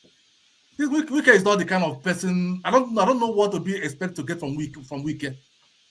I heard from the grapevine. I think it's been reported widely in the papers that Wike, that the reason PDP ticket was not zoned to the southeast was because of Wike's interest.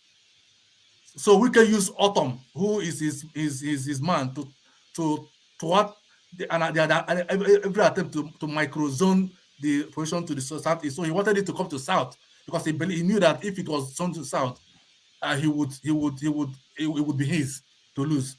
So that's why he never came to Ndibo. Rather, he went, and then it was thrown open, and then the rest here they say is history. I live in the River State. I lived in Port Harcourt. I lived in the River State for a long time. I'm not trying to be tribalistic here, but I lived in Port Harcourt alone. I've lived with the Queres. The Queres are not generally fond of the Igbos. But when you live in River State and you see a Quereman say Musoma. Musoma is a derogatory term that they use to describe the Igbos. That's when they want to dismiss Igbos. When you hear them say Musoma, that is born out of envy, out of hatred. So I don't see how Wike, and I don't see how Wike would. I don't see Wike at any point in time going to enable Peter Obi win River State. If Peter Obi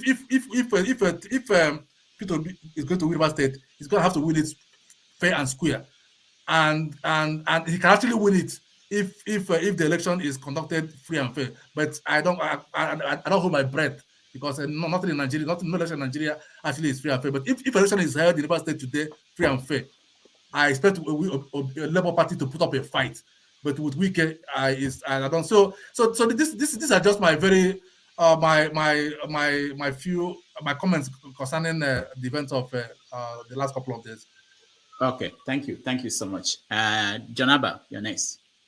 Yeah, Dr. Rudy, no, I've been away from all this talk about Tinubu and Soludo and Obi and so worry I've not had the opportunity. Thank you for giving me this opportunity. Let's start with Wike Weinberg. Wike is a spoiler. I love him. I love spoilers. I love Soludo. Soludo is a good man. He's a very intelligent man. When it comes to when it's not in your favor or people, or I'm talking about people's favor, then Soludo is not intelligent again. He's a dummy. He's a wicked man. He's a politician. I don't know why we're going to draw the contrast between being a politician and then playing to the hands of the elite in Nigeria. That is what they're supposed to do, is to demonize the base and bring out your own people. So the notion that Soludo comment on Peter Obi should not go there. Will the only Igbo people make Obi win election? So what about the northern state? There is no northern supporting Obi. This is politics, and that is the way you should left it. You should leave it, and then let us vote. We have choices about 18 to 19 candidates, and now we say, okay, the other ones doesn't matter because they are not front runner. If we are not supporting them, how can there be a front runner? If we talk about Soran, we sweep it. So no, it's not among the three front runners. It's not among the three front runners because we are not talking about them, because we are not promoting their own values. So we think this is an opportunity. There is a win on this person's on his side. The memento is on the side of Obi, so it has to be Obi. Well, we're gonna see it and it will play out. Some of you should get on medication like I do when you see that crowd that Tinubu pulling on the other side. So it's part of it. Once someone say on this platform, it says that if you believe that they pay them to come for the rally, you should also believe them that they will pay for him to win.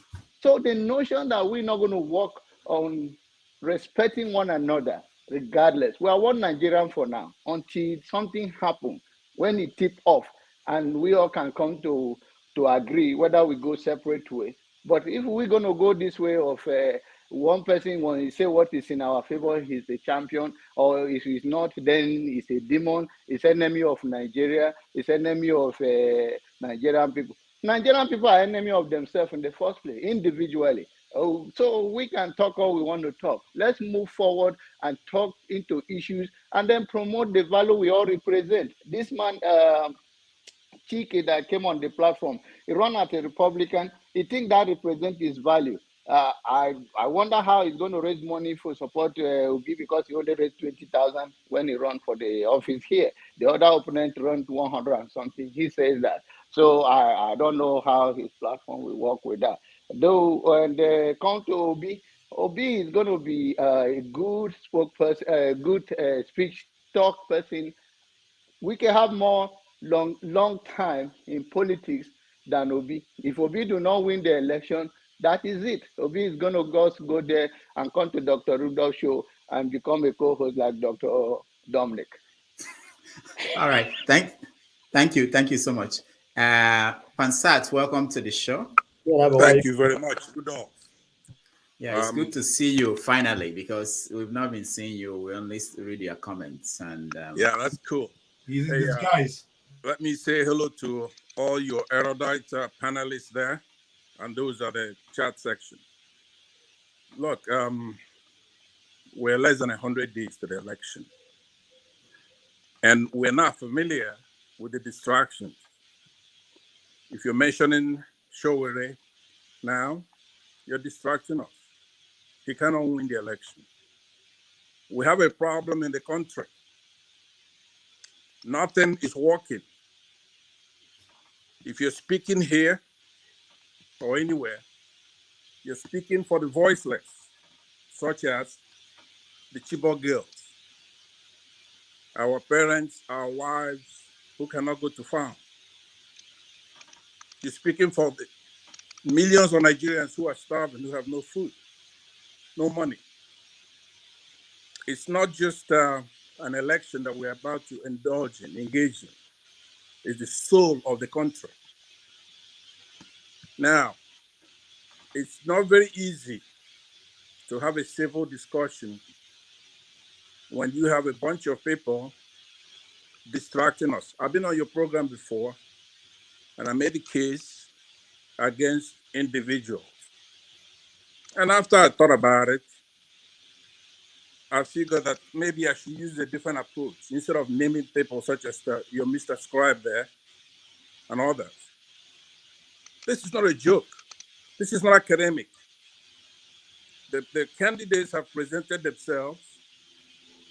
We've looked at their curricula vitae, their activities in the past, and what they plan to do in the future. And it's crystal clear that there's one candidate that we should vet someone if we need to, that we should support. This has nothing to do with tribe or lineage. So every time I listen to your show, I see all these distractions from people who should know better. Now, let me just tell you, normally when people are talking, there's one thing I'm looking for. Is that person talking out of ignorance, or do they know better and they choose to do the wrong thing, the evil thing? That's the definition of evil. You know better. Now, if you don't know, that's okay. We could then debate. Maybe you'll be talked into knowing the right thing to do, or you could convince me. But when you have all these educated Nigerians who live in foreign countries, such as myself, and you're talking nonsense, do you think Nigeria should be the way it is right now? The state is in? You really think so? We have a lot of people suffering, dying. So, no, I am urging you. You know, a lot of people have platforms, but Rudolph, you are an educated journalist, a celebrity. You're not like everybody else who's popping up a forum. So you can't just, try to be neutral. Tinubu, let me go to your topics here. Let me just run through them quickly. Tinubu, an elder statesman, is not well, he's sick. You know he cannot handle the enormity of the task required in that country. He can't. Not to talk about anything else. His health and his problems in the United States back in 1993 or so. Atiku is a resident of Dubai who's coming and running elections every 4 years. And we know his problems in the United States as well. So Peter Obi, we know, is a vetted, responsible person with the capacity and the competence to do the job. We should welcome people who come in here to criticize him or bring forth why he shouldn't be supported by us, people who are in diaspora and those who are in Nigeria who mean well for the country. So that's why I want you to elevate this thing. Stop featuring people who are here to distract and to play tribal politics. Because you are Rudolph Okonkwo, you're a journalist and a celebrity, somebody we all love and we respect. Now I saw you yesterday in somebody else's forum, a place that you don't belong. And saw how you getting mauled by some investor there. Please, I'm begging you again today, use this platform in accordance with your status. You're a journalist, educated journalist. Okay? All right. You want to make friends? You want to make friends? You make friends later, after the show. All right. I think you do not speak for all of us, even though you come and you think you are eloquent to push I want to challenge Pansa to a one-on-one. If you believe you hold on, guys. Yeah, Pansa, go head to head one day because we do that. Let me just also say it again now now I can feel how you guys feel when people mention your name. You feel like I have to say something. Okay. The point is that this is a public forum. It's called Have Your Say. If this is an interview session like what we do on Sundays, a guest comes here, I interview the guest and I ask questions. But this is an opportunity for people to say what they want to say. And we want to make sure that anybody can come here and say what they want to say. We're not going to shut down anybody because we don't like what they're saying. And we're not going to say that because we don't agree with you, you can't speak. We reach a lot of people, but the country is big. Tinubu today is out there campaigning, and people are there supporting him. It doesn't matter what we believe. What we hope to do with what we're doing here is simply to keep the conversation going. People will be educated. I learned something from people I disagree with. I learned something from people I agree with. So that's the purpose of what we're doing here. It's not about pushing one agenda, and it's not about making friends. It's not about that. It has nothing to do with that.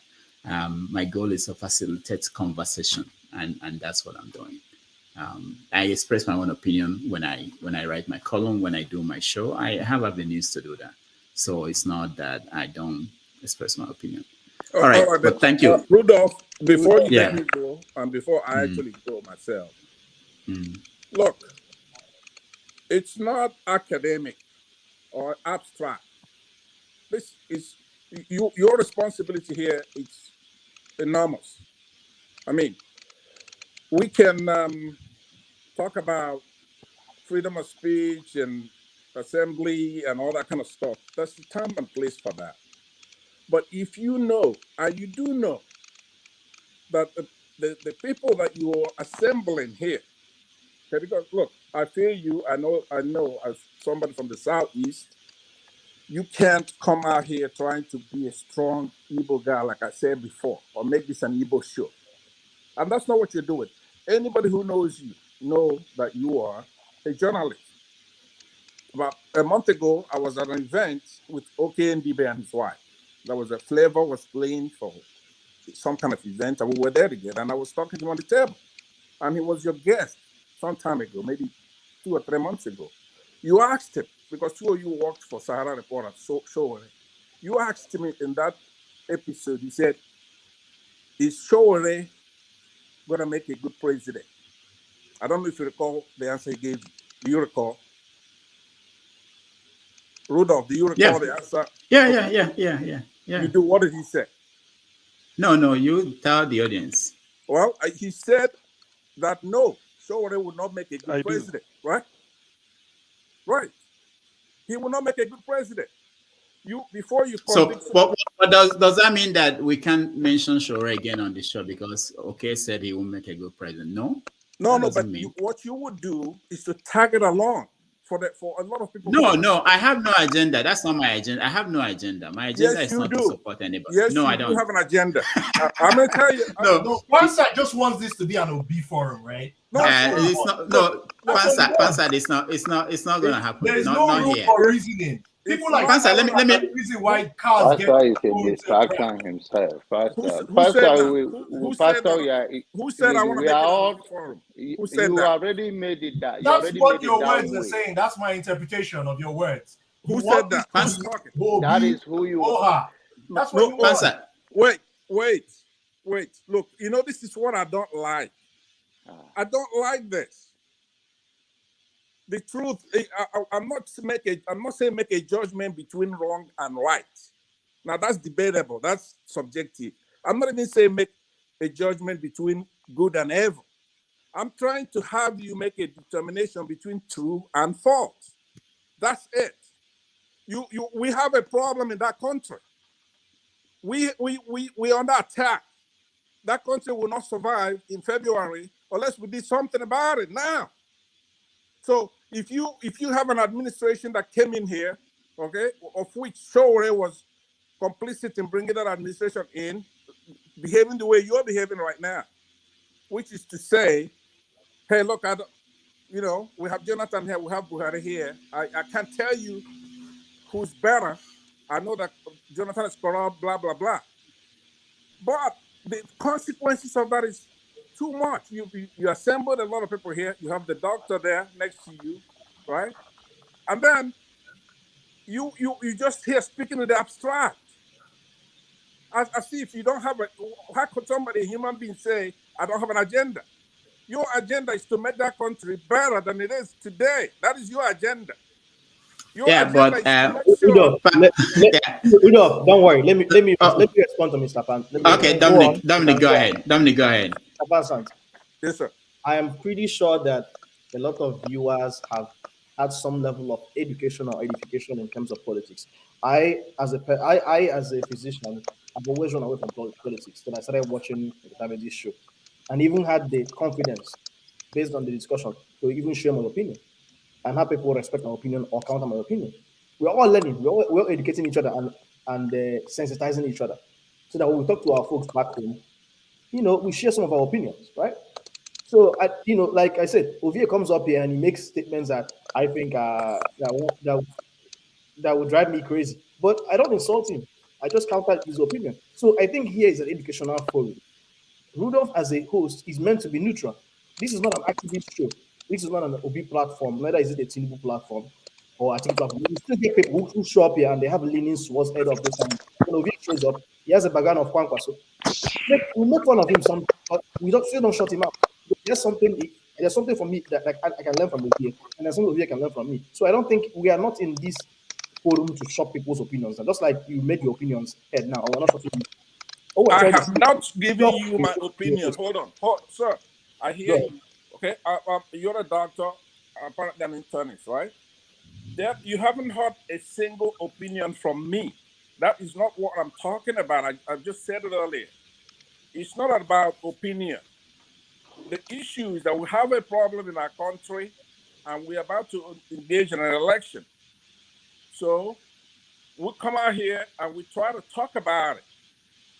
Right? You understand what I'm saying? I understand what you're saying, yes. Right. So when we are discussing that, one of the things that we have to bear in mind is that it's true and false situation. And for example, you yourself, you've laid a foundation. You're not a politician, you're a medical doctor of some sort. That's your foundation, just like Rudolph won't let anybody come up here without showing themselves on camera. But it's more important to lay your foundation. What is Ovie's foundation? Have you ever seen, say on CNN, you just have anybody come talking, psychoanalyzing a whole tribe, right? Because in order for you to make a statement about, say, the Igbos, I use the Igbos for example, right? You have to, when you're speaking anthropologically, you have to have done the research. You have to have some kind of background. You have to have something that's peer-reviewed. That is how you get to sit on a panel. Mr.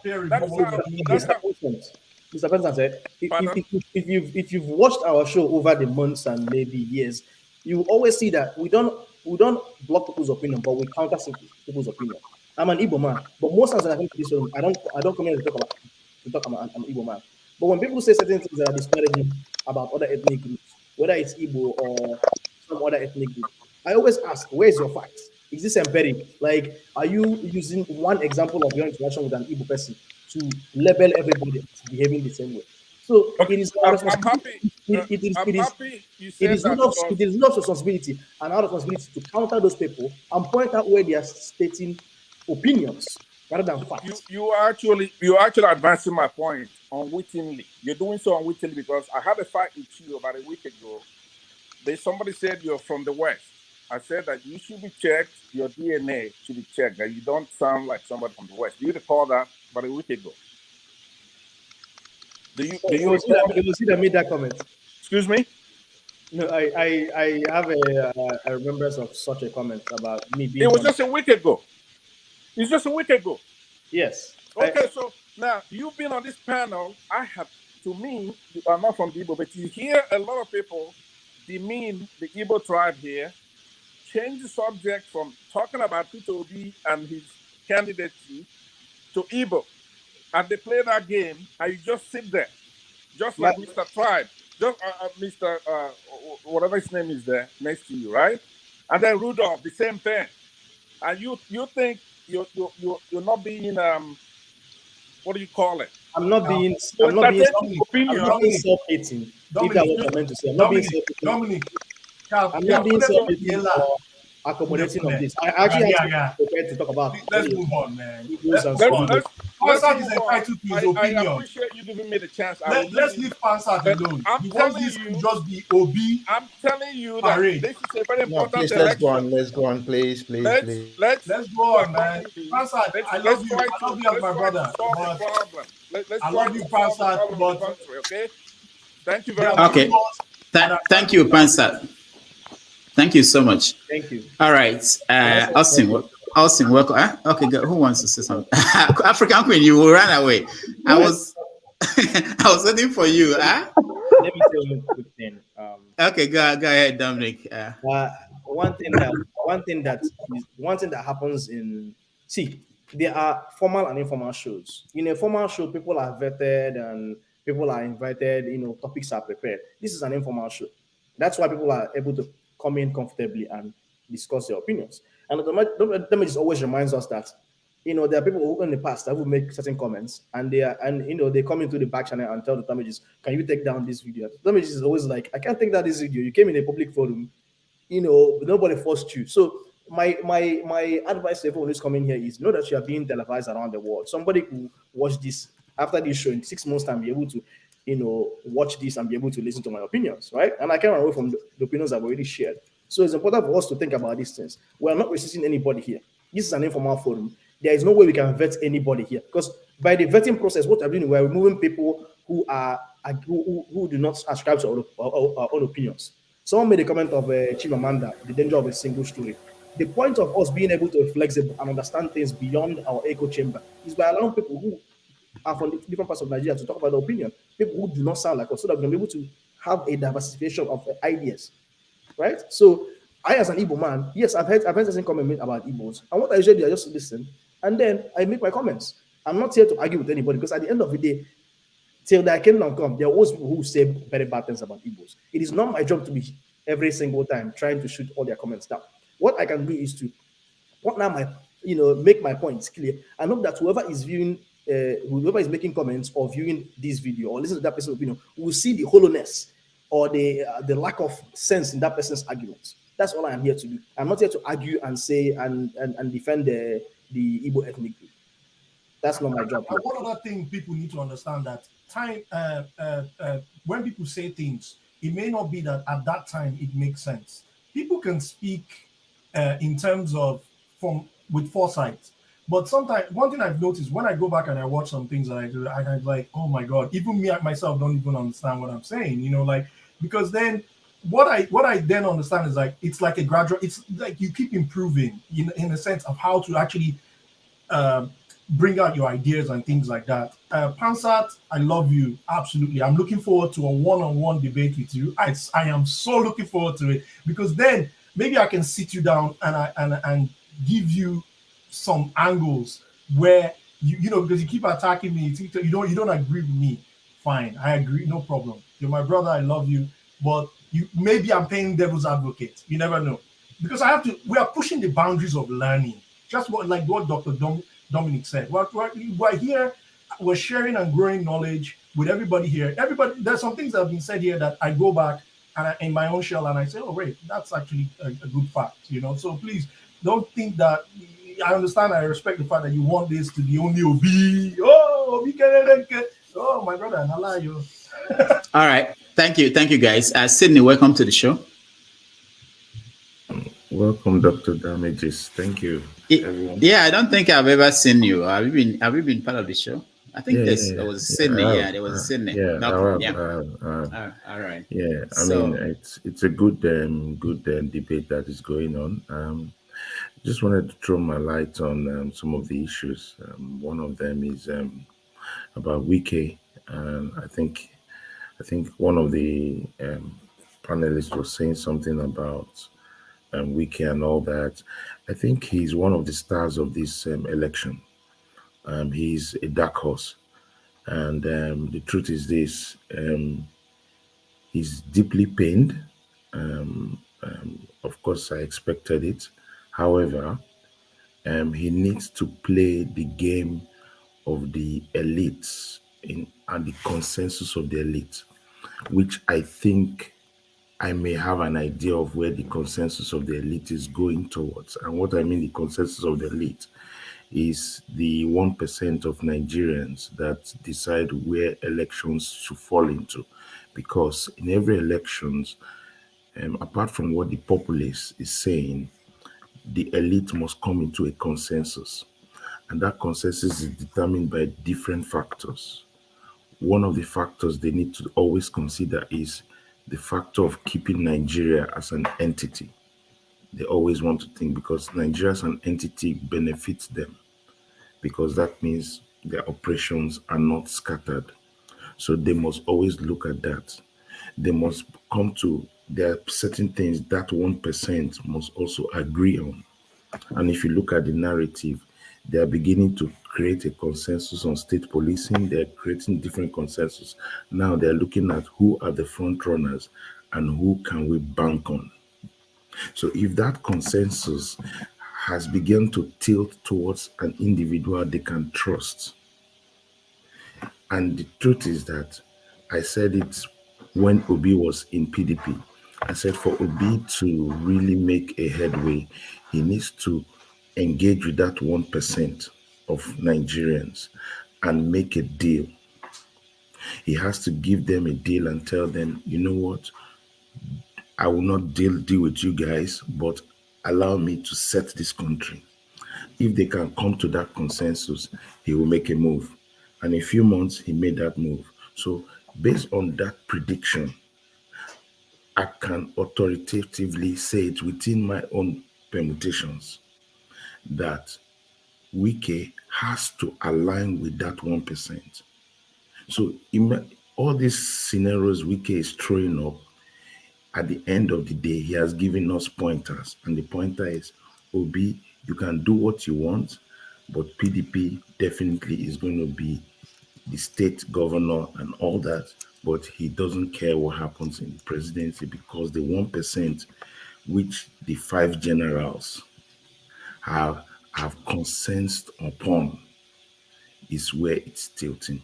So can you name the 5 generals? Sorry. Yeah, exactly. That's what I wanted to. How can you drop it on us like this? Who are the 5 generals? Can you name them if you are comfortable? We should be able to use our tongue and count our teeth. Wait, are you Nigerian? Are you Nigerian?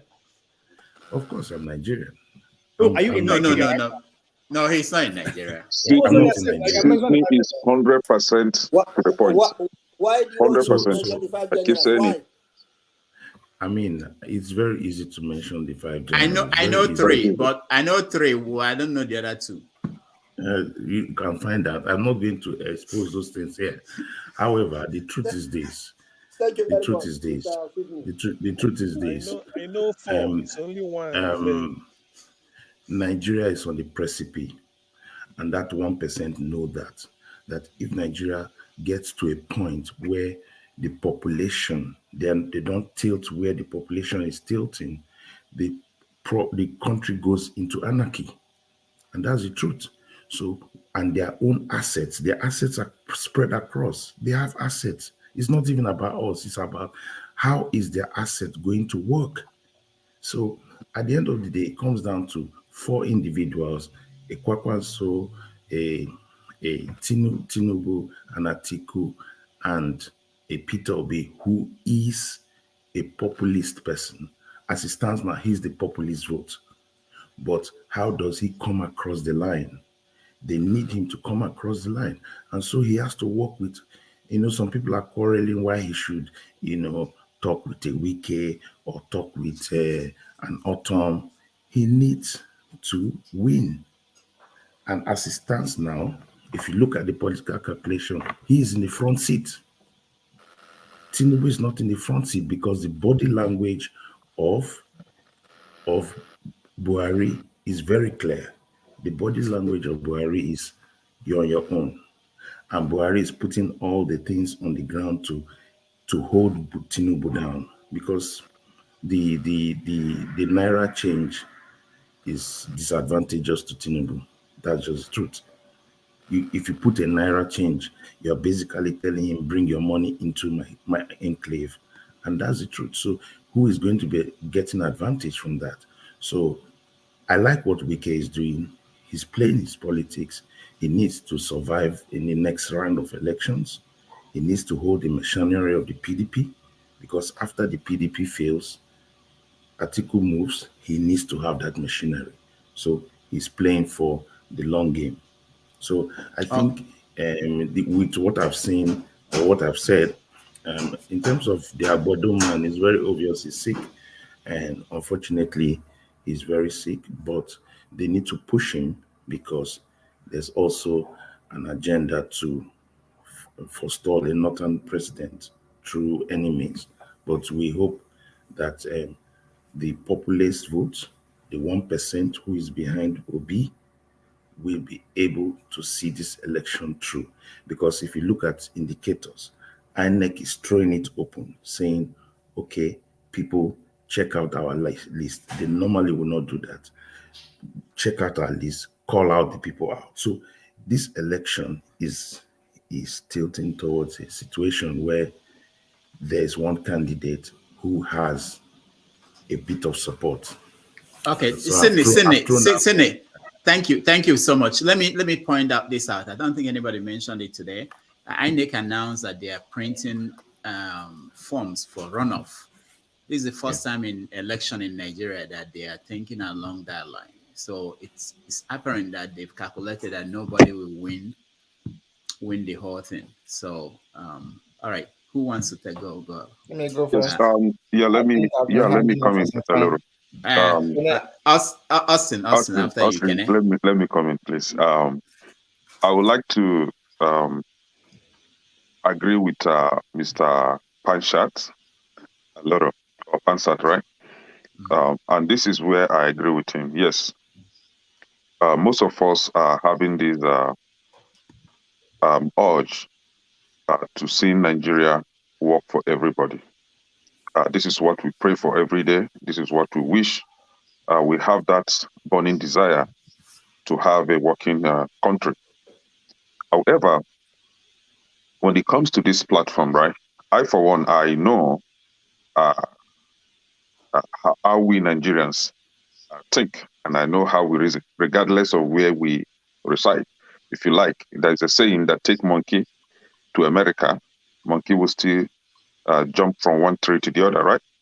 So with that in mind, when it comes to a conversation like this, I don't really carry it on my head. And this is what I mean by that.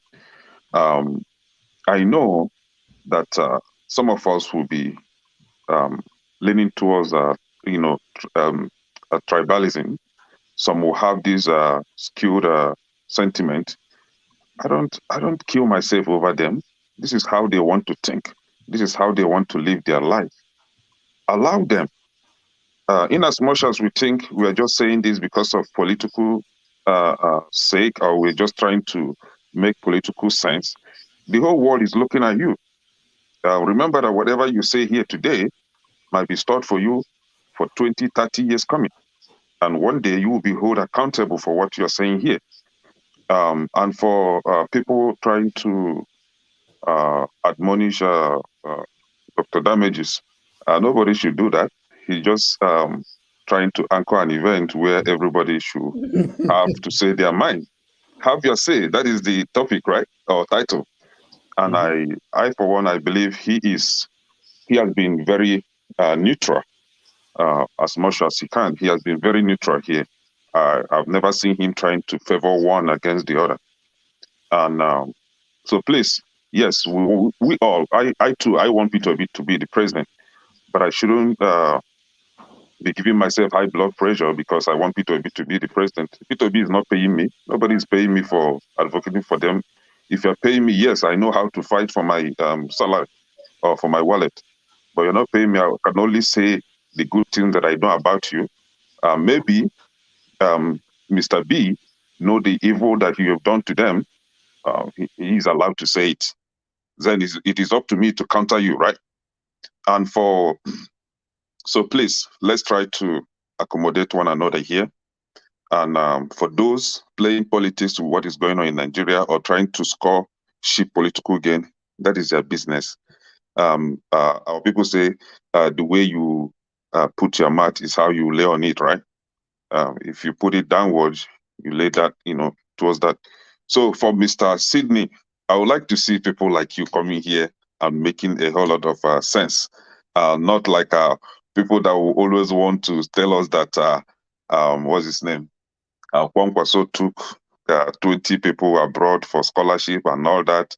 No, this politics is way beyond what you think. Look very well and see where the people are leaning towards. In short, I wouldn't even say it better than what Mr. Sidney have said already. He said my mind. I tried to communicate this, but maybe some people think I'm just obedient, and I don't have any concrete reason for saying it.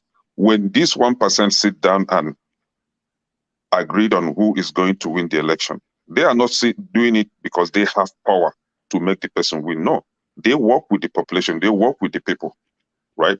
And the people have already rooting towards Obi, and this is where that 1% are rooting for. Whether you like it or not, we'll gather here after February again, and somebody like Mr. John Abba, you congratulate me. You congratulate me. I hope this forum is where we can share drinks and have merriment. That day I will share the drink for everybody to to rejoice with us. So, but yeah, and if it is what's his name, Showore that win, no problem. I will come to your house and eat what is his name, barbecue. But it's obvious. Let's stop doing the unnecessary Nanda, campaign. you mention my name. You mention my name. Wait. Augustine, your turn, and then African Queen. Okay, one thing I always want to say is Dr. Dominic will shut me down. I know that. He's not telling that. Rudo actually gave me. She texted me instructions, so I'm following his instructions. So, Dr. Dominic, I've been here. Nobody even knew that I'm here. Yeah, I've not said anything for exactly. Augustine has been chilling here ever since. Augustine, give us your opinion. So, I think one thing we should always try as a person is the issue of constructive criticisms. If you are being criticized for anything, sit down and look whether it is true. And I'll tell, that's why you see, I like Obi. If he makes a mistake, tell him that you did this thing wrong. He will introspect and say, okay, yes, it was wrong. Nobody knows it all. And that is why we should learn to shift grounds in case somebody gives a superior argument. Now, besides that, the next thing, maybe in the course of the show, people talked about some journalists in the mainstream media being corrupt. I remember somebody talked about Sheung. Whenever Obi goes to Channels TV or something, you see the way he gives the barrage of questions. A journalist is a journalist. If you are maybe in a political party, I will ask you a question as if I am not in that political party, so that I get what is inside. If I try to pet you or I give you a question, that is not the best thing. Same as if another journalist meets somebody from the PDP, he asks a question as if he's in the opposition. It's to bring out the best in you. So a case where a journalist asks a question very strictly to one person and not strictly to the next person, that's where you say, okay, this is not fair. So, but sometimes you don't be angry if they ask your candidate question. He's supposed to answer that question, and that's why he came. Then the next thing I also wanted to talk about was in the PDP. Really, I see them really moving down because the PDP did some crazy things to itself. They have this north and south. If the chairman is from the north, presidential candidate is from the south. Why I want to talk about the PDP is because the PDP jettisoned its own constitution. They had a president, they had a chairman from the north and brought a presidential candidate from the north. Then now, when it now came to Wike, I want to now dive towards Wike. Wike now said there should be fairness and justice for the chairman to go to the north. They said no. The constitution says that if somebody from the north is replaced, a caretaker committee must also select somebody from the north, and that is why I had a problem. So you jettison the constitution when it favors you and decide to want to obey it when it also favors you. That is not done. It is good for you to be free and fair. A case where you want to do something, do it for fairness and justice, because you don't see, I always tell my students this when I teach them, if corruption favors me, I am not happy. If corruption does not favor me, I am not happy. So we should try to be in the middle. I will now try to end one last thing. I really want to appreciate those guys, those bandmen for Wike, those guys who do the band. Those guys are extremely skillful. They know exactly when to enter and when to make you. It's as if they will be telling you, or you will cry and die. Nothing will happen. Those guys, I think, if I need to advise Wike, they need to double their salary because they are extremely skillful with the way they make you cry. So that is just what I wanted to say. And I hope that my Oga at the top, Oga Soludo, should try to weigh into his comments and also speak like an intellectual, which he is. He's very intelligent and I appreciate him. But he should try to look into it and see that he doesn't go out of the road thinking you want to kill somebody or fight somebody or stab somebody. Okay, thank you. African.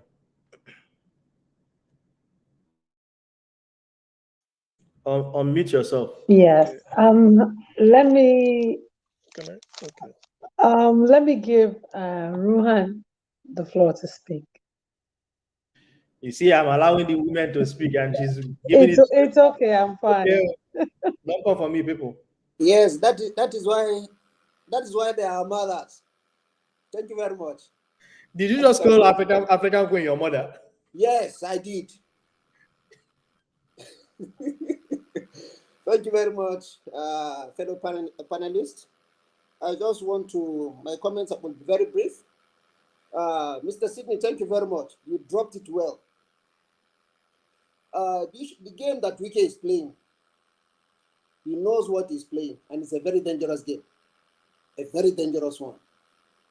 If they want to go align with him, it will be fine.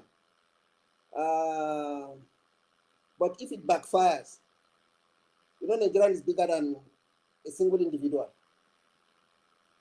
So we should just take note, because I like the way he's playing it, because it's playing it against the North.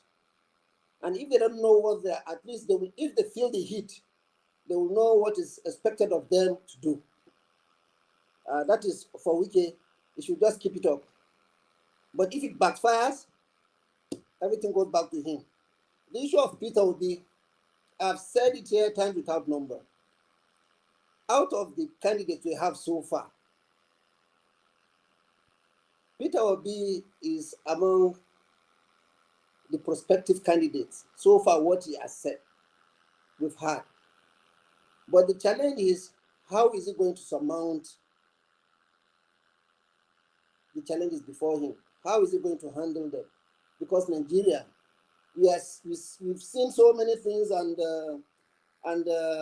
it doesn't turn out to be the way it is. When you're outside, you can say so many things, but the moment you get inside, it becomes a different ballgame. So, well, we hope that we make the right decision come 2023.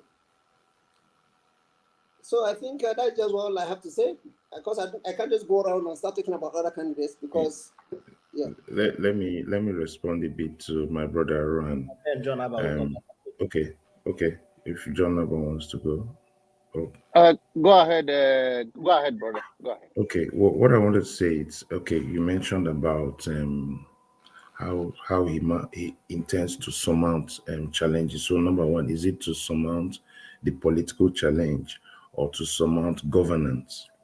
If it's to surmount governance, this is one of the elections that, if you look at it, Nigerians are discussing, like we're discussing on this forum. People are on Twitter pages, spaces, in the rooms, in homes. People are discussing the Nigerian problem. And for the first time, we're looking at a track record. And if we look at it without being biased, right, the two people with track record will be Tinubu and Obi. I won't really put Atiku, because Atiku has not really governed the state or had full hold of governance. So there's no way you can only put Atiku based on his business acumen and how he integrates. But if you look at two people who have governed and have a track record about their governance, it will be a Tinubu and an Obi. And so you begin to ask, how did they perform and how did they react? Wait, let me just land. How did they react to situations in governance? And I know that governance shifts. We are faced with existential threats in terms of security.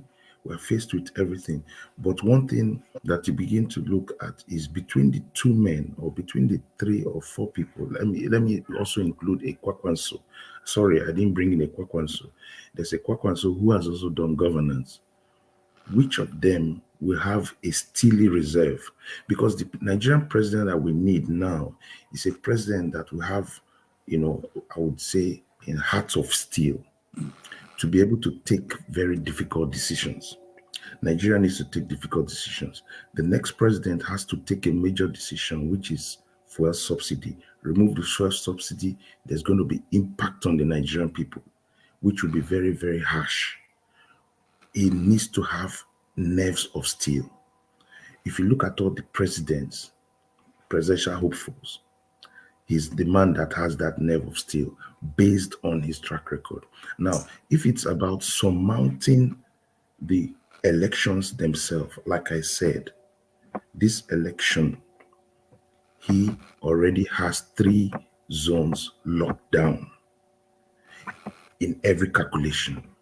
And that is why you see the media, everything is about Peter Obi, because he was not factored. Few, as of last year, nobody factored him. He became a factor. And so the onus is left on Atiku. Has run out of gas. Atiku is not in this election because he has a big problem in the South. And the Southeast is very clear. Wike is with the G5. It's very clear what's going on there.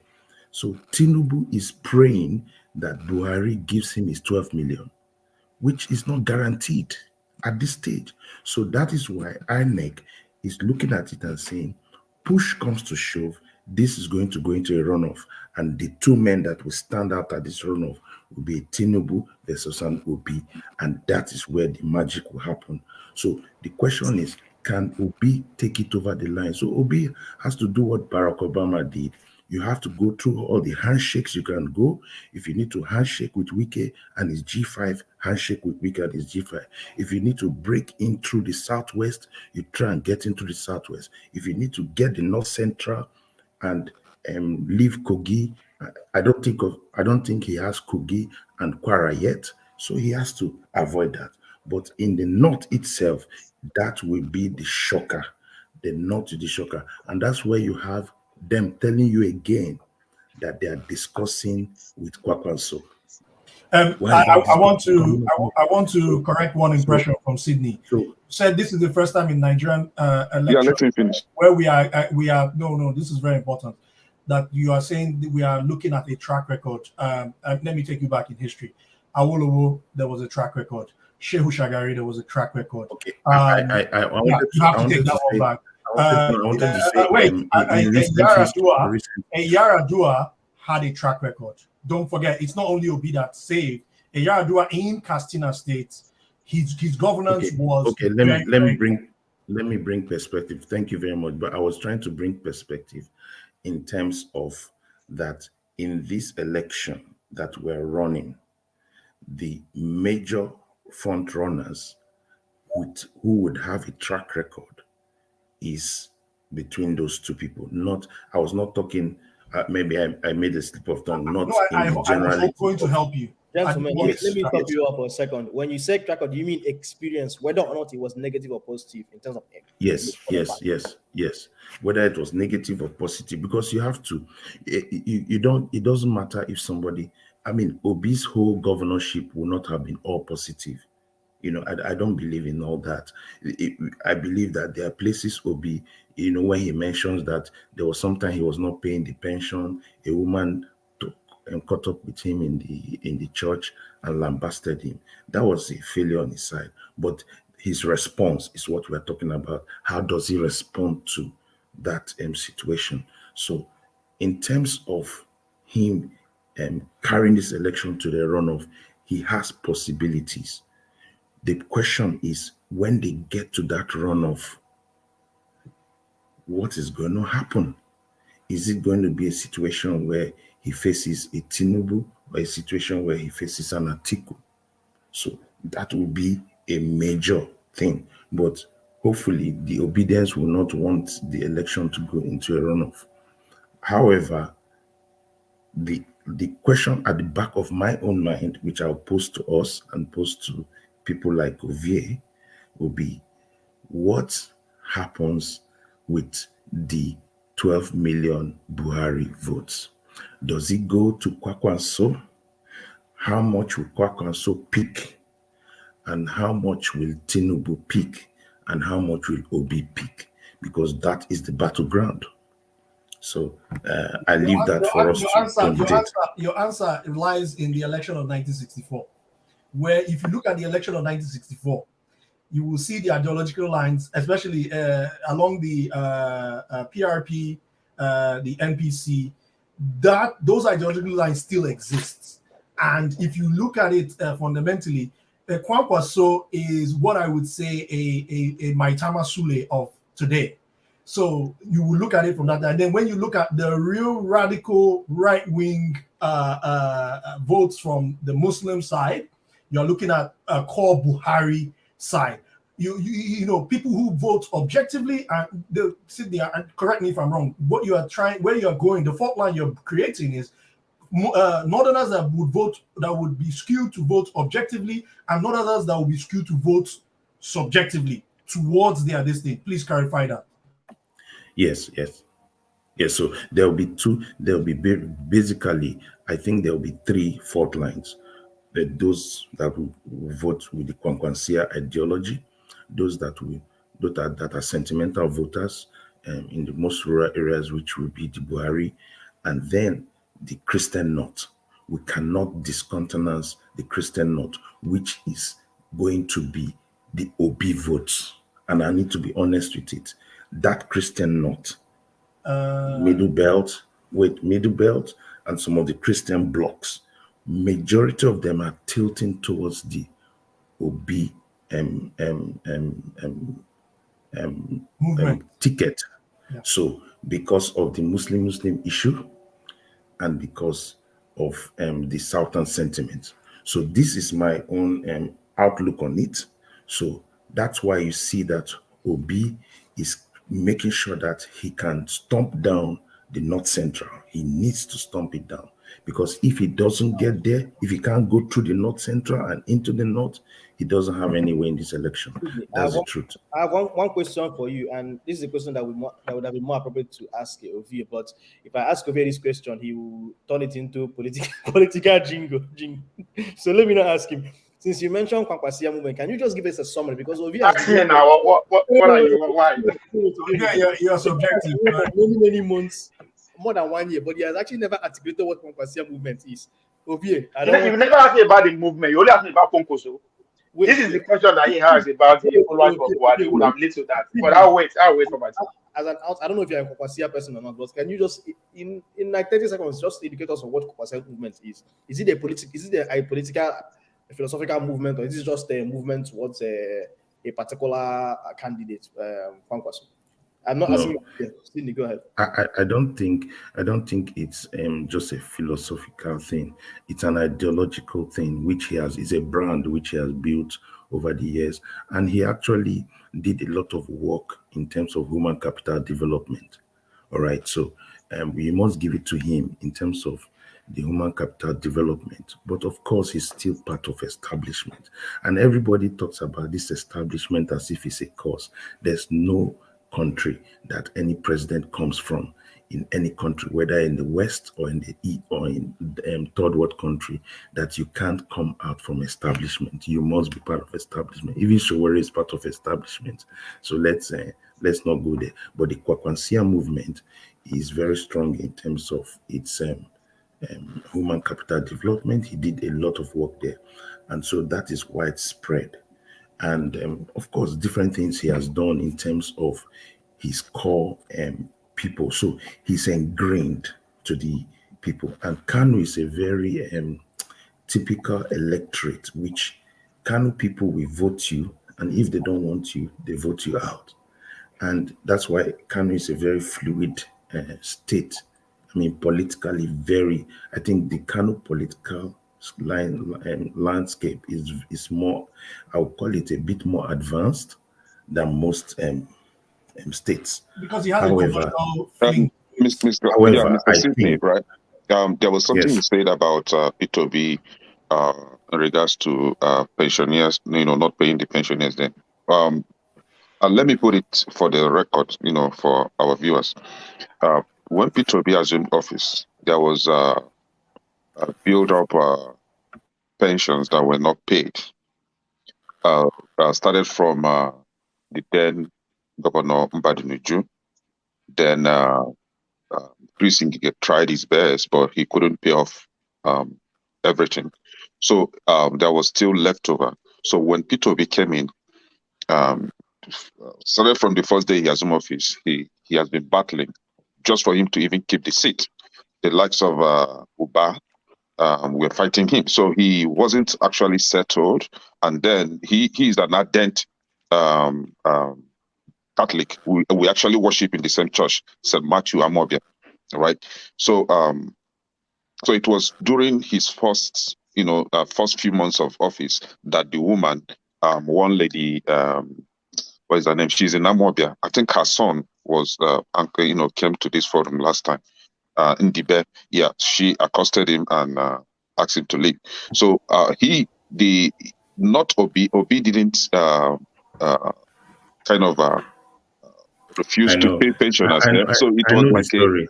a transferred debt Yeah, that he I has know to the pay. story. I'm not. Why I So I'm said just that trying to was, clear it up. So he was trying yeah. to pay off the debt that he met on ground, not the one he accrued. Yes, I know. Yeah. I know. I'm just saying that. I'm just saying. I just brought that story because sometimes we think that the obedience are just supporting him blindly, that he's Mr. Perfect. No, the truth is that there's no perfect person. But what we need is, at this point in the Nigerian state, who can take us, who can create foundations that we can build on. I think based on that, that's what Nigeria is looking for. If Tinubu was much younger, you can say, okay, he has a chance. Even if they had brought an Osibanjo, then it would have been a very difficult election for Obi. But the APC went the way they wanted to go, and that's fine. And PDP did not read the room enough to know, okay, let's move with the political class. Like I said, the 1% generals will sit down and they will analyze Nigeria and say what is in our best interest. And that thing that is in their best interest, they will look at it and then they go around it to condition it to themselves. So I that have a is what. question for you about this whole thing about generals and conditioning. Now, can you define what are those key things that would be if you're saying this now? What would be those key things that will be put on the table that will be of contention? Are they resources? Are they oil blocks? Are they, can you define those kind of things? And then can you speak to the fact that how do you think confidently that an OB would manage such things that are already pre-existed, given the fact Okay, that during his I'll give you the answer. given the fact that during his campaign, this oil theft thing just came up all of a sudden. Oil theft has been happening. Last record, the first person that ever the oil theft. You can trace oil theft down to the American who found oil in Nigeria before in Olobre. Yes. Yeah, remember there was an American that found he died in London. But can you speak to that and just kind of? I want to see how you look at that perspective. This is my view. Number one, Obi has put the crumbs already for us. He will not waste his time chasing after past things, especially number one, their oil blocks. He's not going to touch them. He's not going to allow. But what he's going to do, which I think he would do, is that moving forward, we need to make our policies correct. He's not going, because there's no place in the world where you don't have to deal with oligarchs. There's no place. You must come to that negotiating table and say, listen, Nigeria is 100%, you take 20, give me 80. Nigeria is 100%, or you take 30%, I need to work with 70 and I work effectively. Your 30 is good. Our 70 will keep the country. But if you want to correct you? Nigeria so, doesn't have oligarchs in that context. No, you're wrong. You're wrong. You're wrong, Brother Sugar. You're wrong. Let me explain. Nigeria has allow me to Go land. ahead. Go ahead. I know where he's going. He's going to monitor Russia. You're going to monitor Russia now. Wait, let me tell you why I disagree with you. No. Wait, let me land first. After you land, I'll tell you. I use that word oligarchs. I would say I used it and I used it loosely because I wanted to explain what I want to explain.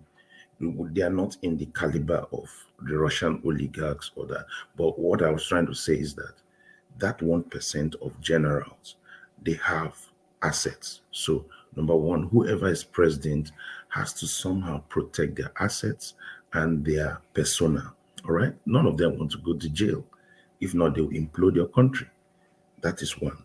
Two, so Obi has navigated that.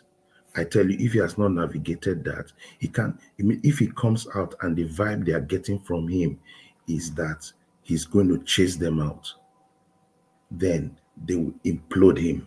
I can guarantee you that. And the vibes he has been given is, I will not leave my house and start chasing you guys, but I will ensure that the taps that normally will open up to everybody. You are revealing strong secrets. Sorry. Will be caught in. So that he has already put on the ground for them. So first of all, any strong men in nations, what their interest is protect our resource interest. So if he can do that. Number two, for the generals in Nigeria, Nigeria needs to be together, especially for the British, especially for the foreign entities. So who can create that entity to stay intact? And then also the people living here, even if they are poor, let them be having jobs so that they will be happy. Who can do that? So these people have come to that critical point and they are looking at it. For OBJ to be president, he was in jail during 1999. The man that was on the map to win was Ekweme with the PDP G34. But they realized that Ekweme was making some sound bites that gave them concerns. And one of the sound bites he was making was creating he brought the formula of 6 geopolitical zones, but he wanted to have 6 generals. So basically break up the provincial system. He wasn't looking at it. The He military region, but it was going to be a provincial system. Yes, with yes. premiers. At that time, the northern hegemony would not like that. So they truncate it immediately. The military brat would truncate it immediately. And then they quickly bring out Obasanjo. When he came out, the pressmen asked him, "Are you interested?" He said no. Overnight, Babangida and the guys pumped him money, brought him on the fore, and that's the president we need. They come to a consensus. During Yaradua, they bring Yaradua because Obasanjo is not comfortable with Atiku. He feels that these political boys will take over this whole place. No, let's put a Yaradua. Yaradua is part of the PDM, which is in the family of Atiku. Break him and bring the consensus. So at every time, these guys will sit down and bring a consensus. So they have realized that the people are with Obi. Can he deal with us? Yes, he has done it. He has fulfilled, he has assured them of some criteria. So how does it work? Obi never knew anything in the north. I need to be honest. Obi never knew anything in the north. Obasanjo had to go in there, talk with the Northern Elders Forum, and bring somebody in their fold to give his candidacy a picture. So if you look at the permutations, that's what is happening. Now the oil theft thing is I just feel is the federal government playing games with the Niger Delta. Unfortunately, I lived in the Niger Delta all my life. The Niger Delta playing games, Tompolo and the rest of the guys, they're just playing games. Those things are games, At the end of the day, if the right president comes, he can close those taps because even those bunkering also affects those generals. Those generals are affected by those bunkeries too. So the truth is this: for each of these people, they are ready to play game. Now, I'm not saying that Obi is the only person that is ready to play with the generals. Every other person is ready to play with generals. But in every country, even the monarchy of England, when they see where the people's passion is tilting, they try to go around it so that they don't be seen to go against, okay, people like T.Y. Danjuma. T.Y. Danjuma is the strong man of the Middle Belt. Where is he tilting? He must have a stay.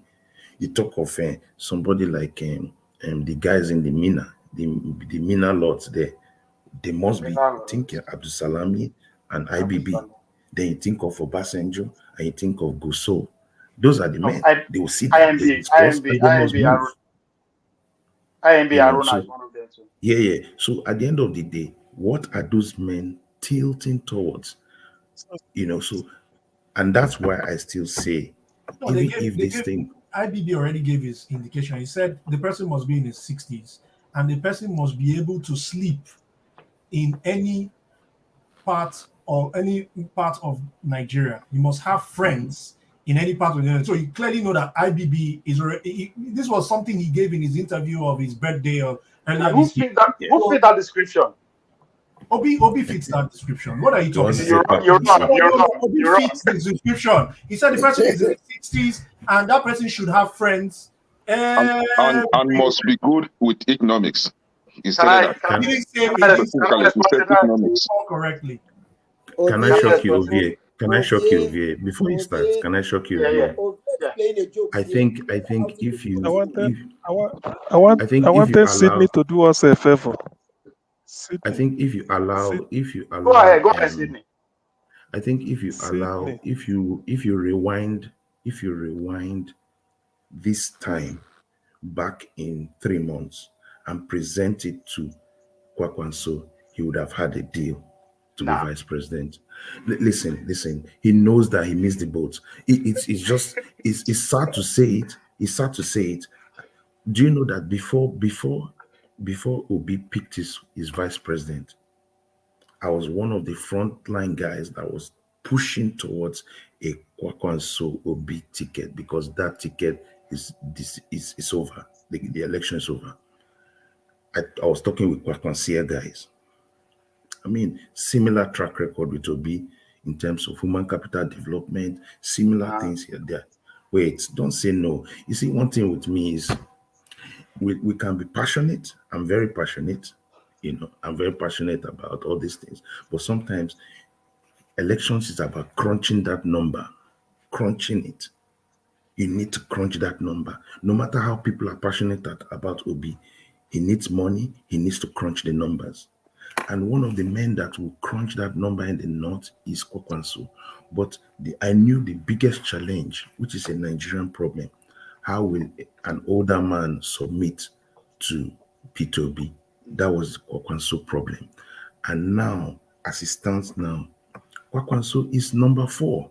He has to take it like that because of where he's from. If Kwakwanso was from the south, he will have a chance, but he's not from the south. And at this time in Nigeria's history, like I said, that 1% will always think about the unity of this country. And they know that there must be that north-south divide. They cannot play against it. I'm telling you the fact. Simple and short. Sydney, let me reset the conversation and then Ovie can jump in. So from all of what Sydney has said, I just want to make sure we carry along people who are not used to discussing politics. Pretty much what you've talked about, correct me if I'm wrong, you talked about the owners of what some people have termed the owners of Nigeria. And secondly, we talked about establishment politicians. I also want to reiterate that when political pundits talk about establishment politicians, they talk about people who still feel the need to build a major political party, people who still feel the need to, at some points, either directly or indirectly, still associate themselves with what we call owners of Nigeria, be it T.Y. Danjuma, IBB, maybe Obasanjo since he got released in 1999, became the president, Abdul Salami, and a couple of other people. I just want to set that background. You can continue with you. Yeah. Sorry, and Obi has at some point mingled with those people, whether it's in the past or now that currently in the LP, he still is having informal discussion with those people, which is why some people who are political idealists may not be comfortable with Obi and would rather go for someone who's inflexible like Shawara. Continue. Yeah, talking about the elite, owners of Nigeria, the oligarch, whatever name you want to give it. First, it's not just the military. The military are involved, especially the fact that they've been at the helm of affairs for long. They're talking about the military, the traditional rulers, the business magnates of that country. So it cut across every theater of the society. Now, let's focus on the military part, since that's what you brought up. You are talking about that, yes, maybe they have Obi's not going by how Obasanjo is going around with Obi and every other thing. But if you remember, when Obasanjo went to London with the Atiku or whatever, tried to, get patched and it didn't work, he came back, he went straight to Mina to see Babangida. When he was coming out of that meeting, the question they asked him, what's going on? His response was, I have a national agenda. Immediately, IMB Haruna, one of the generals too, came out and responded. He said, well, Obasanjo have a national agenda. We have election. Now, talking about going back to 3 months, if they present Konkoso, they show him this, the president will take it. That means you don't know Konkoso. It's like you start following Konkoso with the Konkosia movements. You have to go back to the days of Aminu Kano. What was his dream? What was his agenda? After Aminu Kano, there's a man called Abubakar Remi. Abubakar, when was his name? Aminu Kano, passed. It was now between Abubakar Remi and what's his name? The other guy from Jigawa. What's the former governor of Jigawa name again? Man, he was one of the founding founders of PDP. The PDP, what is his name? Somebody remind me. Yeah, so of Jigawa when? The former governor of Jigawa State. Remind me now, Rowan. What's the former governor of Jigawa State? Lamido. Sule Lamido. So if you remember, before Kano was split into two, to Jigawa, they called Jigawa. The struggle for those followers of Aminu Kano was between Abubakar Remi and the guy from Jigawa. It was actually due because of that. They split the state into two. You understand? Now, when they split the state into two, what is the journey of the guy from Jigawa? It basically told the toes of the elites. And if you look at today, his son is going for House of Rep, his son is going for governorship. That's when I'm arguing that people don't understand it. Not that's what I'm. They don't be follow. Yes, but you have not come to the numbers. How does Kwakwanso win this election? I'm going there. Somebody mentioned who are the follow-up of Buhari, those 12 point something that have been voting for Buhari from day one. Who are they going to vote for? You need to understand those followership. Nobody controls them. We call it, and again, we don't understand the meaning of Talaka. We'll go there later. Nobody controls them. If the elites are able to control those 12 million people, they will not be voting for Buhari year in, year out for close to a decade. How much Buhari get? Buhari is a poor man. Let's forget all these things. He doesn't know they give shishi. They know him. He's decent. And that is what they found in him. That was the agenda from Aminu Kano.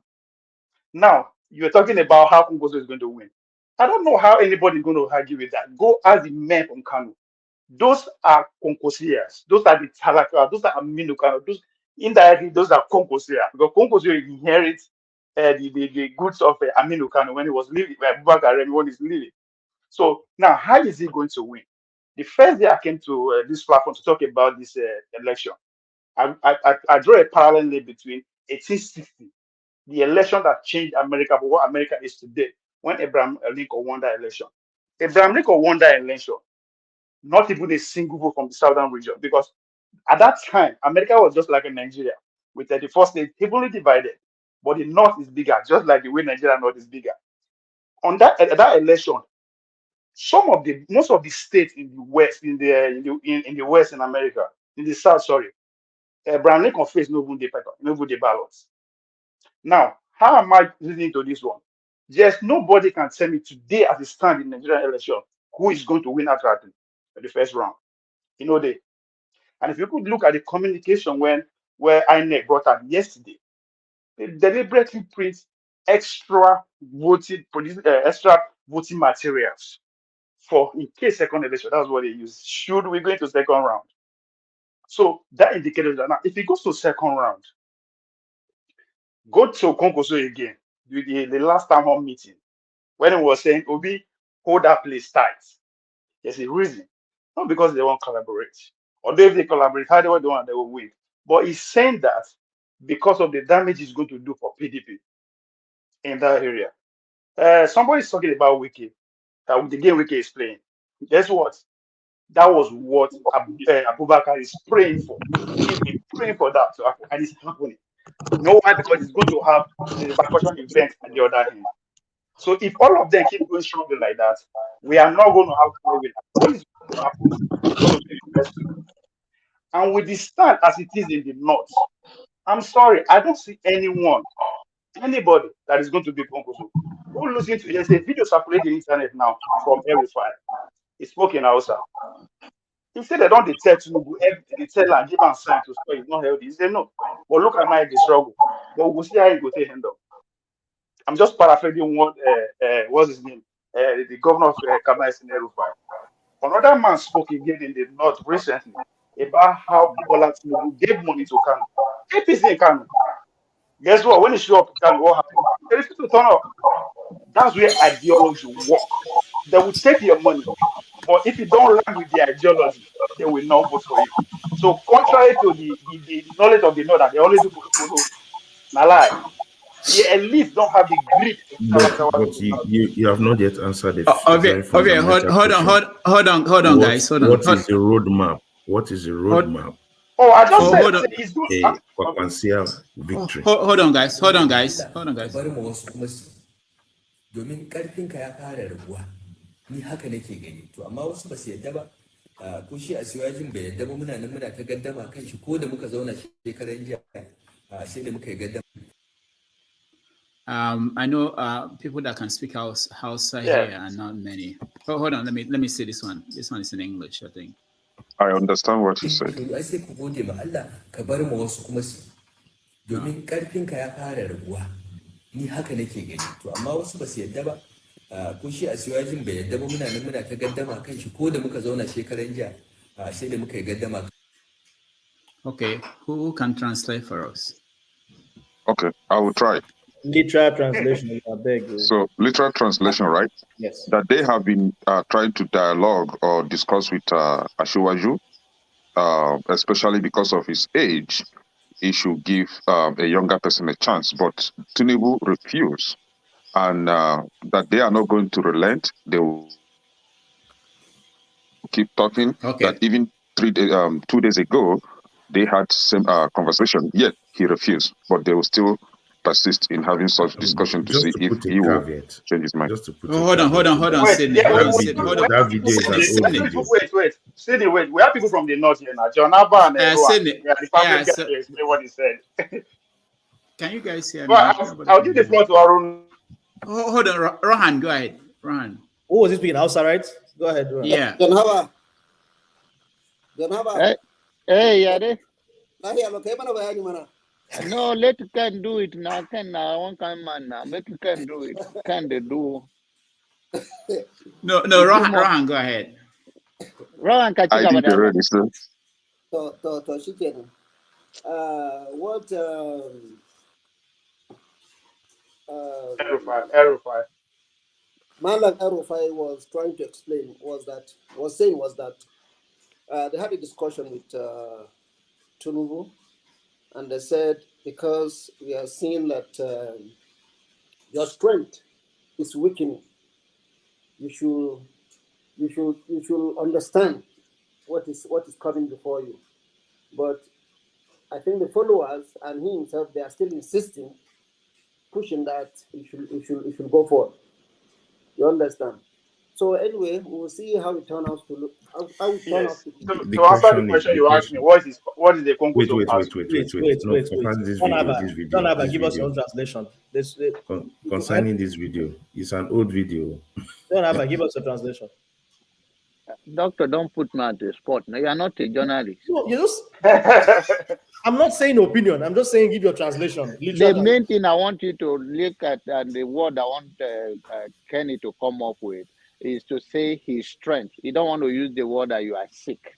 So Yes. that is a very good thing, and I love that. That is so political, and that's so respectful. We all, and me right now, very soon I will be wearing diaper. Yes, Sydney, let me answer your question. You are saying it's an old video. I Yes, can it's an answer old video. so Yes, Sydney, yes, it's an old video. But they've been giving Buhari's, Tinubu sign to actually nominate someone on him because they know from day one. Why do you think he responded the way he responded in Abeokuta? Why?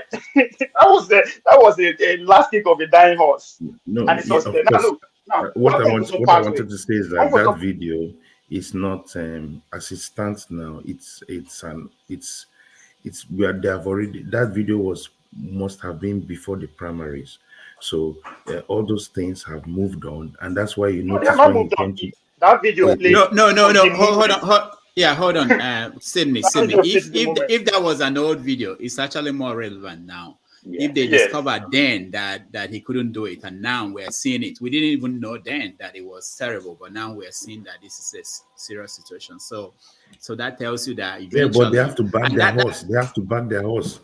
Yeah, of Well, course. I have to leave. I'm not cutting you off. I'm so sorry. I'm at work, but I love you so much, and Dr. Dominic and all of you, Queen of African Queen, and my brother Ken, my younger brother. We talked at length the other day.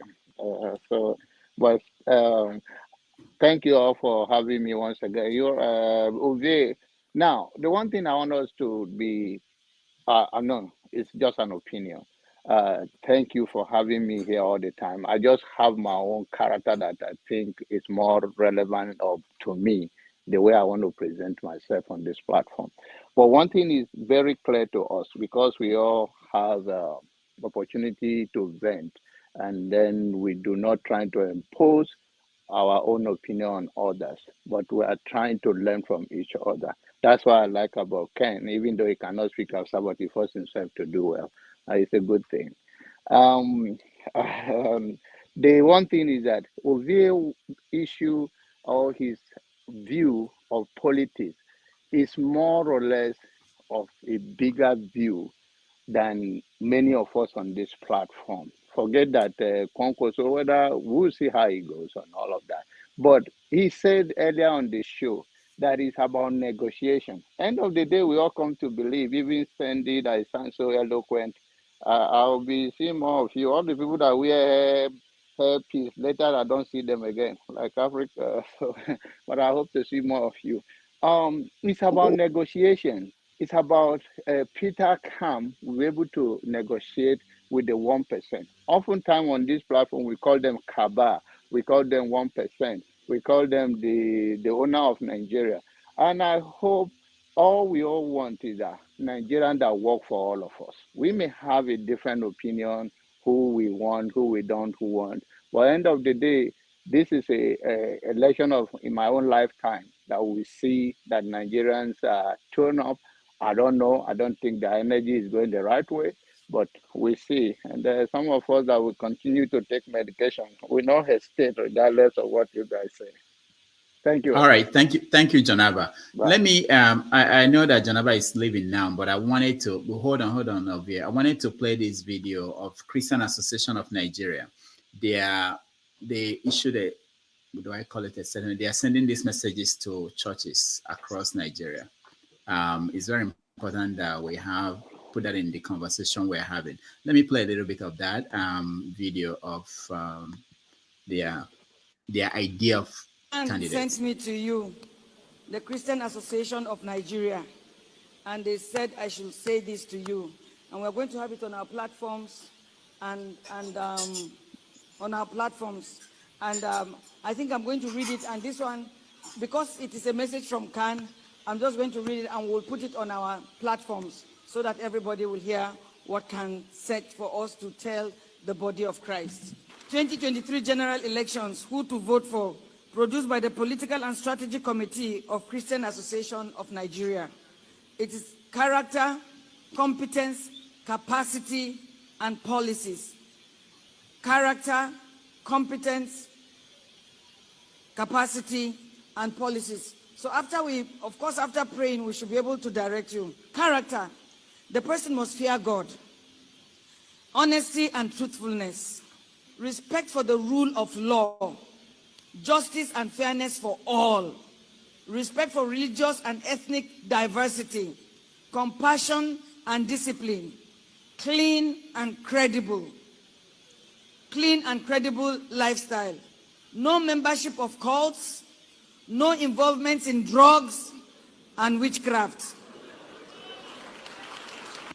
Now let me stop here. I was, when they were making the list of all these things, I was thinking, okay, they're actually going to end up with Shore. Then they said no witchcraft. I said, oh damn, that's where they lost him. But I was thinking that they were going for him, Let me say something regarding that. Submission of sitting about that. The question you should ask that, why that? A whole knot, why that? Who be that? You understand? Now this is where, when I was criticizing the Eastern space about being individualistic and together, this is where the advantage lies. When they send Obasanjo to go scout for Rodney Obi, everybody approach. Tell her no. You know why? Because they don't think individually, contrary to what you guys are saying. They don't. Yeah, they approach everybody pretty much from different parts and region. It was no. Why that? Again, the idea of that elite, that everybody, they don't follow the elite in the north. Now here now go say, okay, we'll let one small is that. It doesn't work like that.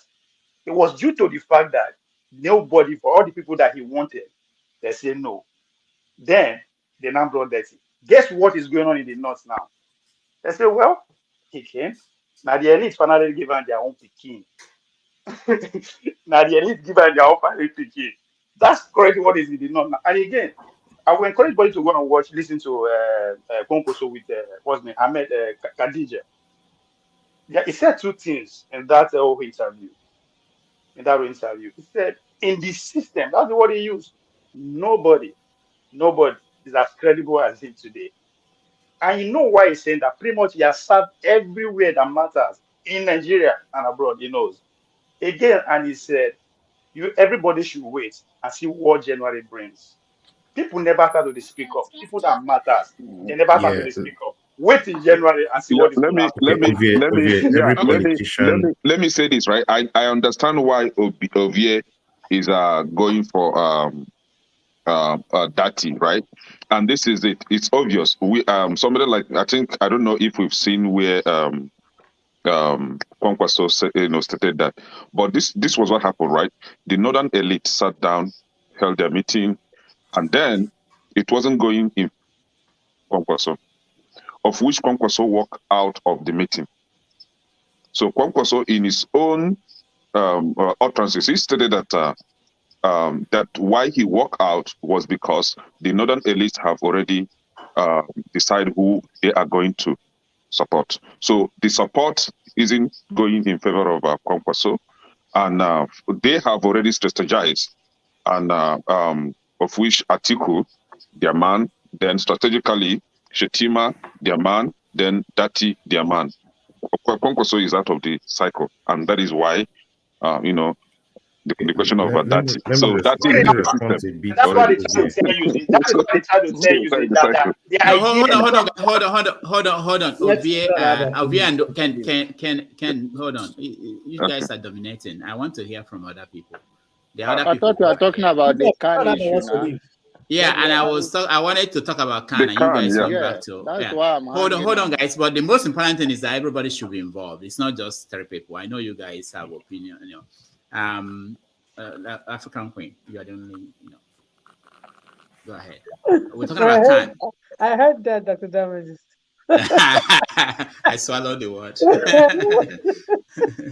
Okay. I was thinking that Ovia was going to talk about the kind video that he just played. And why was I was actually very interested in what he had to say because I heard them discussing this same issue on this other platform, on one man's, if I beg to mention, platform. And the thing was that that can endorse back, and the argument was going back and forth. Of which some people said that no, that's not really an endorsement. He came and they kind of told him the things generally. It was just very generalized, request. This is what we want for the country generally, not particularly for the Christendom.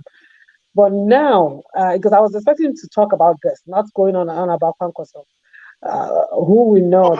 I'm sorry. Who we know that is I don't know. I love how you analyze things. Really, it throws in a very different perspective. Really, sometimes it could be a little bit off-putting, but it's okay. We learn. So, but the thing is, Concourse is not really where you actually want him to be in this race. No, he's actually he's a little bit above where I want him to be. I just want him to get the knot. Once you get the knot, the game is over. Okay. I agree. So let's talk about what Khan has sent out their message. And from what Khan has said, it's very explicit. We're not dealing with an article. We are not dealing with a Tinubu. We are not dealing with a Shore. And Kwankwaso is likely not the person. So it's obvious they're dealing with an MP. So that's what I gather from the message. Okay, at least I have a bit of insight to Khan. I have a bit of insight to Khan. Number one, that video came out. It came out just after the Muslim ticket, and then that's Sarah Omakwa. She's one of the GEOs. And the truth is this: normally in Nigeria, you have the PFN, Pentecostal Fellowship of Nigeria. You have the CAN, which is everybody, all right?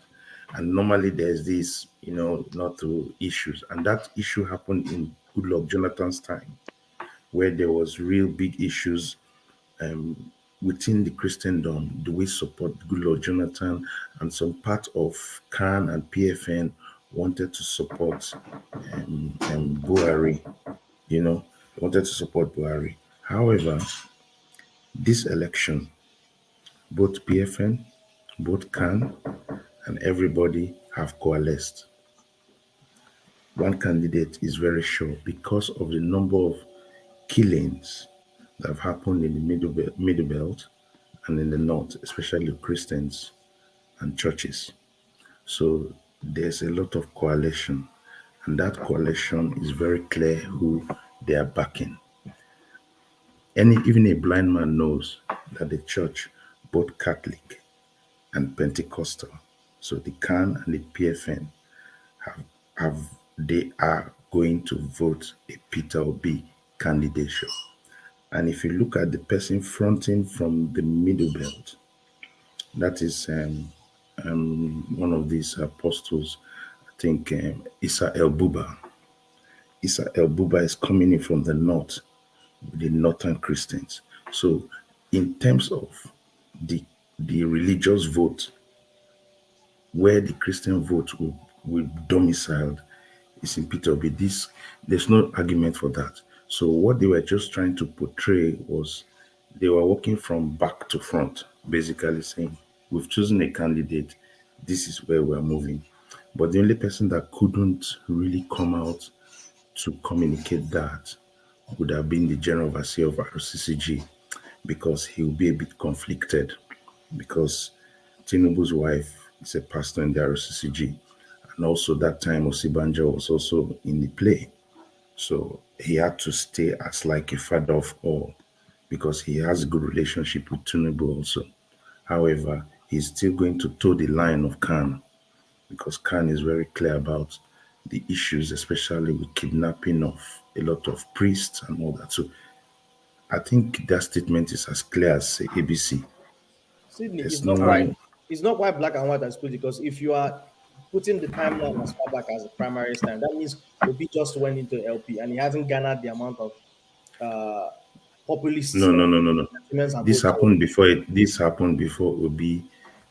There was that period Obi started moving to churches. So prior to that time, that's when this thing happened. It's a statement that has been there since that thing. I had emails of that a long time. Agree with your analysis. Sydney, I want to disagree with your point. Guys, I have to run. With one of your points that you said, the kidnapping, they are tilted towards the Christian alone. I have Christian families and I have Muslim family, and all we felt it. It's not just one angle, please. Thank you. I think I will agree with you briefly on that. Yeah. Sydney, you're welcome to come back to this show anytime. Thanks for your contribution. All right, Sydney, thank you. Adewale, welcome to the show.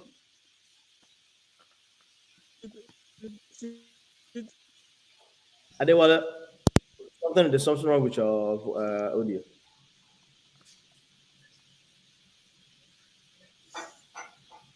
My God, that's why it's me. Adewale, can you unmute? Okay. Oh, I thought it's me. Adewale, remove the headphones then, because there's some issue. Can't hear you.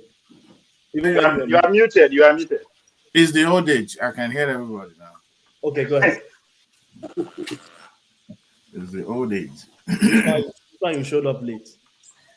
No, I mean, watching the show, it's that nobody wants to leave, so the entire house is occupied. So what can I do? They lock me out. Blame Obi. All right. Obi. All right. Obi Kwakozia. I don't jump everywhere. Obi is everywhere. He's everywhere, yeah. I've started my own channel. If you don't mind, Rudolph, make a tell to follow me. Yeah, All our politics is the name of it. All our politics is the name of the channel. So you can come and campaign for your candidates. I know go stop you. I know I don't do that. I'm an Edoma. For me to be somebody who goes out to me, I don't want anybody come here and use the whole time campaign for Obi or whatever. I don't care. I don't know any of them.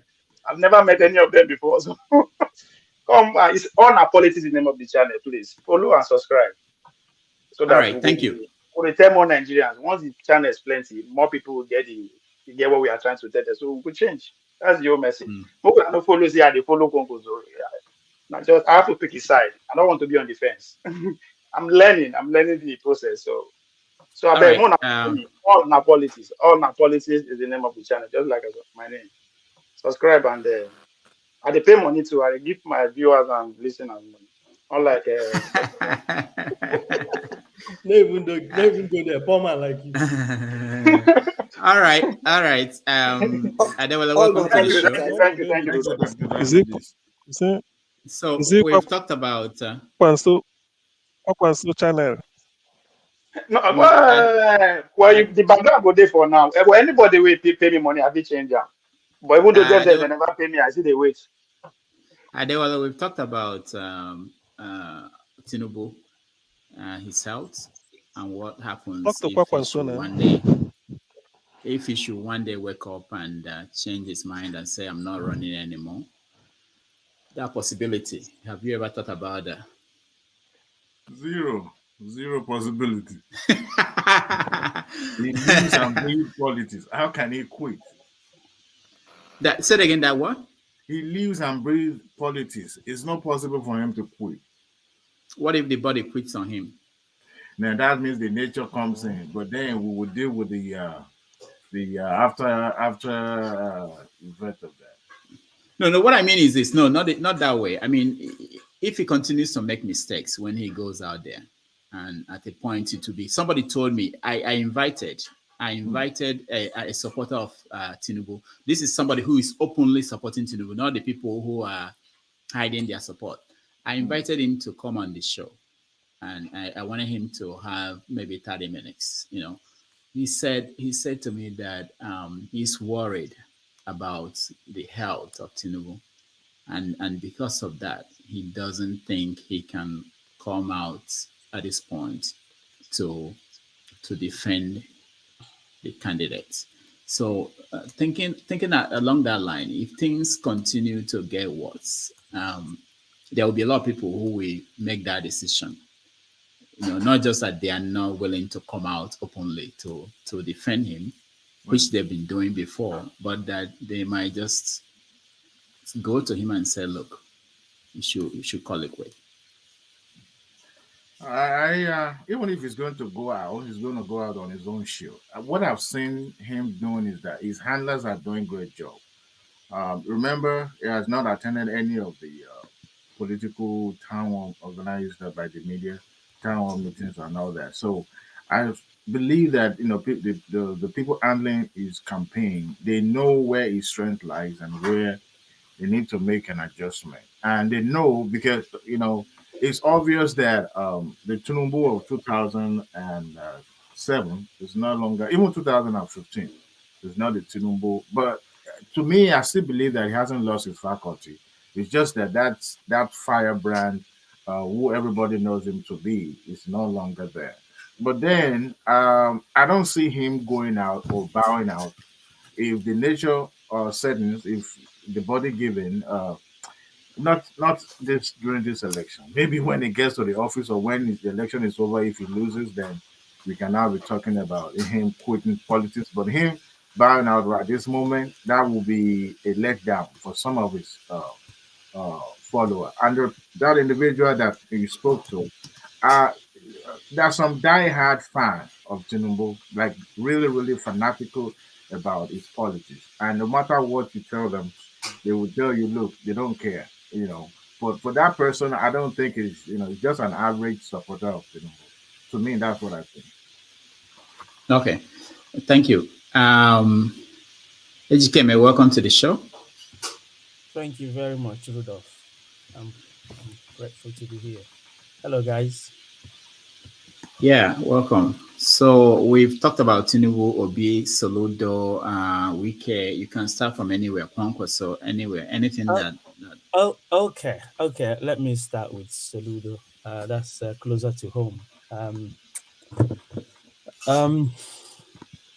My view of what happened is a bit of sour grapes. I have to dig in a little bit into history. If we remember 2010, Soludo then coming off as ex-governor of CBN, was coming with the federal might behind him, PDP. He's going to go and take the state for PDP. He's worked for PDP as CBN, and he thought that could just railroad him in. That didn't work. Obi won the second term, and that was a rude shock for Soludo then to find out that federal might couldn't push him into Anambra. Anambra is a different kettle of fish when it comes to politics in the East. So what he did, he tried to come in through ABGA in 2013 when Obi was finishing his tenure. But that was a little bit too late. He did not mend fences with Obi soon enough after the loss of 2010. He was probably too annoyed, but when he got around to coming to join ABGA, seeing that ABGA is the only vehicle by which you can win election in Anambra, it was too late. Obi had already anointed Obiano. Again, there's the CKC link with Obiano on the current, and Obiano worked for him in one of his banks. So there's been relationship with Obiano anyways, and Obiano was the anointed successor to Obi. So he had to wait another 8 years in ABGA. Laid low, was obedient to ABGA, was a party man, and then they gave him the ticket in 2021 that he came in this year, right? Now, okay, so with the force behind Obi now, I think what Soludo he's thinking, that's my own analysis, I could be way off. But my own thinking is that he's coming into a position where he thinks he should have finished his 8 years tenure, and the mood is right for an Igbo president, and he should have been the one if he came in 2010. That if the nation now is ready for an Igbo to become president, the way it looks like Obi is, gingering the nation behind him, that wow, it's his missed opportunity. It's like a kid throwing out his toy from his pram, like so he looks at his governorship position as beneath him, that he should have done and dusted with his governorship, made his mark, and ready for the presidency now. So he doesn't know whether to stick or twist. If he sticks with Obi, then his chance is gone. If he twists, he's muddling the waters and spoiling it for everyone. That's really where he's at. He doesn't know what to do. That's me about Soludo. But I think the best thing for him is settle down, do your job as a governor. It's a difficult task at this time with all the IPOB, ongoing non-men, all kind of fields that Obiano left behind. It's a mess that he needs to sort out, and going to throw mud at Obi that everyone sees as a star boy. I mean, Obiano himself also is a genius. Soludo is I can say he's a very brilliant man, and we see him as a presidential material as well. So that kind of squabble doesn't really all go well for anyone at all, including Obi. Obi could do without it, and Soludo himself as well could as well do without it, hunker down, do his job. I wonder where he gets the time with all the problem in that number to be writing this essay, part one. Part two, you haven't got time. You got problem in your hand, flawed everywhere, dirt at Onisha. You need to go and sort out all that problem before even raising your head to write any essay. You're not running against Obi. It's really a wrong priority, and if he doesn't do well, he's going to be blamed for it a lot more because of all this mess, The other thing I was looking at was the other discussion you were having about Kwokwanso. I heard from the grapevine that Kwokwanso was approached by Obi to be his VP. Of course, like Ovie said, the North, they think as a bloc. They don't think Kwokwanso can go and do his own thing without clearing with the North. And at that time, the North was like, no, we're not having it. We're not giving Obi any leg, to go and win the presidency. Obviously, their sentiment is not towards Obi. So he said no, and he was playing the beautiful bride. He's going to be the president instead of Obi. Then Obasanjo, came and threw his weight around, told the North, you're going to give me someone. If you don't give me someone, I'm going to pick a Northern Christian, and we're going to push it, play the religious card here. If you don't, so that's why, they had to get someone from Dati's family. Baba Ahmed is a prominent family, but not someone that is so prominent. Okay, we'll give you someone. That's how that happened, that he picked Dati. But again, Obi is happy with Dati. He wants a younger person. He said, even before Dati was picked, that he wants to lower the age of presidential material. So I think it's working well for Obi. In terms of Khan, again, Khan does not really control the Christian vote in the North.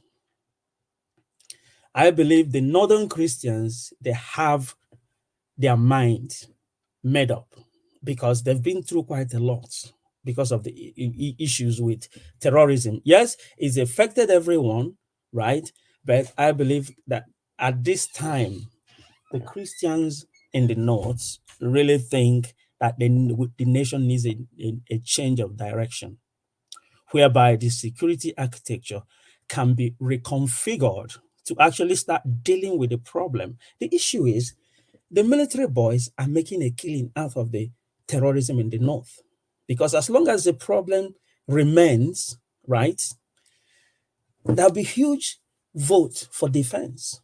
And that much of that money doesn't go towards buying equipment and training, if the money that we spent on defense in the past 5 years have actually gone into training people, equipping them, Boko Haram wouldn't be there. But if Boko Haram is there, then you can have the huge defense vote, and they're going to be lining their pockets. So the whole thing needs a huge overhaul in personnel, in training strategy. Actually go and procure their training from elsewhere.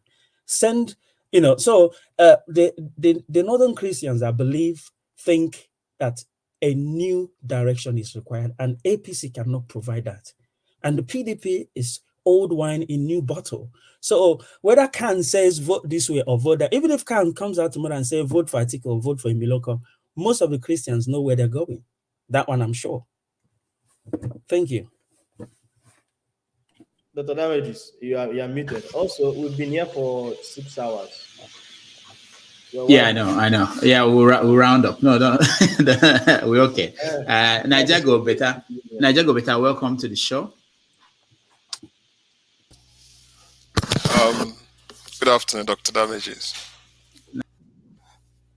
What happened? Did I kick Dr. Damages out? Don't worry, you come Go ahead. Okay. He will let himself back in.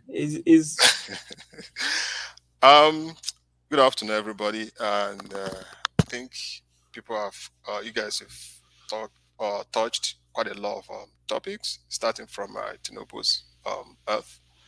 I think it's obvious to everybody, but like they used to say in those days, it's just like telling an hunchman that there's something at his back. It's an insulting, but that's what we see. The same thing applicable to Tinubu. Clearly, it's not healthy, but there's one thing, like, this is politics. This is democracy. And I don't know, some people might be offended if I say this. In politics, democracy doesn't produce the best in the society. Let me put it that way. It doesn't produce the best in the society.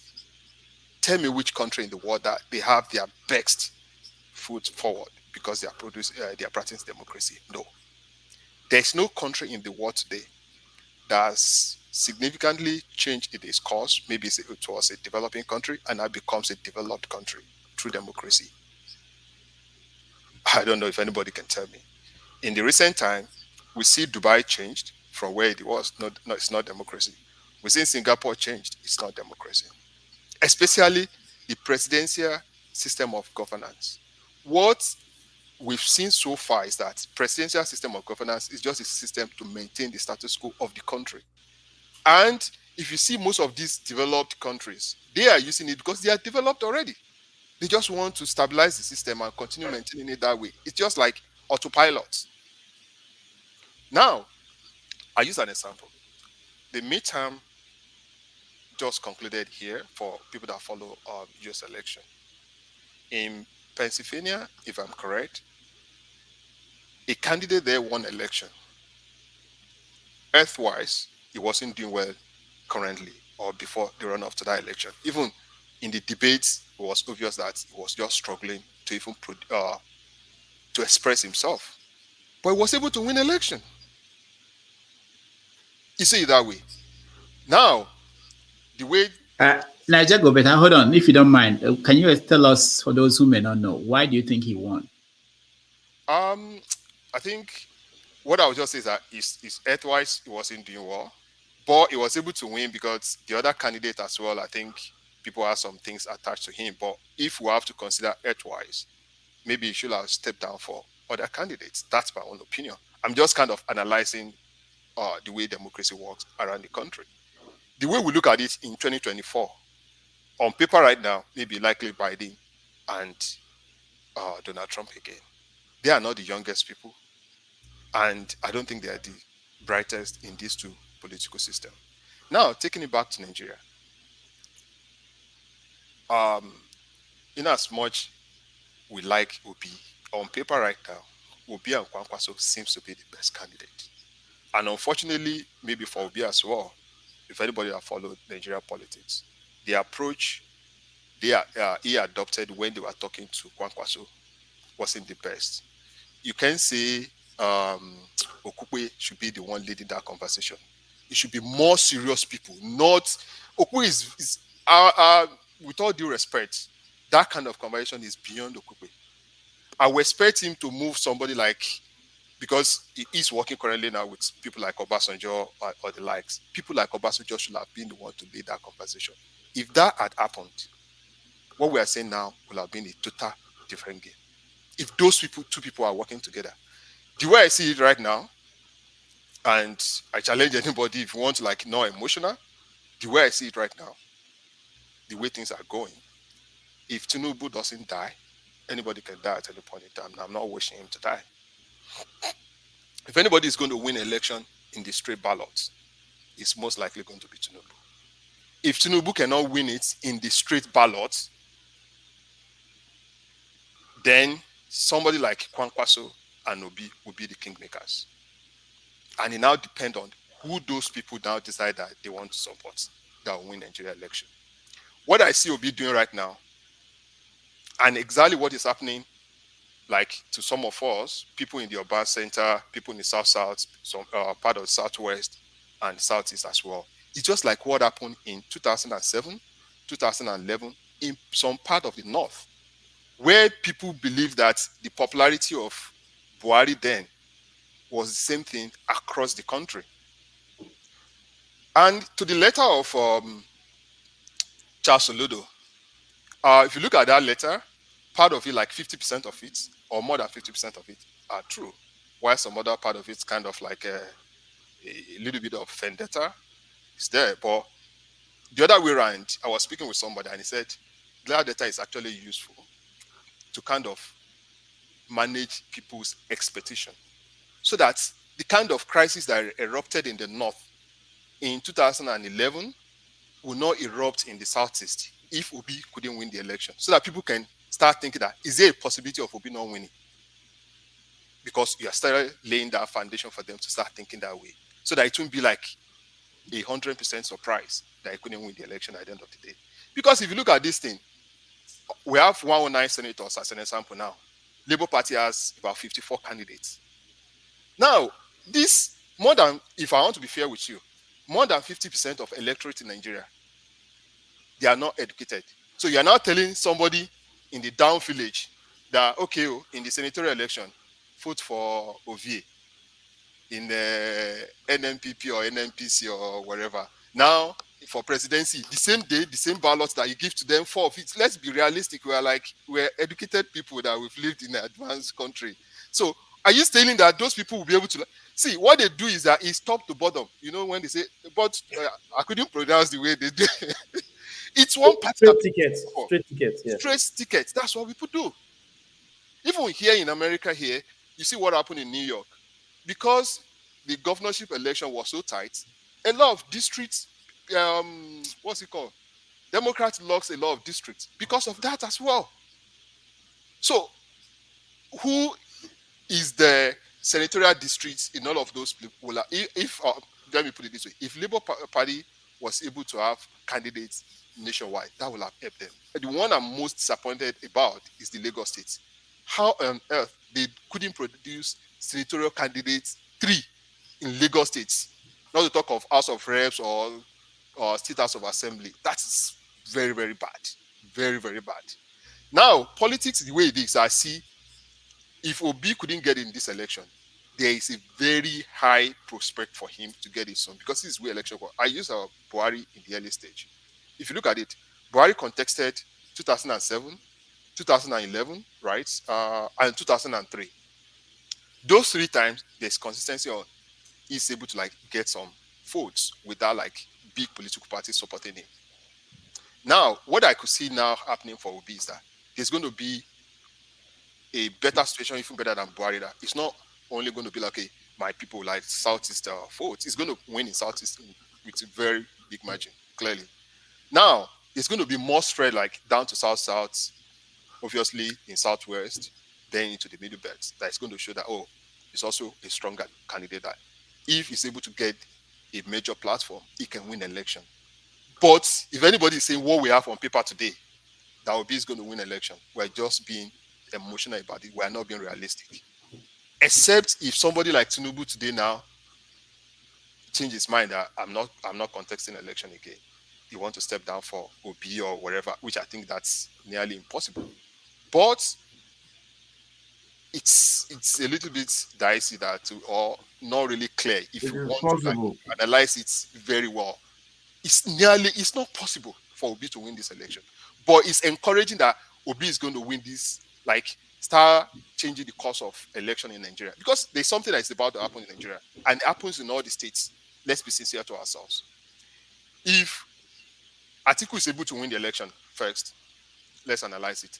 It shows that the next election, maybe after 8 years, another Northerner is going to come because it's already established that you need a political party needs a Northern candidate to win national election because they happen to be the majority in terms of votes. Now, that's going to be like what happened in most of the states in Nigeria. I'm from Oyo State in Nigeria. To become the governor of Oyo State, you have to come from the party because they have the population, which is unfortunate. Now it's going to be like, okay, major parties, they have to put a Northerner forward. Then Southerner has to be VP. That's what is likely going to be happening. If Obi is able to win election, it shows that the establishment, quote unquote, they are being weakened, just like what happened in Republican. If Tinubu is able to win election, it shows that religion doesn't really matter in Nigeria election. That means you can feed Christian, Muslim, in as much you can put the message out there, spend money and all of that. So I think Nigeria politics is interesting. Okay. Sometimes interesting. Okay. So. Interesting, Nigeria. I just wanted to correct one impression you gave. Hold on, CM and everyone. Just one. In New York, which is the state, my state, what happened there was more than just the governorship election was tight. They had redistricting of districts. So that was the major thing. If they didn't move things around, the Republicans wouldn't have gotten the four new seats that they won in Congress. So that was a major part, not just the tightening of the governorship race. Okay, go ahead. I'll come to you, Kolata, but let me hear Adewale. I will sue you. I will sue you. You didn't let me finish my statement. You now brought people in. I only commented about Tinubu. You didn't let me talk about Soludo and the rest of it. I will sue you. Okay. I'm sorry. This is the season people sue people now. I will sue everybody on this platform. All right, go ahead. Do you want to add something before I go to Kolata? My brother Nigel better. Well, I hope you get better, but I don't see that getting better anyway. He made some good point, but was wrong about somebody. He made mention about the people winning your state governorship. This man from Ogbomoso won the election, so that doesn't mean that you have to come from Ibadan. However, can I correct you there? Let me so that for record purpose. Somebody from Oyo State, just like he's saying, Jonathan was able to become president. What happened then? It was Ladoja was the governor. Okay. Akala was this VP from Ogbomoso, right? Okay. So when the crisis between Ladoja and Baba Adedibu started, right? And they have to just remove Ladoja by any means. Even Obasanjo also was there. And Obasanjo guaranteed Ladoja that I only guarantee you safe landing. That means they will not prosecute him. They will not kill him. That's what happened. That's what gave Akala a chance. In the history of Oyo State, if I'm correct, I'm not an historian, I think it's only Akala and maybe somebody from Ife from Osun State now. I think when it was part of Oyo State. Every other time, it's commonly Omowani Ejeko say it's our child. Somebody still broke the gist. Anyway, let's move on. Who's that? Akala still became the governor of Oyo State. Yeah, because he became governor because of the crisis between the establishment. But they voted for him, right? Okay, I agree with you with virtually what you said, except that one. Now, I want to talk about my uncle, Professor Soludo. The man disappointed me. I love Anambra so much. You see, not every grievance is being heard in the public. Silence sometimes is golden. I expect him being an incumbent governor, to at least, you've spoken to your brother like he claimed. Tell me that Yoruba politician, as of now, who is worth its salt, that will go to the public and castigate Tinubu? Tell me. Even in his own party, they all step down for him, except the Afeniferis and the rest of them and all that. But then any active politician right now.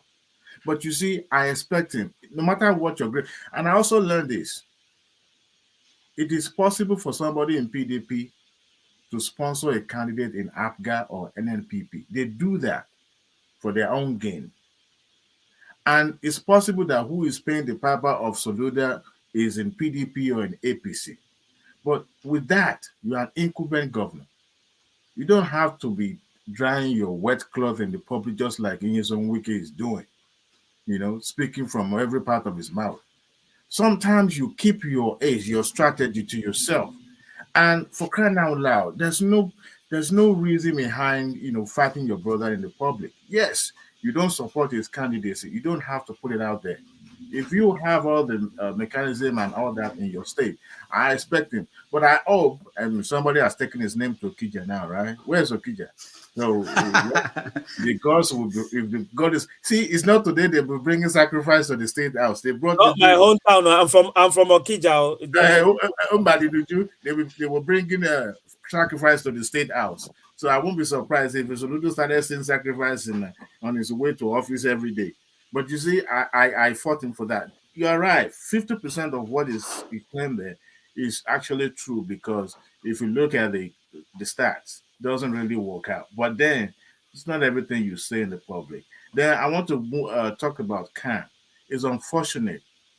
Tribal religion has become the order of the day when it comes to Nigerian politics. And that is what is destroying us deeply, deeply.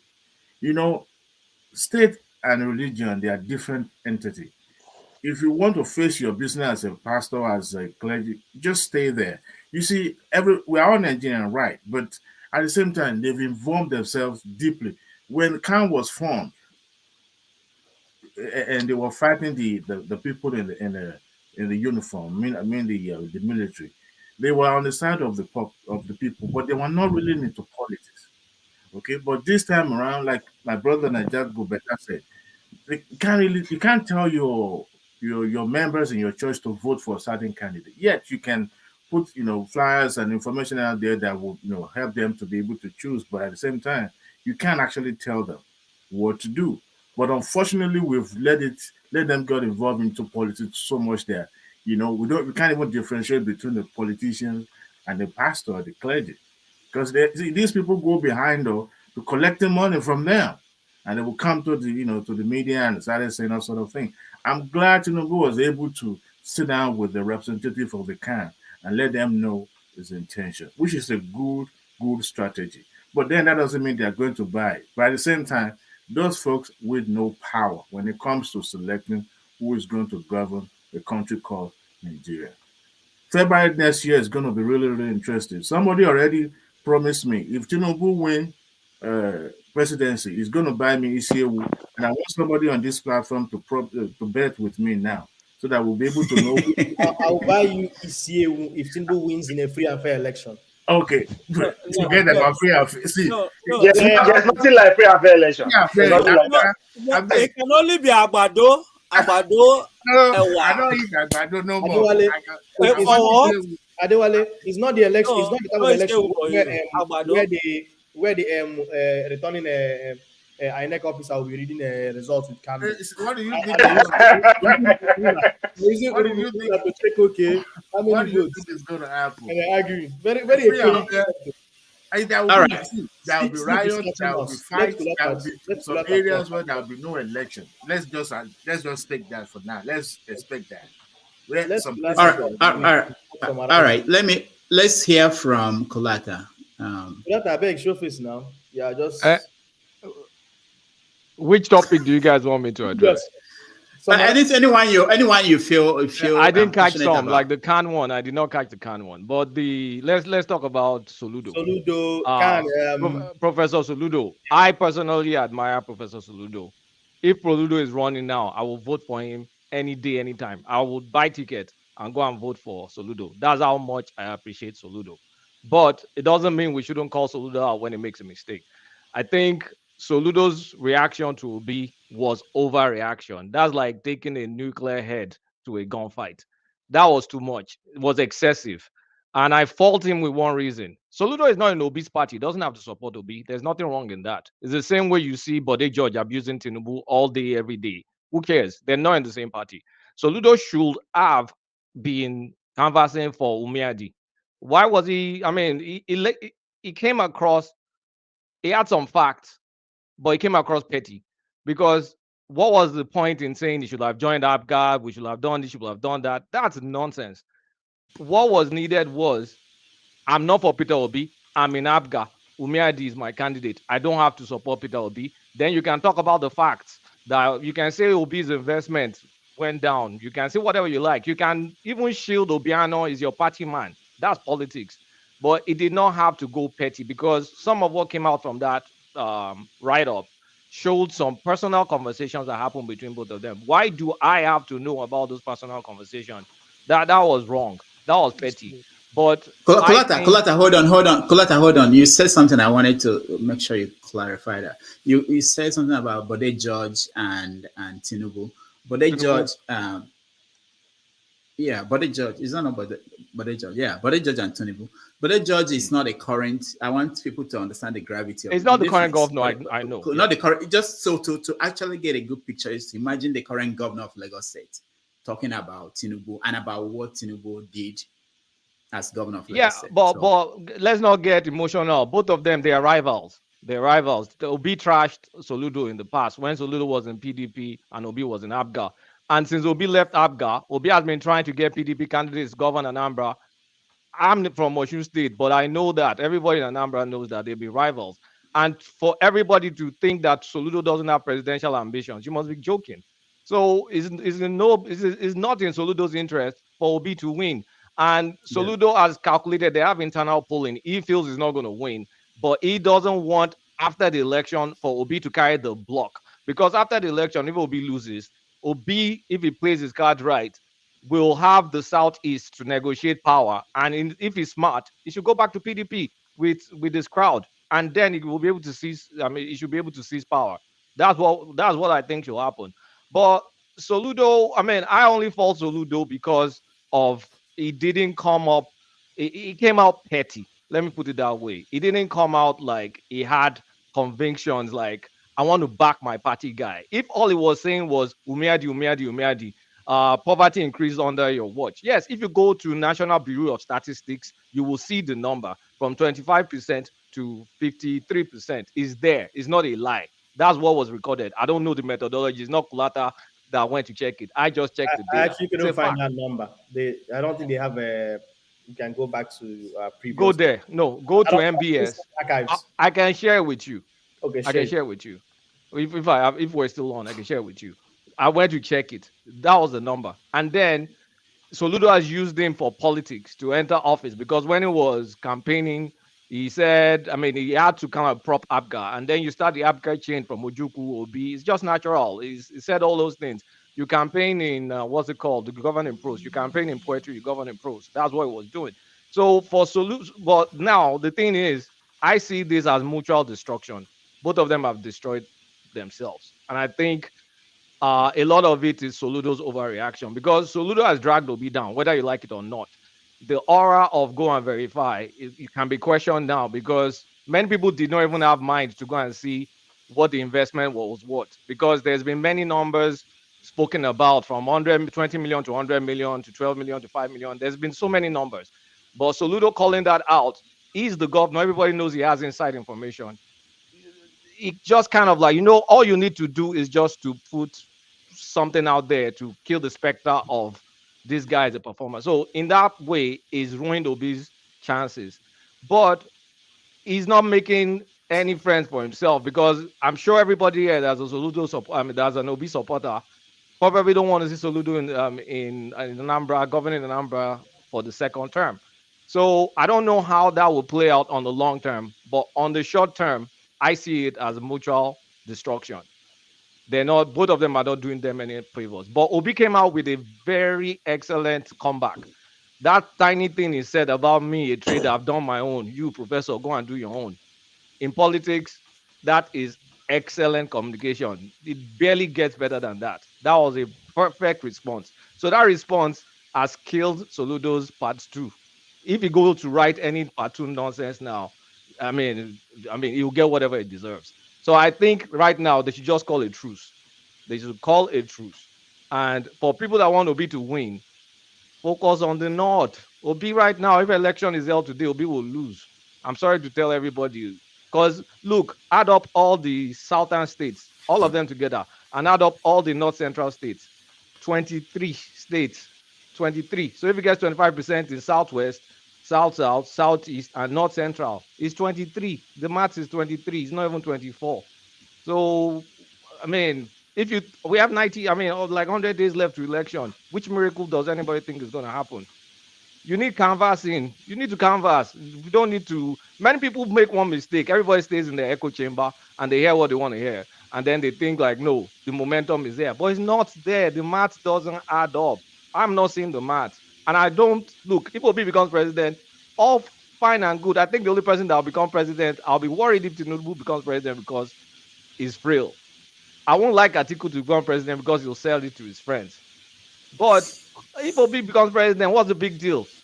I think some of his personal abilities is not proper for the economic situation we have because he's a prudent man. I would like to see him govern in Nigeria that was maybe the Nigeria under Jonathan. He will have performed better because he's prudent.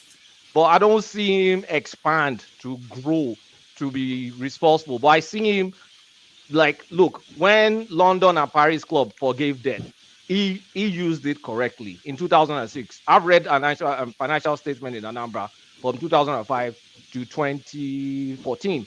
I saw how those debts were paid. Paris and London Club forgiveness, page 16 or something in the 2006 or 7 financial statement. He used that money to pay the debt. And then he managed it. There was still money borrowed, but it's no big deal. Money left behind, money wasn't left behind. It's contentious because of different claims. But he's a prudent manager of resources. You can't take that away from him.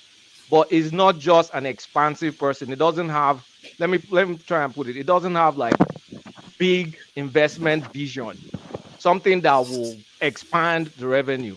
Because if you look at the beginning of his administration to the end, the level of dependency on federal allocation barely changed. But he managed the resources prudently. You can go and check the financial statement. I've read the financial statement, so I don't have, it's transparent, it's there, it's audited. But even though I'm not obedient, even though that I'm not an obedient person, and I always try to stay neutral. One question that I want to ask you is, when you come on this platform, a lot of people have noticed they tend to be comfortable, relax, and analyze Obi up and down. But nobody takes the time to analyze Atiku, whether or not he makes sense as a Atiku. Whether do they take the time to even analyze Tinubu? Most of the time, everyone always focuses on analyzing it. Oh well, we were talking about Obi. You want me to talk about Atiku? You want to talk about Tinubu is frail, but that was what you mentioned about Tinubu. I can barely hear Tinubu. So you said Tinubu is frail, but that was everything that you mentioned. So Tinubu is okay. Let's talk about Tinubu. Let's talk about Tinubu right now. Let's talk about Tinubu. No, hold on. No. I'm just making an observation. You guys want analysis? I'll give you analysis. No. I don't care. Okay. Go ahead. Hold on, Kulata. African Queen. Go ahead. CM, I'm coming to you next. Go ahead. Good African Queen. Good to have you here. I have one question for you. I want to clarify what you just said. Who did you say you will be uncomfortable with if he becomes president today? I'll be uncomfortable with Atiku. I'll be uncomfortable with Tinubu. He's frail. Haba. He's frail. Is he not frail? I can't say his illness. I'm not a doctor. So African Queen, is become obedient. You say another platform. But I'm not obedient. I'm not obedient. I'm not obedient. I'm not a voter. I might not be there, but I listen. I'll tell you exactly. I've told you how I don't think Obi's approach is the right for the economy right now. You're a very different person on one man's platform. You are very, very batified. Are we doing our dominance here? Is that personal attacks? No, or we want to talk about issues?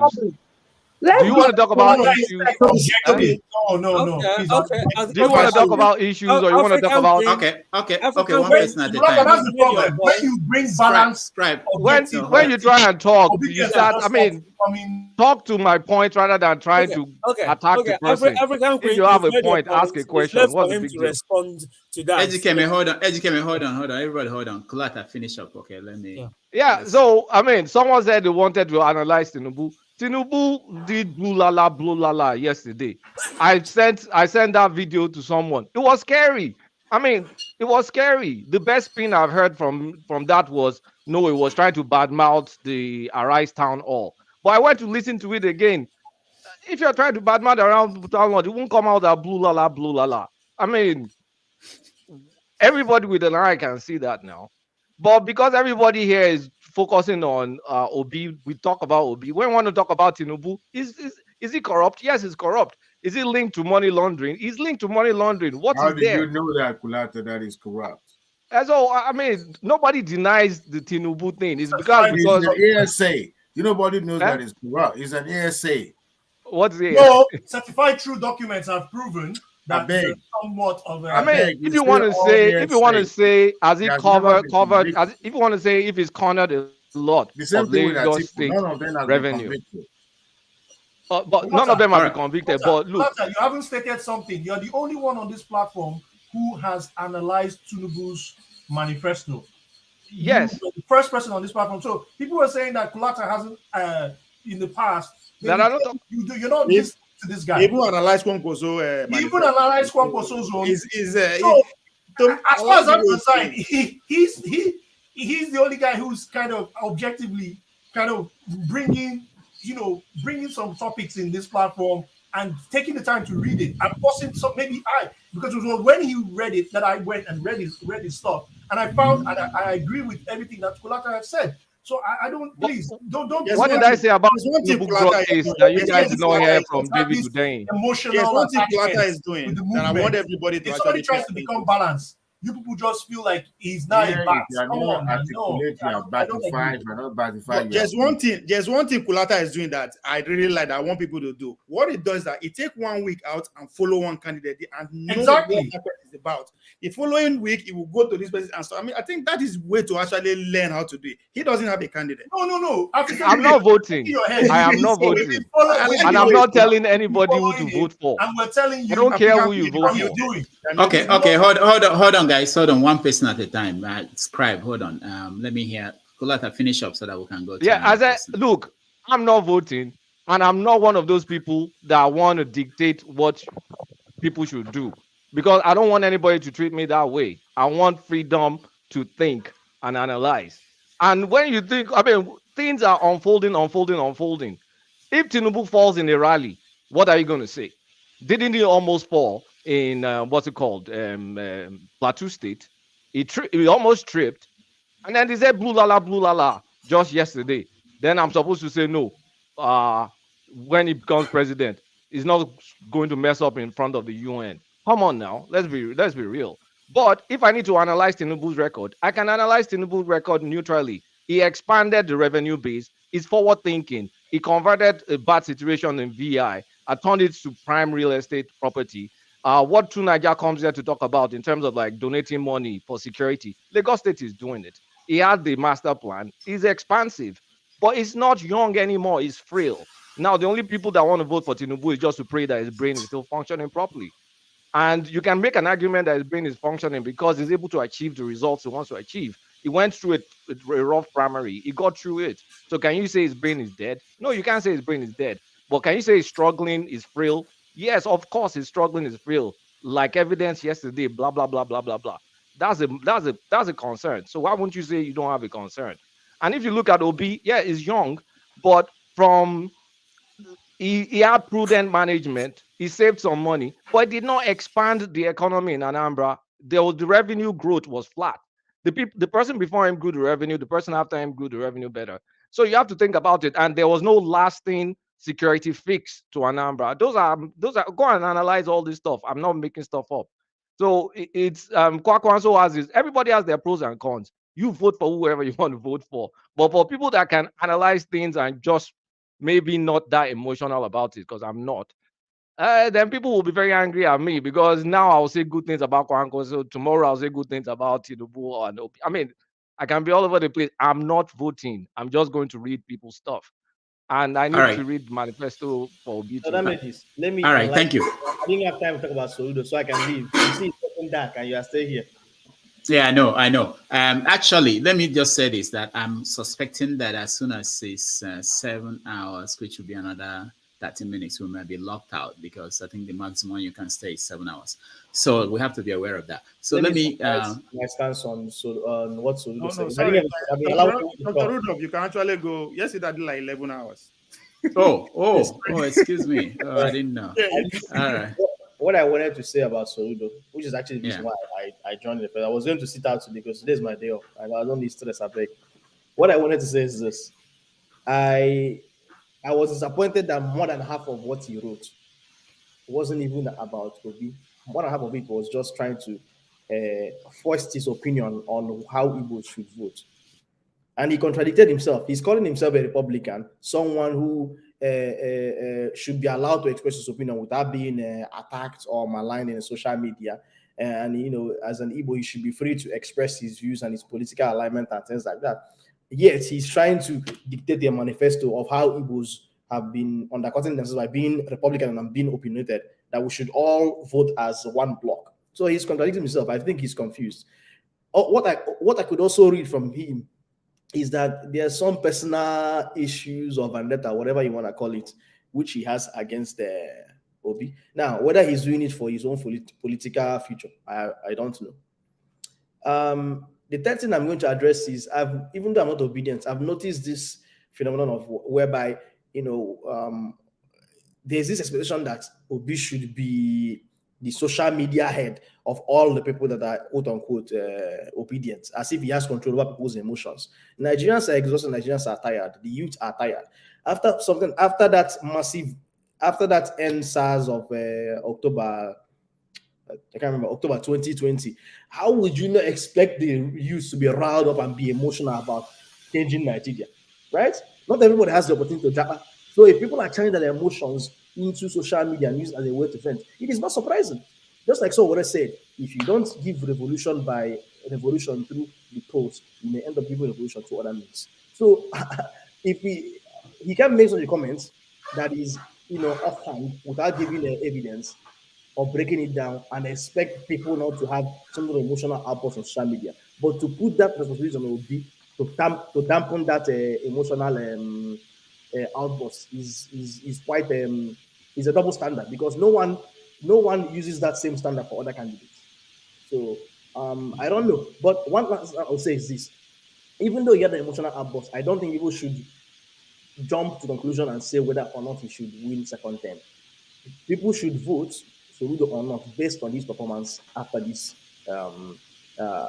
first term. If he does a very good job, even though he sits to the 10, I don't see any reason why we should not vote for him.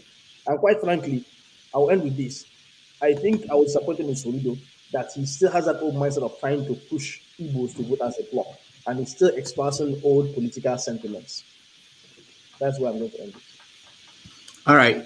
Thank you. CM, I want to hear your view. I know you've not said anything in a while, but before then, let me just announce that tomorrow on 90 Minutes Africa, we are going to have Wem Atman. Well, hold on, CM. Wem Atman is a Nigerian award-winning writer. He is the author of Say You're One of Them and New York, My Village. So he's going to join us. He's actually the only person I know, any writer that I know, whose book made it to New York Times #1 bestseller. Apart from maybe Helen Amy and all the other foreign-born or people who are not claiming to be African writers anymore. But anyway, so he'll be here tomorrow to join us on 90 Minutes. So if you have a chance, if you want to, you can join us. I forget, I need to promote my own book too later. Maybe sometime in the future we can discuss. I'll promote my Okay, that would be good. Let me know. I like that. Right? I would like to see that. I would like to read that too. Okay, CM, go ahead. Okay. Okay, yeah. Actually, I think a lot of issues, Tinubu, Obi, Wike. I think I will say something about Wike, particularly the video we watched. See, to me, the torch is past. Listening to Peter Obi talk and when he conned the bridge in Port Harcourt, there's something he said, so they agree like a deal. Week you can have all your senators, governor, House of Reps, House of Assembly, and all the rest under your PDP, but leave the center for me. In other words, let River State be Labour for presidential election. I think Wike has maybe inadvertently agreed to that. He has agreed to give Peter all the logistics he will need to move around on the day, which is good. The security, tell him, and then they will discuss beyond that. So it's as good as I can conclude that although it is still the people that we vote, but in the mind of Wike, he has promised by his body language and what he said that he will urge that people of River State should vote for P2B or Labour Party for presidential election. But let's So see, we let have me to ask see a how question that to CM works. real quick. Of course, Let me that's ask a what. question real quick.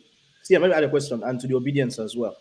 Do you think it's a good thing when a candidate such as Obi is accepting, maybe the body language is very positive and accepting of such an alliance with Wike, being that more than likely, let us be honest, in Nigerian political setting, when Wike says he's going to support you, he more than likely will be bringing out resources, state resources, which Obi is trying to prove to us that he has integrity. Doesn't that put a conflict in how you think about Obi and his integrity? Because what is Wike going to use? Is it not state resources? But I'm not. Well, I'm just asking a honest question. when he said resources, I think okay. Well, the resources. Okay, yeah, the resources I think in this case will be maybe like he came.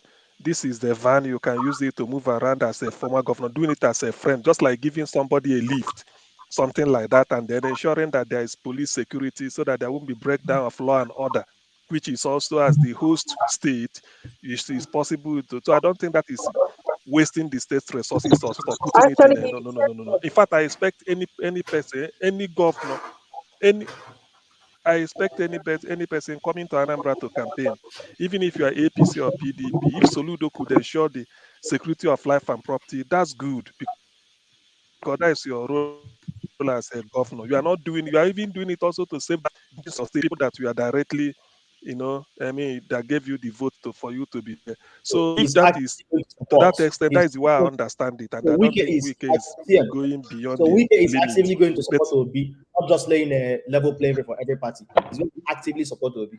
That's what they're saying, right? Right. No, no. He said Let if me he help. comes, he Let me will help provide answer. logistics. Logistics Yeah, is something like logistics. Yeah, not resources, logistics. logistics. Including to Shaware, for example, just to give you an example here. He said Level playing field versus active support. he's So if someone comes to River State, Tinubu will roll out. so I mean, so Wike he's will saying roll out resources for him, including buses and logistics. So understand the point. I'm not trying to be picky. I'm trying to make a no, point here. just say logistics. When you say resources, when, when you say resources, you see you are bringing a lot of. Just say logistics, which is like transport, security for the day of the campaign. That's what I'm saying. That's what he said. Is provide All logistics. So let me leave it parties. at that. Then having Okay. said that, Dr. huh? Dominic, you're a good so journalist. so so it's like then, but I'm answering it the way I shouldn't put myself in trouble anyway. So that is logistics. Now the thing is this, why having said that having Wike said that, what I will like people to also understand in all this is that why I don't give PDP a chance article is this. This is my own personal opinion. You can never tell me our 374 ethnic groups in Nigeria. And Nigeria, with all its imperfections, with all the dichotomy, left, right, and the black and white, east and west, north and south, Christian religion, you can't tell me that we should be practicing a democracy in which a Fulani should hand over to another Fulani. I can never go by that. Never. I can't. No matter how good the Fulani taking over is, whether it's an angel, I can't support it because this is a country in which we always say that TB Obasanjo had it hand over to another Yoruba from Kwara State. People will tell you, it's from North Central, but it's still Yoruba. So we can't practice that. That's why I rule out PDP. And in any case, you can't tell me Atiku cannot stand in Kaduna and say that the North do not need a Yoruba president or Igbo president. And you expect when you come down to Southeast, we can't vote and give you as usual, or in the South. So PDP is out of the question. That is why I do my own analysis. It's completely out. As simple as that. So you can't come and win vote. There's no need for that. Ordinarily, I think we shouldn't be running. He should have stepped down and then for in the interest of peace and the fairness, equity, and justice in Nigeria. But it's not being done. It's only when it comes to the other way, then they will change the rule. Now, going to Tinubu's case, the thing about Tinubu's case, why I sort of feel a sense of foreboding is this. It is not that when Tinubu gets in, if it were Tinubu of 20 years ago or 30 years ago, you can't just, given what we've seen and what is in the public domain about him as a person, his character, his lifestyle, you see, people are bringing, he did this, he did that. I remember somebody asking, today Abuja is federal capital. If tomorrow Abuja becomes federal capital and we put somebody there as governor, the person will say he built Abuja. That is not building Abuja. You can't say that. No matter what you add in, the infrastructure is already there. The seaport in Lagos, the airport in Lagos, these are the two key infrastructures. The seaport and the airport, the only seaport working in Nigeria. Then airport, Lagos airport is number one. Murtala is number one airport. A good 60 to 70% of the people entering Nigeria comes through Lagos. So these are the two key things. Not talk of a trade fair and all the Tafawa Balewa Square and then the Victoria Island built up, Ikoyi, former seat of civil servants and in those days. So Lagos is more or less like where the crude oil of Nigeria money before Abuja came was spent when they after 1970. That was where they started massive construction, gave Lagos the facelift. So whatever anybody is doing there, just addition or taking advantage of it. Then apart from all those something, Tinubu coming in, Tinubu to me, he shouldn't. We all know it. It's an employ, and I wouldn't like it because the more Tinubu gets in there, if peradventure the man couldn't perform or it becomes another Buhari, then power moves again back to Shetima. And who is Shetima? Let us even tell her. Power moves to Shetima. Is that what we are here in this country? Then, based on merit, apart from using geographical analysis, based on merit, I don't see any of them better than Peter Obi. Apart from the fact that we're Peter, I don't see any of them better than Peter Obi. Yes, Soludo must have made a dent, like some people will observe, on Peter Obi's ascendancy. But to me, the people know that what Soludo is saying does not hold water. Even if you say the investment did not worth anything, it's like calling somebody a name, calling a dog a bad name to hang it. The investment is not of Peter Obi's making. When he invested it is worth it. Peter Obi is no longer there to superintend the investment. If he then goes down, who do you blame? Before, Nigeria was a loaner. Nigeria loans money to African Development Bank. Go and check the record. Nigeria gives money to African Development Bank. Nigeria paid salary to either some countries in the Caribbean and then even Dubai when they were nothing. They came, I think, under Obasanjo in 1978. But today, Nigeria will be happy if they could call Nigeria and say, take this money. So things change with time. It's not Obi's fault. When you invested, you made a wise decision. But if he goes down, who do you blame? 16 years or yes, maybe something like a good 10, 15 years, I won't blame him. So Soludo saying that is just like trying to catch a straw. And to us, has gotten his match because the way people reacted to it, the different WhatsApp group and media, social media, he has gotten what he never bargained for. So, but that does not mean that Soludo as a person cannot perform because given the plan he had for Anambra State, if he follows it religiously, he can also make his name. After all, Peter Obi made his name from Anambra State. So Soludo can also make his name, but to go and start casting aspersion on P2B or maybe trying to cook up a story and say it is not worth it. So and he has gotten, I think by now we should be reflecting over all those things and then knowing that he made a bad outing first by putting it in writing. If he had stopped at that interview and then kept quiet, or maybe replied in one other interview again and they explain what he meant by low investment, than to put it in writing in a very longer pistol, which when you decode it, you find out that it is more of a private discussion he had with Peter Obi or whatever, then coming out in the open. That alone also says something about his character. So I do not see that maybe bringing Peter Obi down. Rather, people will now have more sympathy for Peter Obi and then go for it. So that is why I sort of the way I can rule that one out. Now, and the last thing I need to say about this election 2023 is this. I always say Peter Obi is Nigeria's last chance. Not because of the fact that if the man wins, I mean, if he did not win or Nigeria made a mistake, maybe something drastic will happen. But where Nigeria is now is at the bottomless pit. We all know it. We need somebody. It might not just be drama who will change something dramatic, but we need somebody who will steady the ship. For instance, when he comes on board, oil theft issue will be addressed squarely. The issue of at least we see somebody doing it, then Lagos port will be decongested. And then you give Nigeria a new lease of life so that the people will have hope. Then the issue of security, being somebody who is fresh, he hasn't been on it before. So you now come up, you now bring a sort of a plan on what you are going to do with it and start executing it. But most importantly, there's something he said that also sort of maybe endeared me to him. He said when he comes in, every agitation, whether Boko Haram, everybody will sit on the round the table, they discuss. So that alone tells you that this is coming unbiased. Even you are Boko Haram, come, send your delegates, we sit down, whoever you are, anywhere, any corner, come, let us discuss. Because that is the only way you can solve this type of problem. And then by doing that, those people will now know that yes, at least you are not using it, you are not bringing Python dance or sending troops. You bring them because already you know that you will defeat them in the argument. Whatever they are saying, you have all your resources to put to them, and then you keep them busy. You are discussing it. What really do you want? Why do you want this? Why do you think this can be accommodated? What if this thing happens? So by doing it like that, at least you give the Nigeria sort of a cooling effect. Then people will put their head and start to think, and then there will be a little bit of some element of hope for the future. So that is the way I see the hope. I may be wrong, but who am I? I cannot All Nostradamus, but I right. can see it tomorrow. Thank you. All right. Thank you so much. We are going to do what keeps you up at night and round up. But before then, let's welcome Tunde. Tunde, welcome to the show. Unmute yourself, please, Tunde. All right. Thank you. Okay, good. Yeah, good. Tunde, I have not seen you before. Is this your first time joining us?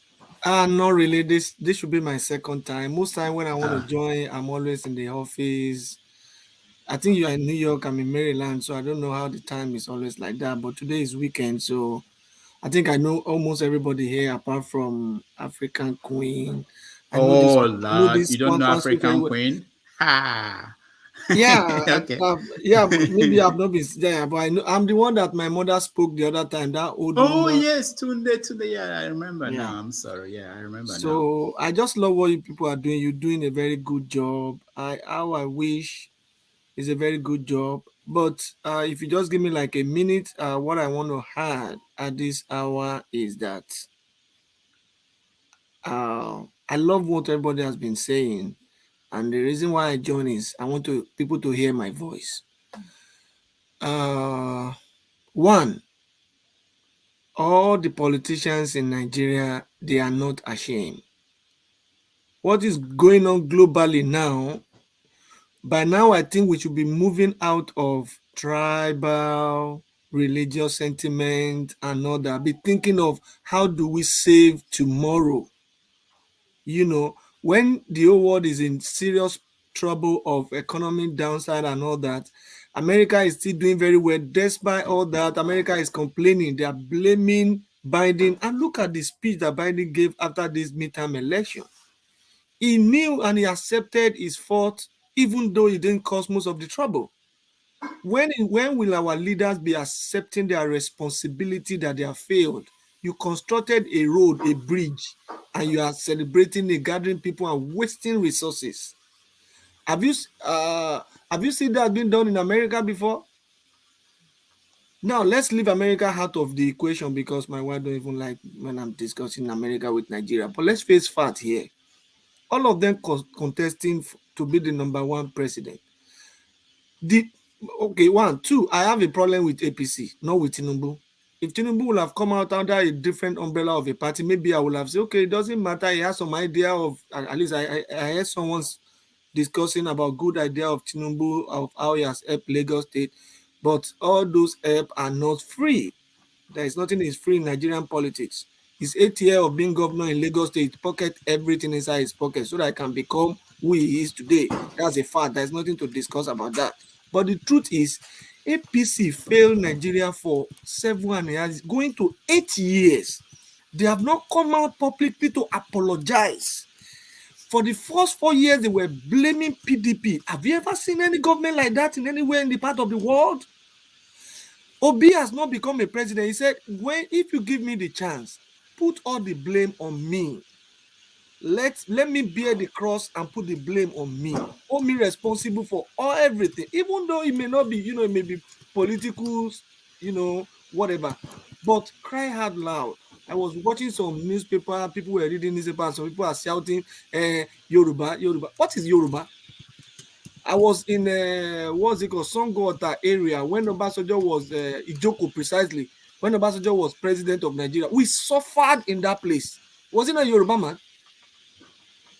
I know what I went through, my car and everything. My oh God, let's forget. Now, moving forward, if anyone vote for Tinubu because he want to go and do anything, let me tell you a fact. As long as all those witchcraft, all the wizards in Nigerian politics today are still in APC, there is no any achievement Tinubu is going to get. I can bet with anything. Nothing. It's not about because he's the president. Obasanjo is a strong man, more stronger than Tinubu when it comes to decision making. They frustrated him. He did nothing. And he has gotten a deputy that will finish his government for himself. You can see his man. You can see what happened in Enugu State. You look at his face. Look at how he frowned his face as if he need to swallow someone. These are not people that feel for Nigeria. They are not concerned about that country. They are not being, even we that were in diaspora, we know what is going on here. The more that country is dying, the more it's affecting people outside Nigeria that you are in Nigerian. That is the truth. But they are not concerned about that nation. What they are all concerned about is just their ego, their pride that is killing them. And we need to also talk to our religious leaders. It is right time for them to unite and forget about whether you are Muslim, you are Christian. I'm a pastor. Yeah, but the truth must be told. If you don't start telling these people and pointing finger at them, they will not realize that there is a tomorrow. They are all living very soon. Go and check the record of people that have died between 2000 till date in Nigerian record.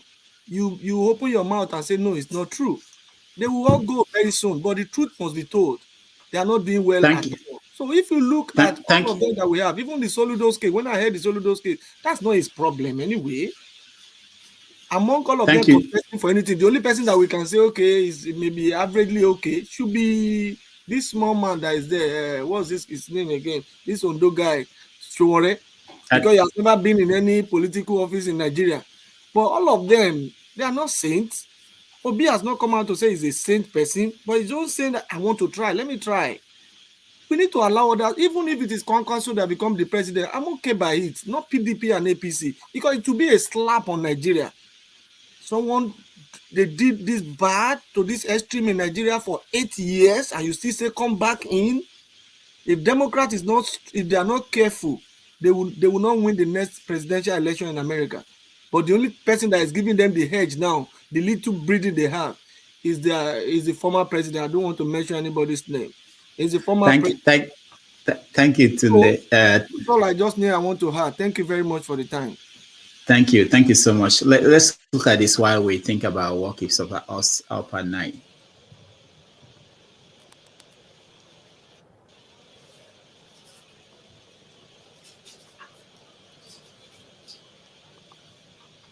Please, can we be seated?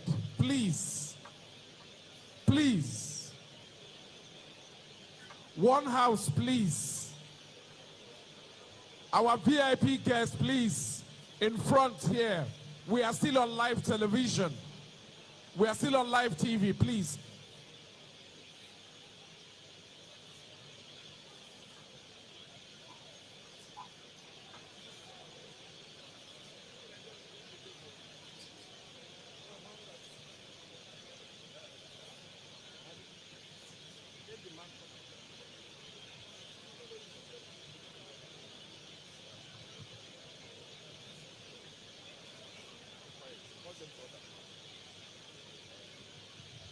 I wanted us to see the face of the man because that face. Hello?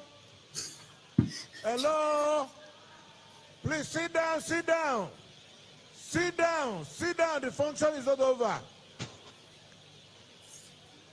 Sit down, sit down. Security men at the gate, please. Can we man that gate properly?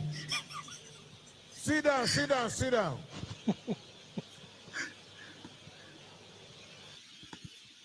These are great moments in this election season. All right. I mean, maybe the guy is a nice guy, but the way he moves his face, sometimes I get scared. I'm not even in that place, but I get scared. All right. So what is your overnight? Let me start with. Can I just say something with? All right. Ejikeme, you start. Oh. Unmute yourself, please. Right. Yes. What keeps me up at night is it is apart from, again, the people I have in Nigeria that don't ever tell me any good news, and that also involves me parting with some money to help solve their problem. It's that Nigerians have not actually evolved. We have not suffered enough to the point where we jettison ethnicity. And where it irks me, because I'm an Igbo person and it affects my area most, whether you agree with me or not. Because most of the people I read post on Facebook where I'm very active, and most people, when they analyze Obi, they're always going to analyze him based on his ethnicity. And that is where it gets worse is when someone like Soludo will come up also analyzing Obi from that ethnic point of view. The people that attacked him mostly are obedience. And I guarantee you that more than 50% of the obedience are not Igbos. They are not from the southeast. And the heat he was getting, most obedience, I was watching their video, they were from Edo State because they are kind of the most vociferous obedience, not even from the southeast. Because we know it, anytime we come out en masse and back someone like we did with Ekweme, it was termed the Igbo agenda, and the whole country united against Ekweme because of that. So you don't see any prominent Igbo person like governor coming out because of this issue. Because the moment you see them, they'll say, "Oh, they all gather around. Okay, they are gathering again for their townsman. Then we're going to gather for our own townsperson too." So they stay aware so that Obi can go and do his own thing as a non-Igbo candidate. But you see, so even with that, everyone is trying to pigeonhole him into that place because, okay, the Southeast has 5 states. If you win only 11 million votes, these people have 20 million votes, and so again, we analyze things based on this primordial calculations and consideration, and it is a big worry that nobody actually sees the big picture, that this nation is heading for anarchy. That if we bring in a government that's not going to put a rein on things, that we can end up with a civil war that none of us is going to survive. But some people may think, okay, it may affect one part more than my part, but this nation is going to go down if we don't get it right in the next election, and that is a big worry for me. That's what keeps me up at night, because I have investment in Nigeria, I have people in Nigeria, I have business actually in Nigeria. So it's all going to go down in flames, if the nation goes down. So I have a stake in Nigeria, not necessarily in the southeast, in outside the southeast where I come from. I have business stakes outside, and it's going to affect me if the nation goes down. It keeps me up at night. Thank you. All right, thank you so much. Niger go better. Okay. From my side, definitely, I'm worried about the situation of things in Nigeria. Just like what DJ Man said, Ejikeme, Ejikeme. Okay, Ejikeme said. Um, directly or indirectly, we all have investments back in Nigeria, and maybe even part of it, some people have spent maybe close to 7 hours in this continent. So it's an investment. So it shows that you care about Nigeria. We need to analyze things. We need to maybe, if in any way we can contribute to making Nigeria a better place, please, we need to do that. The other way around, but when it comes to politicians and all of that in their war, just like the way Deloitte minister, don't die in their war. So I like reading the book occasionally when I'm, but like what I'm doing, I need to like change my perspective. But before I go to like what actually keep me up in the night, Doctor, I wanted to ask you the last time, like, I hope the New York storm is not affecting you. You're safe. No, we're in the city. Nothing touches the city. You know, Okay. we push it up states. No, you know. Okay, that's fine. Yeah. The second part of it, I want us to say, like, don't die in their war. Politicians are not straightforward people. They are like Nollywood, what's it called, artists. They pick up different characters from time to time, but some of them we could see some level of consistency in them. I'll give an example before I leave on this. If it was like the flood that happened in Nigeria recently, if it was like last year, we'll have seen the way our vice president, Osibajo, will have been jumping around to go and visit all of those places. The one that happened recently, I don't think he was there jumping around to go and visit them, to go and like console them like he used to do. So now he couldn't get the tickets. It's not like you're on your own. Now we've seen the true characters of things. So now, like I said earlier, if we want to have a better Nigeria, where we have a country that is stable, that everybody's, the minority and majority interest is going to be represented, the presidential system of government will not take us there. Even if Obi wins, Obi is prudent. Yes. Obi is not one of those governors that is taking what's it called, pension. The pension Tinubu is getting, if I can get what he's going to get in 1 year, maybe I'll just be living in one island somewhere. So, but parliamentary system of government, I think it's what Nigeria needs. And that's the structure of the country, which was what we were practicing when we had people that have interest of the country there those days. So I think maybe if there's a way for us to get there, if we have a good president tomorrow, they could do a referendum and change that system of governance. That's what I think can bring stability. Otherwise, we continue to play the politics of majority dominating. We continue to play the ethnic card. We continue to play religious card. So hopefully one day we'll get there. And what I like, most of the young people that don't normally contribute in politics or wherever, they are doing that right now. Though some of them could be insulting using different languages, but I think we're all going to get there one day. But for me personally, even if I'm in Nigeria today, I don't think I'll vote for any of the candidates. 2007 was the last time I voted in Nigeria. And since that time, I felt like, no, none of these candidates actually represents my interest or my value. And I think the same thing is like most of the candidates I see right now, I don't think anyone that I can really really support that much. But some of them are better. Like on paper, if we put it on paper, Obi is far better than most of them. But he also has some challenges, but not as bad as other candidates. But to me, until we move to parliamentary system of governance, that's when I think Nigeria is going to become a better place. Because it will be very easy for each region to elect the best from their region. And also, the cost of contesting for election will be cheaper because it's going to be in your region that you contest that election. Then after that one, you go to at the national level to go and fight for to become the what's it called, prime minister or whatsoever. And if I'm also elected from my region, and I'm serving as a minister in your government, I will have that confidence or assurance that if I challenge you, you can only remove me from being a minister. You can't remove me from being a parliamentarian. So that means I still have something to fall back on. But today, it's going to be very difficult for any minister to challenge Buhari. If you challenge him, he's going to fire you, and that's it. So I hope one day Nigeria is going to be a better place where we're all going to be proud of, and we all feel safe when we go back to Nigeria and be able to live in any part of the country. Thank you so much. I know I didn't.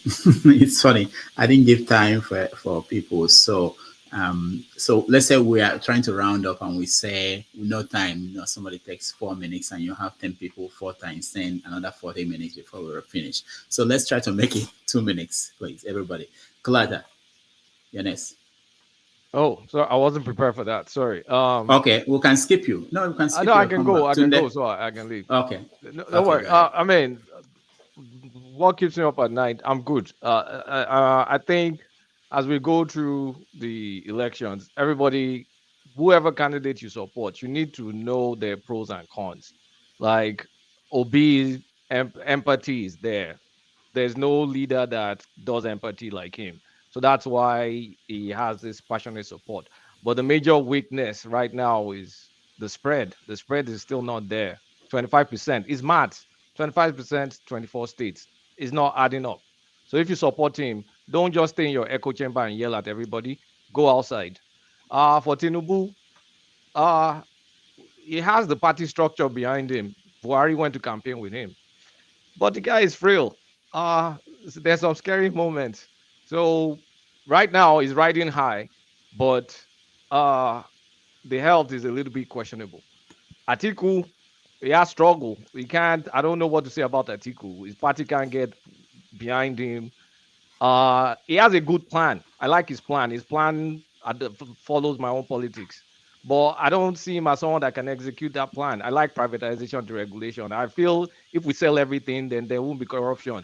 If we keep it with the government, then there will be corruption. That's my own personal philosophy. I like Atiku's plan. I don't like the man. Kwakwanso, tall chance, no presence in the south. Ovie, sorry, is mostly a regional candidate. That's how I see it. But I mean, people are going to support who they're going to support. Politicians are still buying. I mean, Tinubu, as bad with all these Udain stuff, things coming out. I watched Delta State today. The stadium was full. If they can get people to go to the stadium, they can get people to go to the ballot box to vote. So don't. It's the way Nigeria is. Poverty is weaponized. So I pray for everybody's candidate. You can vote for whoever you like. But one thing I've learned after Donald Trump: vote for your interest. Don't look for an angel. There's no angel in politics. Don't make that be your criteria. Make whatever you want. That interest, let that be your criteria. Don't stifle one candidate to think like it's going to go work with Wiki. They'll do deals. They do deals. That's all they do. As long as you get what you want, that's the most important thing. Take care, everyone. Thank you. Thank you so much, Kolata. Tunde, you're next. Yeah, what keeps me awake at night? First is that not even wake at night. At times I cried. Let me say the truth. Is that I'm dreaming the day that Nigerians in general will wake up to reality. I love what is happening presently now. That at least the youth, everybody is enjoying moving around, doing campaign, doing all that. Yeah, it's good. But the politician needs to get the message. The politician needs to get the message. And the message is they need to allow the people to decide. The day the people start deciding their fate, this is the person we voted for. Even if the person is not good. Like America paid the price of, they are still paying the price of Donald Trump till today. Some people will have regretted that. How do we allow this guy to become president? Yeah, that's a country that has a structure that has everything. But the truth is, Nigerians are suffering badly all over the world, no matter where they are. So that alone, just like, I don't know how we're going to interpret it so that our leaders will know But what the youth are doing now, I pray that it will move on. Even if Obi did not get this, at least I think they should be able to get the message. But APC and PDP, God have mercy. I don't know. God have mercy. All right. Thank you. I hope you get some sleep. I'm just kidding. African Queen. Okay. What keeps me awake at night is when people, the supposed best of us, who have had the opportunity to be out here, with the exposure we claim to have, we still go back and support the worst of us, all in the name of interest.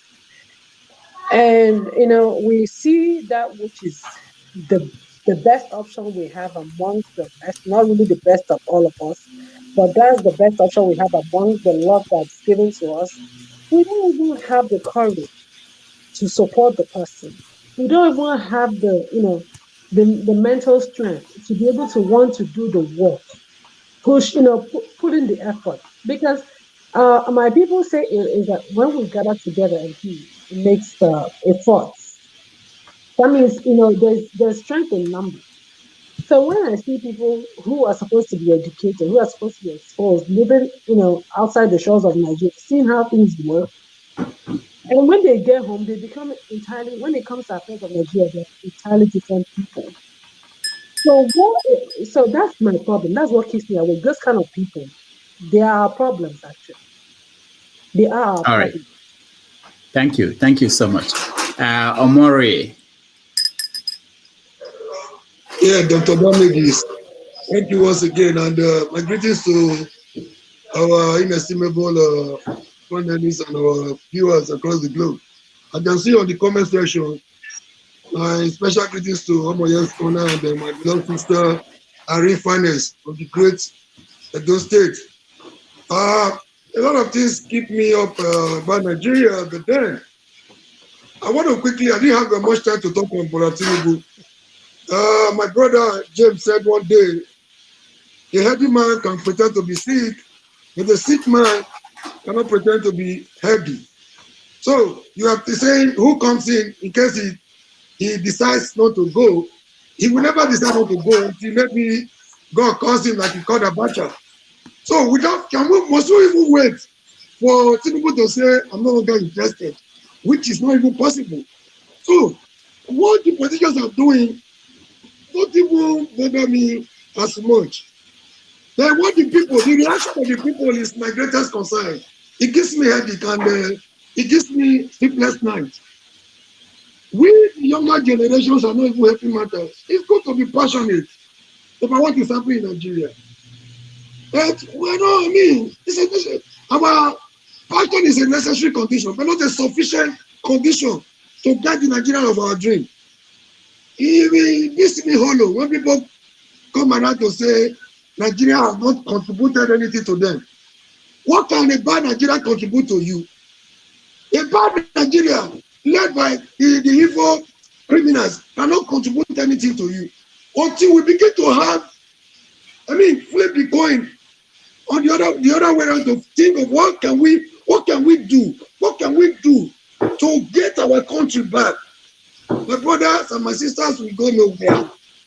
Nigeria, bad Nigeria is bad to everybody. It's only working for a few. And the few that are holding Nigerians down, they are not willing to let go. So we are like captives in Nigeria. Don't think of what Nigeria can do for you, because Nigeria is incapacitated as it is right now. It cannot do anything for anybody until we begin to think of what we can do. When people come around to say they cannot die for Nigeria, I'm not talking on suicide mission. Don't go and commit suicide. But if need be, you believe in a cause, just like the obedience right now.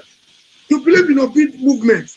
Along the line, somebody is coming to truncate the people's mandate, like they did to us in June 12. Be ready to die for what you believe. That is how to die for a nation. That is the sense of patriotism I talk about every day. It is lacking in all of us. The way politicians see Nigeria does not mean anything to the politicians. That is why they can rip Nigeria and rape it dry. They don't have conscience. No feelings about Nigeria. Nigeria does not exist in the mind of anybody. It's just a geographical expression. Until we begin to think, even with this crop of younger generation, we should be ready to die for Nigeria if need be. I've been there on more than 3 occasions. See, I'm lucky to be alive. We must go the extra mile to say, if need be, let's be ready to die for Nigeria. America was worse than Nigeria as it is right now. When the likes of Martin Luther King and the rest paid the Nobel Prize for a better America.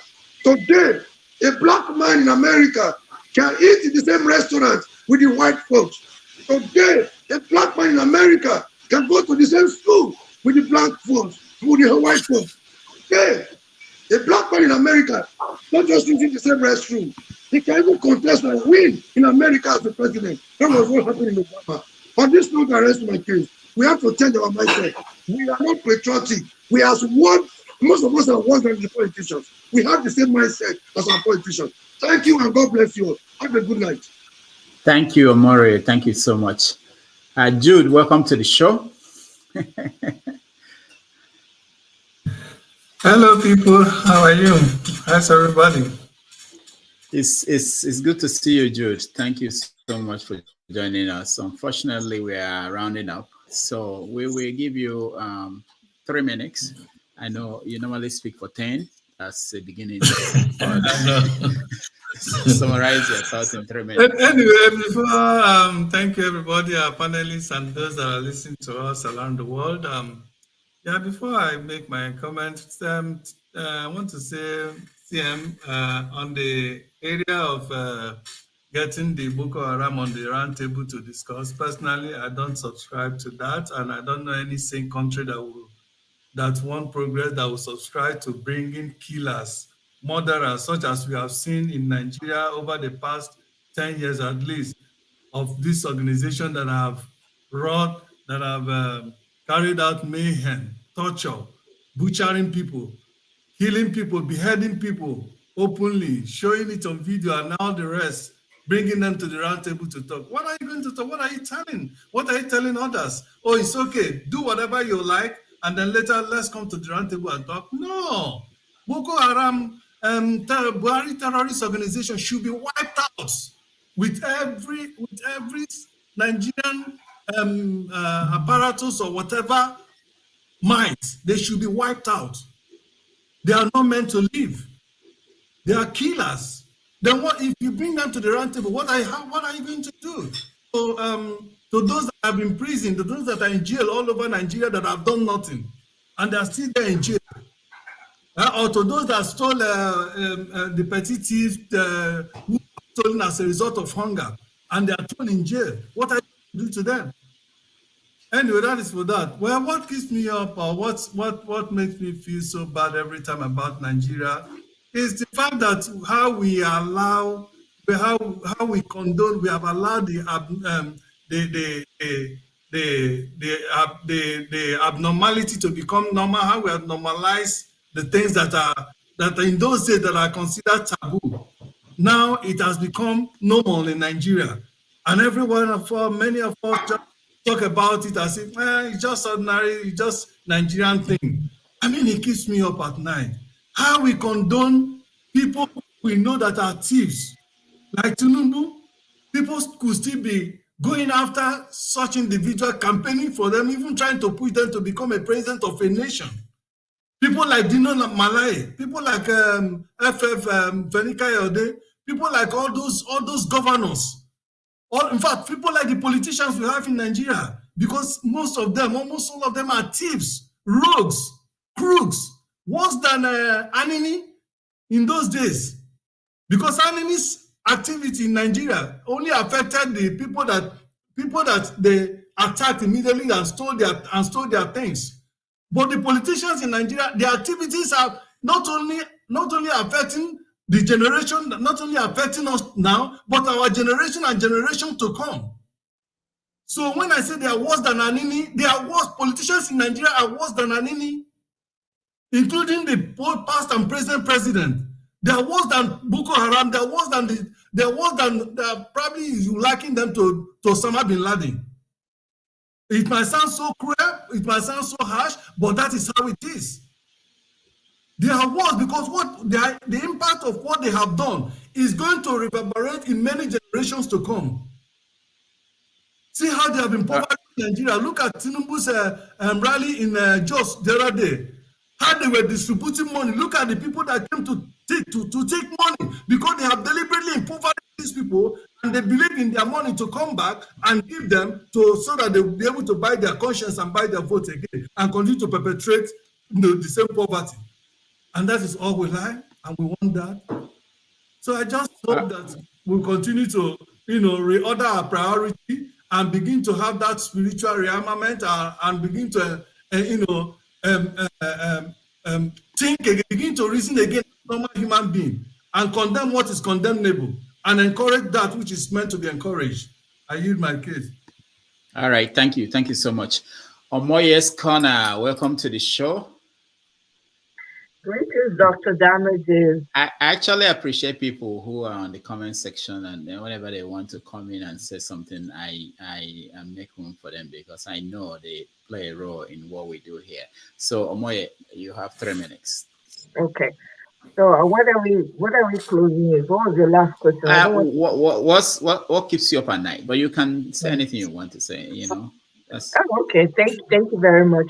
Greetings to every one of the panelists. My concern, nothing keeps me up at night. Let me just put that out there. Absolutely nothing. I refuse because we have options. You can either do something about it if it's in your control, or you become, you have a non-challenge attitude and let the whole thing sink. It's one of the two. So nobody at this point in our politics in Nigeria, I don't think anyone has the right to stay on the sidelines, to be honest. It will be criminal if anybody, seeing everything that's going on right now, decides, I want to stay on the sidelines. It doesn't bother me. It's not my problem. It's not my concern. So nothing keeps me up. I do everything I know I can do, and I go to sleep well, without any worries. So having said that, I want us to we have less than 100 days to the election. Pretty much everybody knows who I stand for in this panel. We have less than 100 days. My question is, what are we doing? What is there? What is left to be done that we have not yet done? Who are the people that we ought to speak to that we have not yet spoken to? Now, having said that, a lot of people will not, they don't believe in the new Nigeria. There's some people on the extreme end that are just saying burn everything to the ground. There are people who don't care. There are people who are holding on to their candidates, even though they see clearly the child, even the blind, the deaf, and whatever, can see that this person does not have the capacity to move the country forward. We know that. But those of us that are fighting hard for Peter the Rock Obi, what are we doing about it? What are we doing about it? Are we putting our money where our mouth is? Because at the end of the day, if that country sinks, guess what? It's going to affect all of us.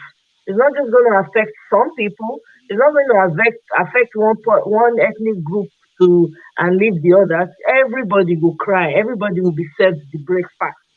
Okay?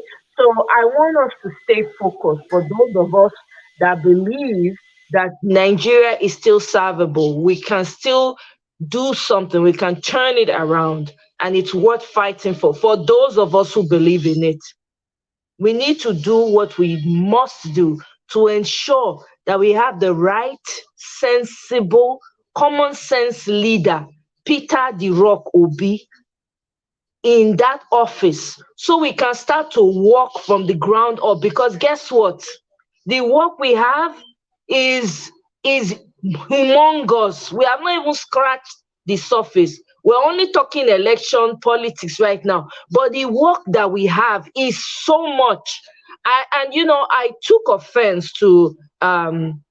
Chika Anyanwu. Maybe he's listening or whatever.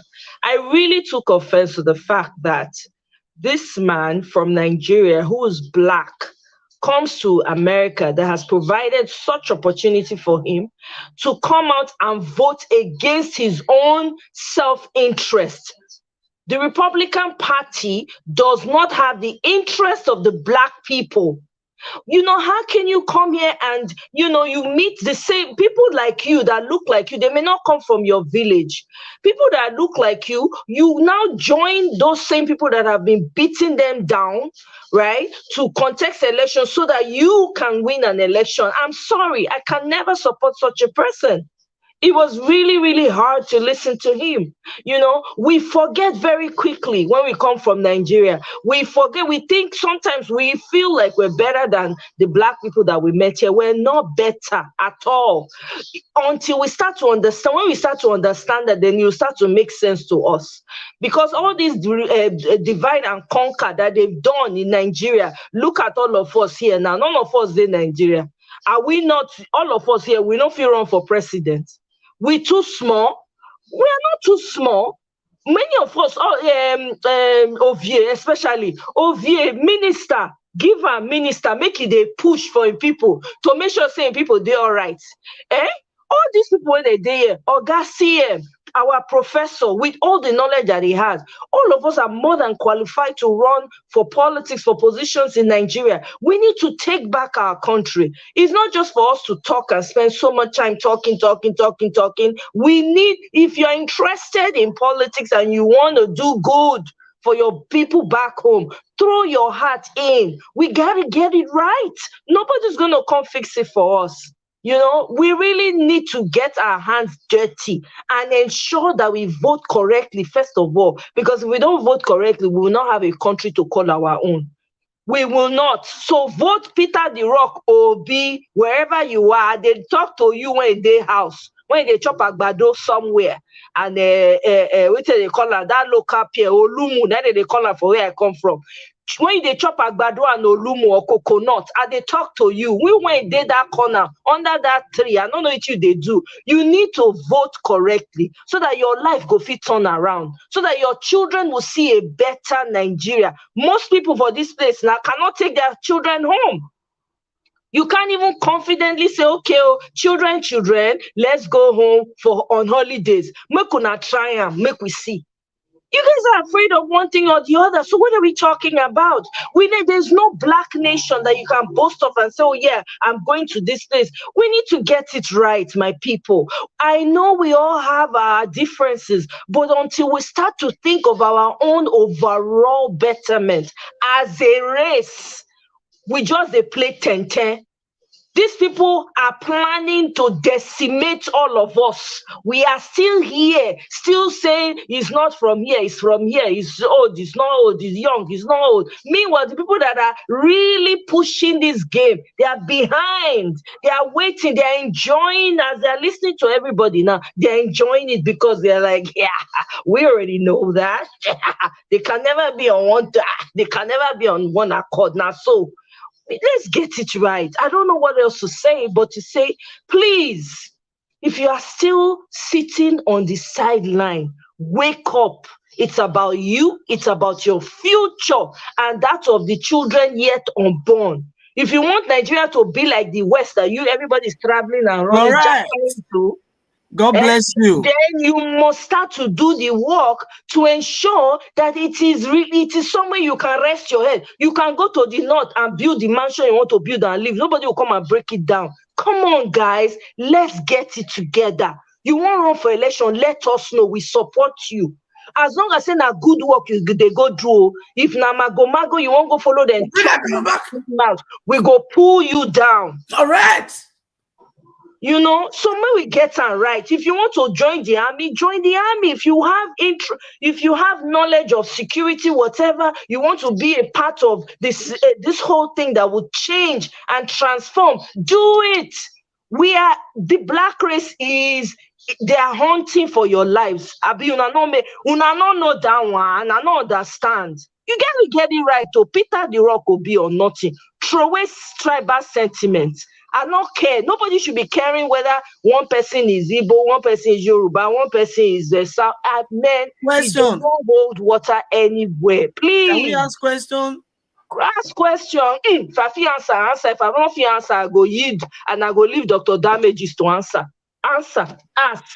Sorry, Dr. Damages. My question to my sister is that, yeah, I love what she's saying because already I'm counting my own vote in Nigeria already. I'm talking to my people already. That's just a fact because I've said it at the start of this conversation.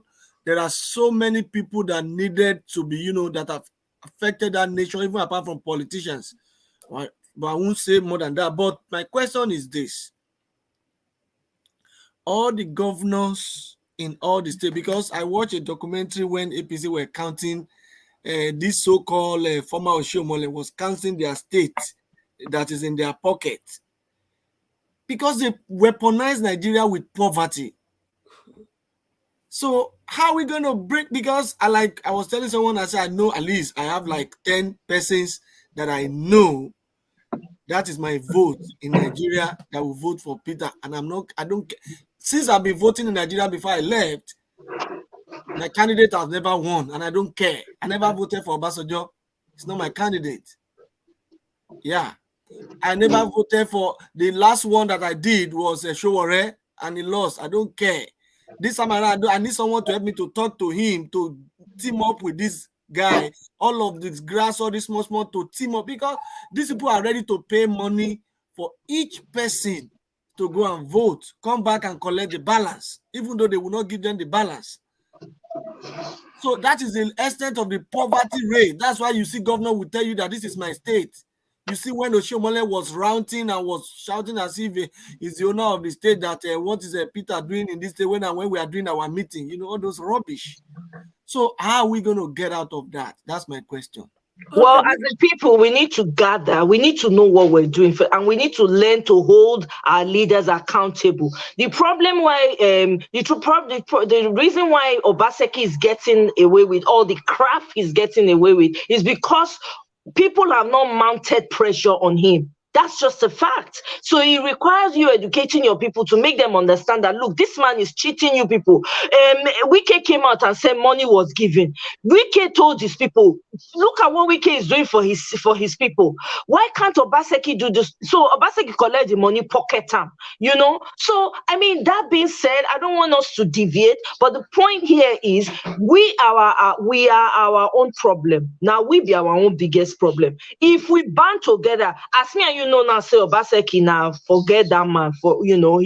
It's not even worth it. We should be mounting pressure however way we need to. We have people back home, educate them, let them know that this man has collected money from the federal government. Do you know that?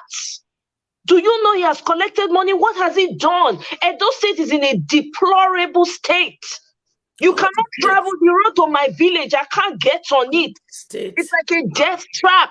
Come on. We're human beings. We have brains. We can think. All die not die, as they say. Correct. If we do not fight for what we have, when really is the right time? When is it? A man's purpose, right? A man's purpose is bigger than all of this that we're talking about. What exactly is burning deep down in your soul? Is it for you and your pocket, or is it for your people? Because at the end of the day, it is people that matter. It is not ethnicity.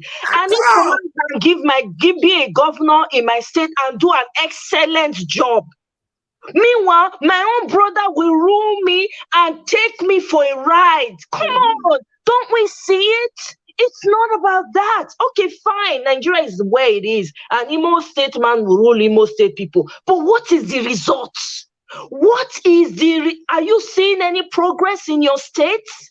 Are people healthier? Are they living good and sustainable lives? Do they have jobs? Are there farms? Can they feed themselves? We seem to always get stuck in the little things. Division. You are this, you are not that. Come on, guys. It's much bigger than this. We're still fighting in the minor. We're still, doing well, functioning well in the minor. When are we going to get to the major? Our country is deplorable. It's sinking. It is sinking. It is time for everyone who knows that they're interested in running for election in Nigeria. Wear your cap, put your boot on, and run for election. Go and join the National Assembly. Be a minister. Come on. If you're an activist, remain an activist. You can't be an activist and then want to be a politician. It doesn't work together. Only in some rare cases, activists can come into political office. But if you are, choose the side you're on and remain there. We need to get it right. We have brilliant minds. We're still dancing around. We gotta get it right, my people. It's Peter the Rock Obi or nothing. God forbid an Agbado. God forbid a Mikano. God forbid 12 to Fiakwa. God forbid them. We must get it right.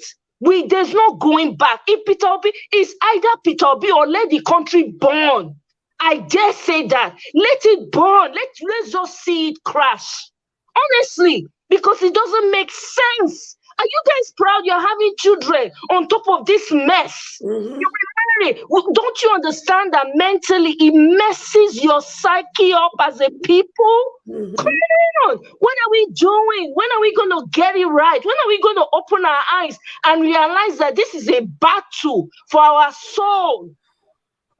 We keep hearing all kinds of things happening with marriages, with relationships, with things. People don't have jobs. They can't have food to eat. Do you think it is as a result of the society and the types of leaders and the types of atrocities and demonic things that are going on? Your leaders are in cults. You have gang leaders leading you, drug peddlers, money launderers, and you guys are okay with it? In what country does that make any sense? And we are supposed to be brilliant people. You need to hear when they talk about Nigerians. You're going to say, I've been at the same Nigeria. People are so proud that men are Nigerian brothers and sisters. People want to be associated with Nigerians. Why can't we get it right? They do us. Even if they do us, you get expiration date. 60 years never reach.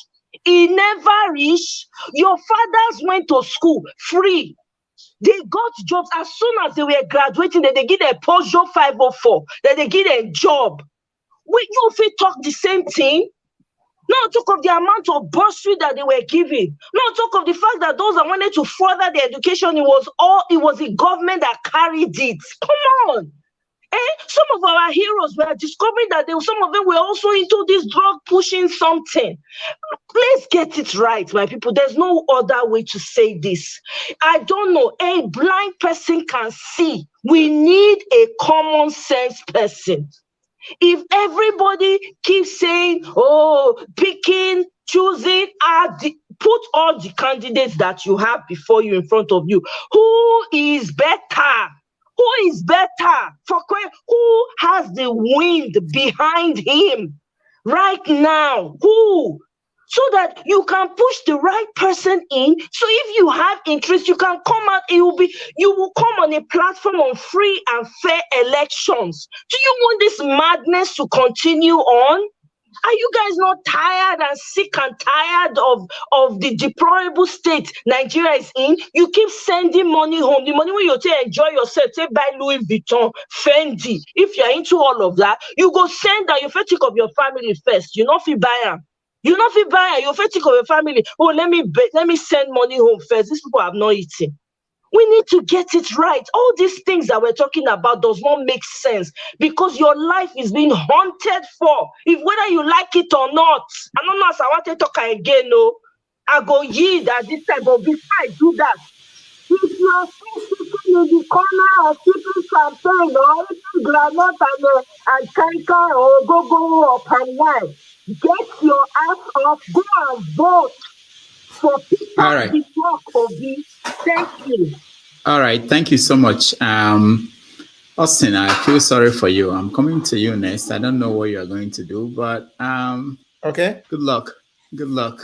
2 minutes. Okay. What keeps me up at night is we always hail when corruption favors us. That's what I've never loved. Exactly.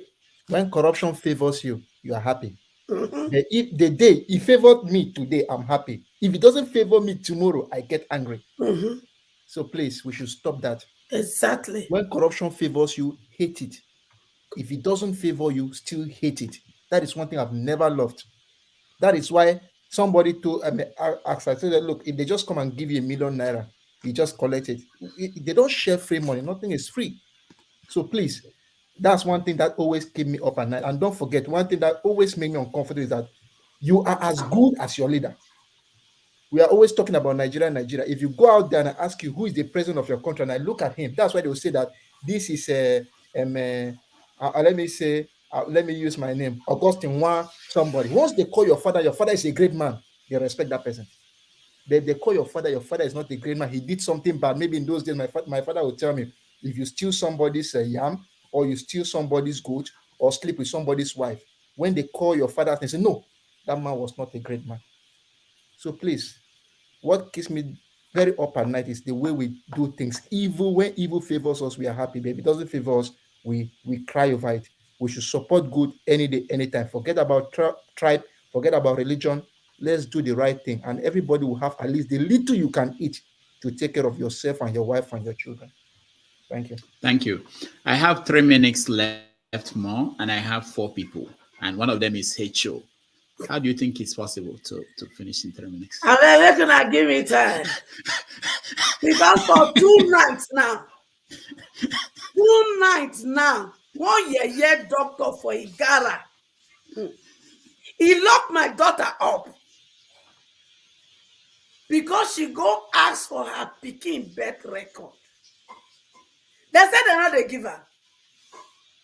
Now I tell them, say, for peace to reign, give my Peking birth record. Make we take fight the fight when we want fight. Dr. Dogo, he come hospital, he nurse queen, he lied to her. Just because I say, nurse queen, give me phone number. Make I read Dr. Dogo. Make I tell her, say, make he give my Peking. Dr. Dogo come in hospital. He not hear my side of the story. They detain my Peking first of all for more than 8 hours for hospital. Hold that hostage. They come carry and go police station. When they reach police station, they say they know they release my Peking. Police call me. He said, madam, you thought say you go close down the hospital of Dr. Dogo? I say yes. You say people go they die every day? I say yes. Now they come talk say they not go release my Peking until me, Hannah Ejebare, come to Nigeria. I said no problem. Oh, they're gonna meet that Dr. Dogo. Say I be queen. Now first class. Now you go buy ticket for me. And because I get dual citizenship, make hear me write American embassy, say make they bring me come home for her. Dr. Dogo, he come make rude papa, kneel down, beg and they cry. Hey, Dr. Dogo, we just start this fight. You release my Peking, no? Yes, this morning. With conditions that make it come on the 23rd. If you not come, you go arrest him, papa. Dr. Dogo, you all don't finish. As long as heaven lives and the blood of the innocent are still crying for Savior, Dr. Dogo, your hospital go close down. No.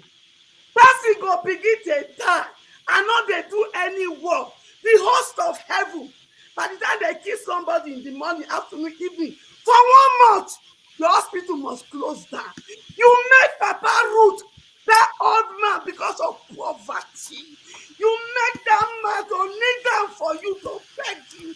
You still refuse.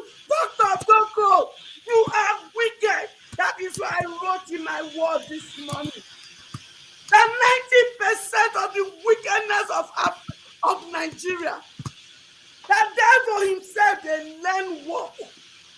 When it comes to the wickedness and evil of 90% of Nigeria. Ruth Matthew, the crippled woman, that Jeremiah Motor for 4 thief in Pikin. Since 2019, una dey tell her they worry that woman. All of una dey go down. All of una the syndicate that turn Nigeria to hellfire. I am coming for all of you. Dr. Dogo, until you beg Papa Ruth, this fight never stop. To say you won't see me from Nigeria, buy my flight ticket. First class, buy am as they come. And make sure you write them American Embassy because I'm dual citizen. Now Papa God keep me because of this fight. Dr. Dogo, you made Papa Ruth. You made that old man to kneel down for you. Dr. Dogo, the old man gathered village elder for you. You still didn't listen. You can't talk the nonsense. Me and you go meet for international court. If we don't bring down your hospital, call me a bastard. But All right. Tonight, I did not sleep. That was why I reached out to you. That you should give me your MLS number, Dr. Damages. This matter, I won't work on with Sahara reporter. The must hear the evil that are happening in Nigeria, and we continue to keep quiet. Never again! Never again! Nigeria must be free! Nigeria must be liberated! Nigeria must fulfill their original destiny! I bet it with my last blood. If no one will join in this battle, I will still fight! Thank you. Thank you so much, Echo. I'm sorry about what's we will talk. I'll call you after the show, okay? At this point, I have CM Ovie and EJ.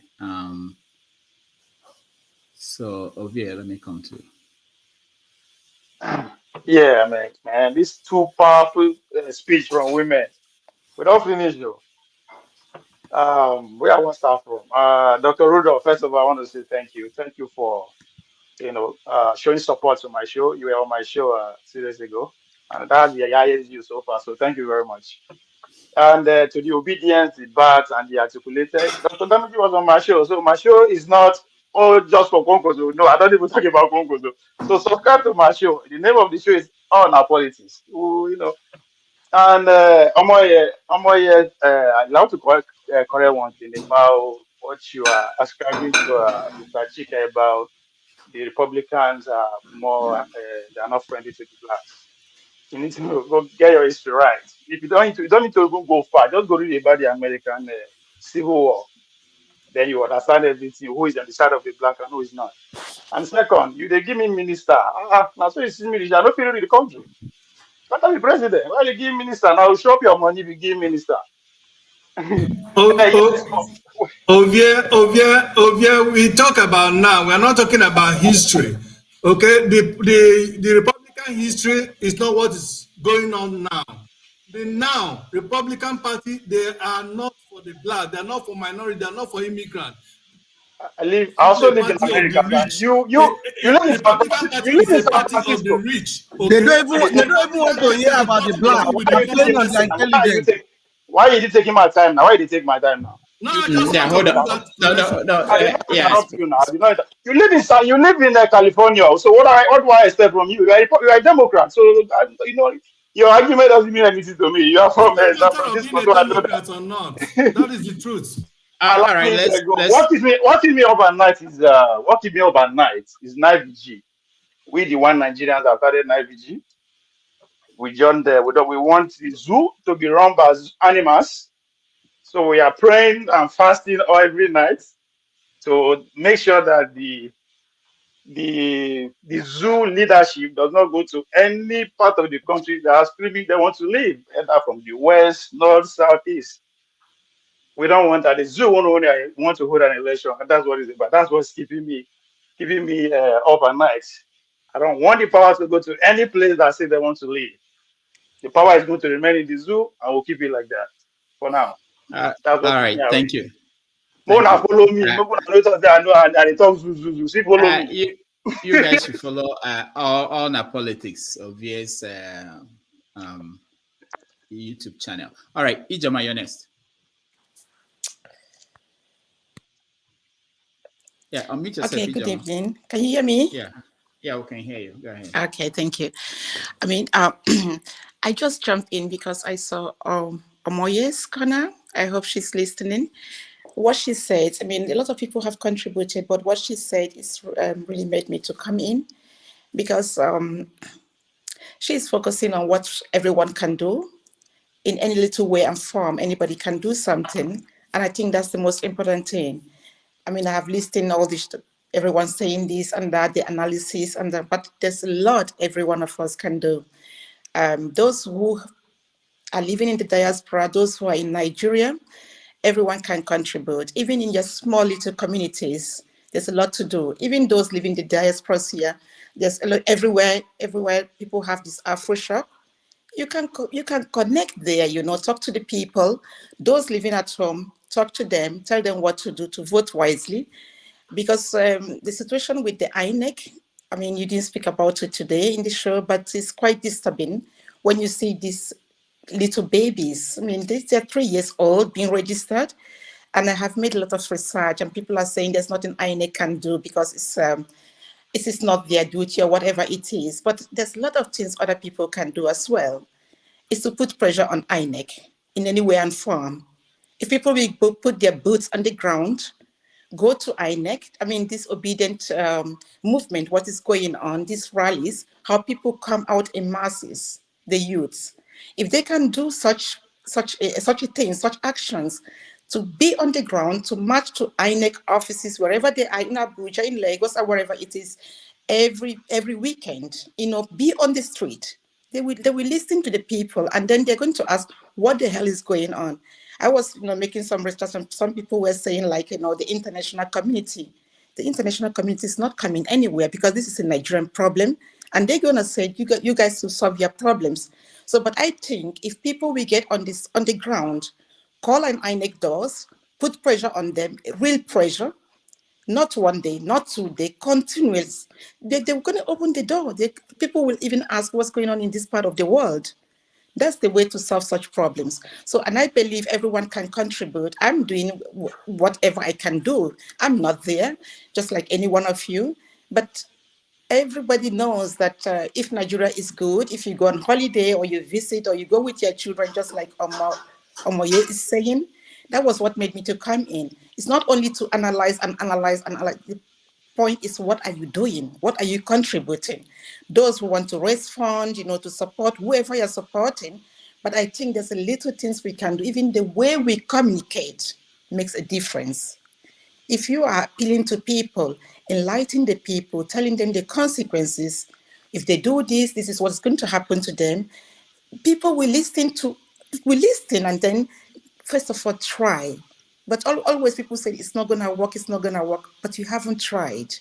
First of all, try. See what you can contribute, see what you can do.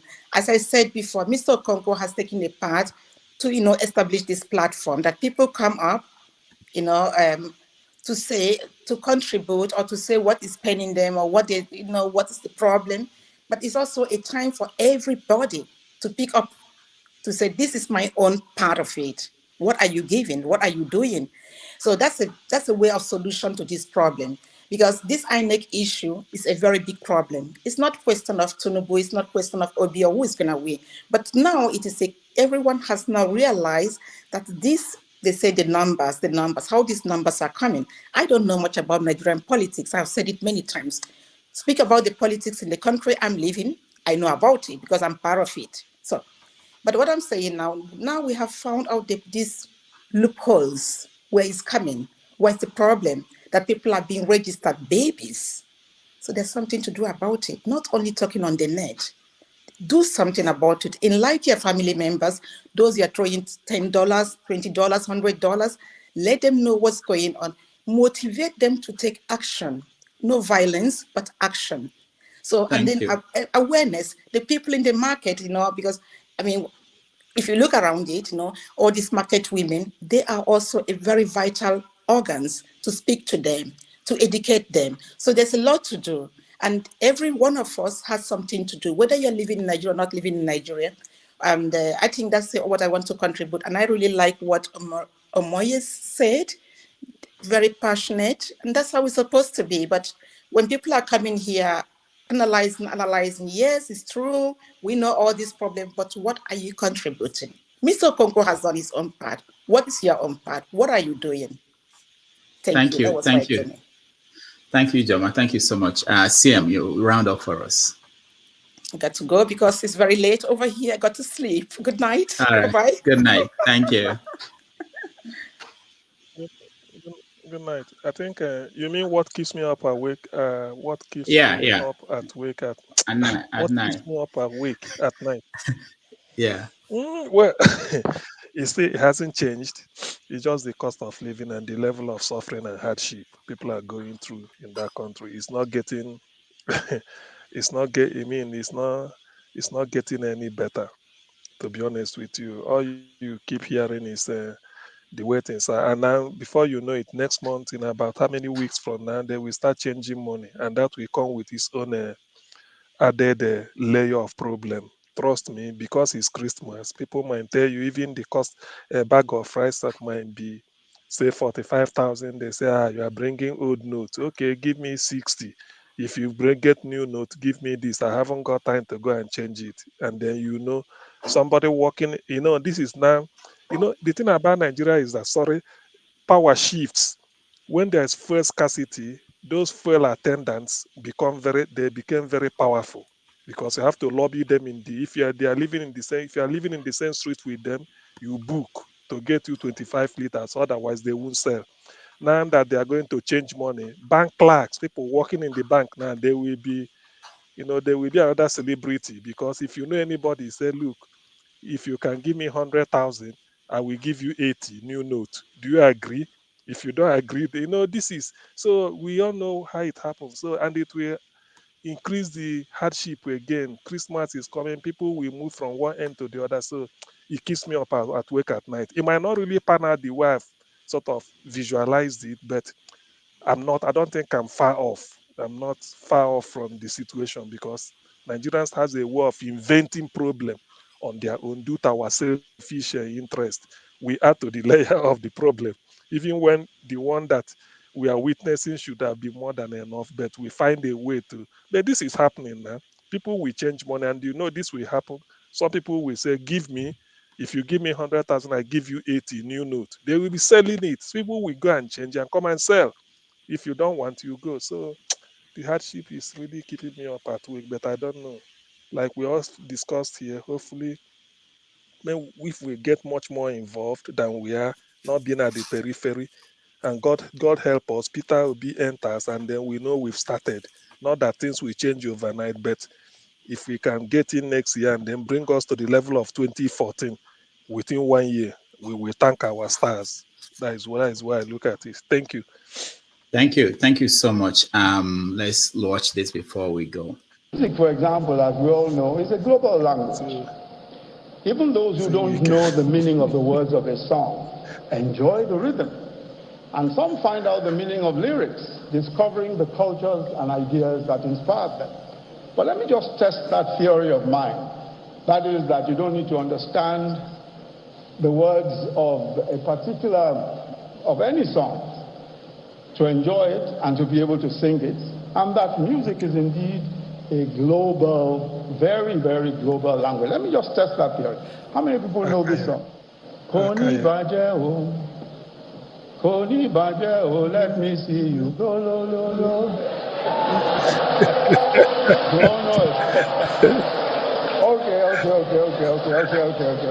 Okay, let's sing it. So let's sing it together. Koni Bajeo, Koni Bajeo, let me see you go, lo, lo, lo. Let me see you go, lo, lo, lo. Buga. No, wait a minute. You know the buga has to be a real buga. So let's do that last bit again. Let me see you go, lo, lo, lo. Go, lo, lo, lo. You got it. carry it.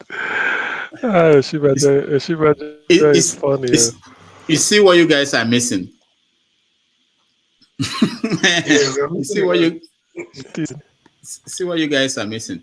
All right. Nigeria don't like such people like that. He's supposed to be selling what did the guy say? Ice cream and popcorn. Popcorn. Ice cream and popcorn. And they are not ashamed. You are embarrassing a whole second man in your country like that in the national television, and now you want to be a vice president. It's a shame on Nigeria. Anyway, I want to thank everybody that joined us today, all the people that joined us and they are not here now, and the people that commented, and so many of you. I appreciate your time. On behalf of everybody here, I want to thank you for staying for the whole 8 hours, more than 8 hours. CM, thank you so much for joining us. Thank you, Rudolph. Tunde, thank you so much for joining us. I haven't seen Tunde before. For good work. Okay. Jude, Tunde has been here. Jude, thank you so much for joining us. And even Hecho. Hecho, thank you so much for joining us. Judy. Thank you, my brother. Very chat on me. I need a Harry Potter. I get to work. Okay, I'll do that. And Omore, thank you so much for joining us. Thank you for having me, and thank you for choosing to be a voice to the voiceless. It's always a delight. Thank you. And for those who watched at home, everybody else, I thank you for being here. I will see you guys tomorrow on 90 Minutes Africa with Uwem Aban. So stay safe. Okay, the novelist. Yeah. What time tomorrow? 9 half past 4 Nigerian time.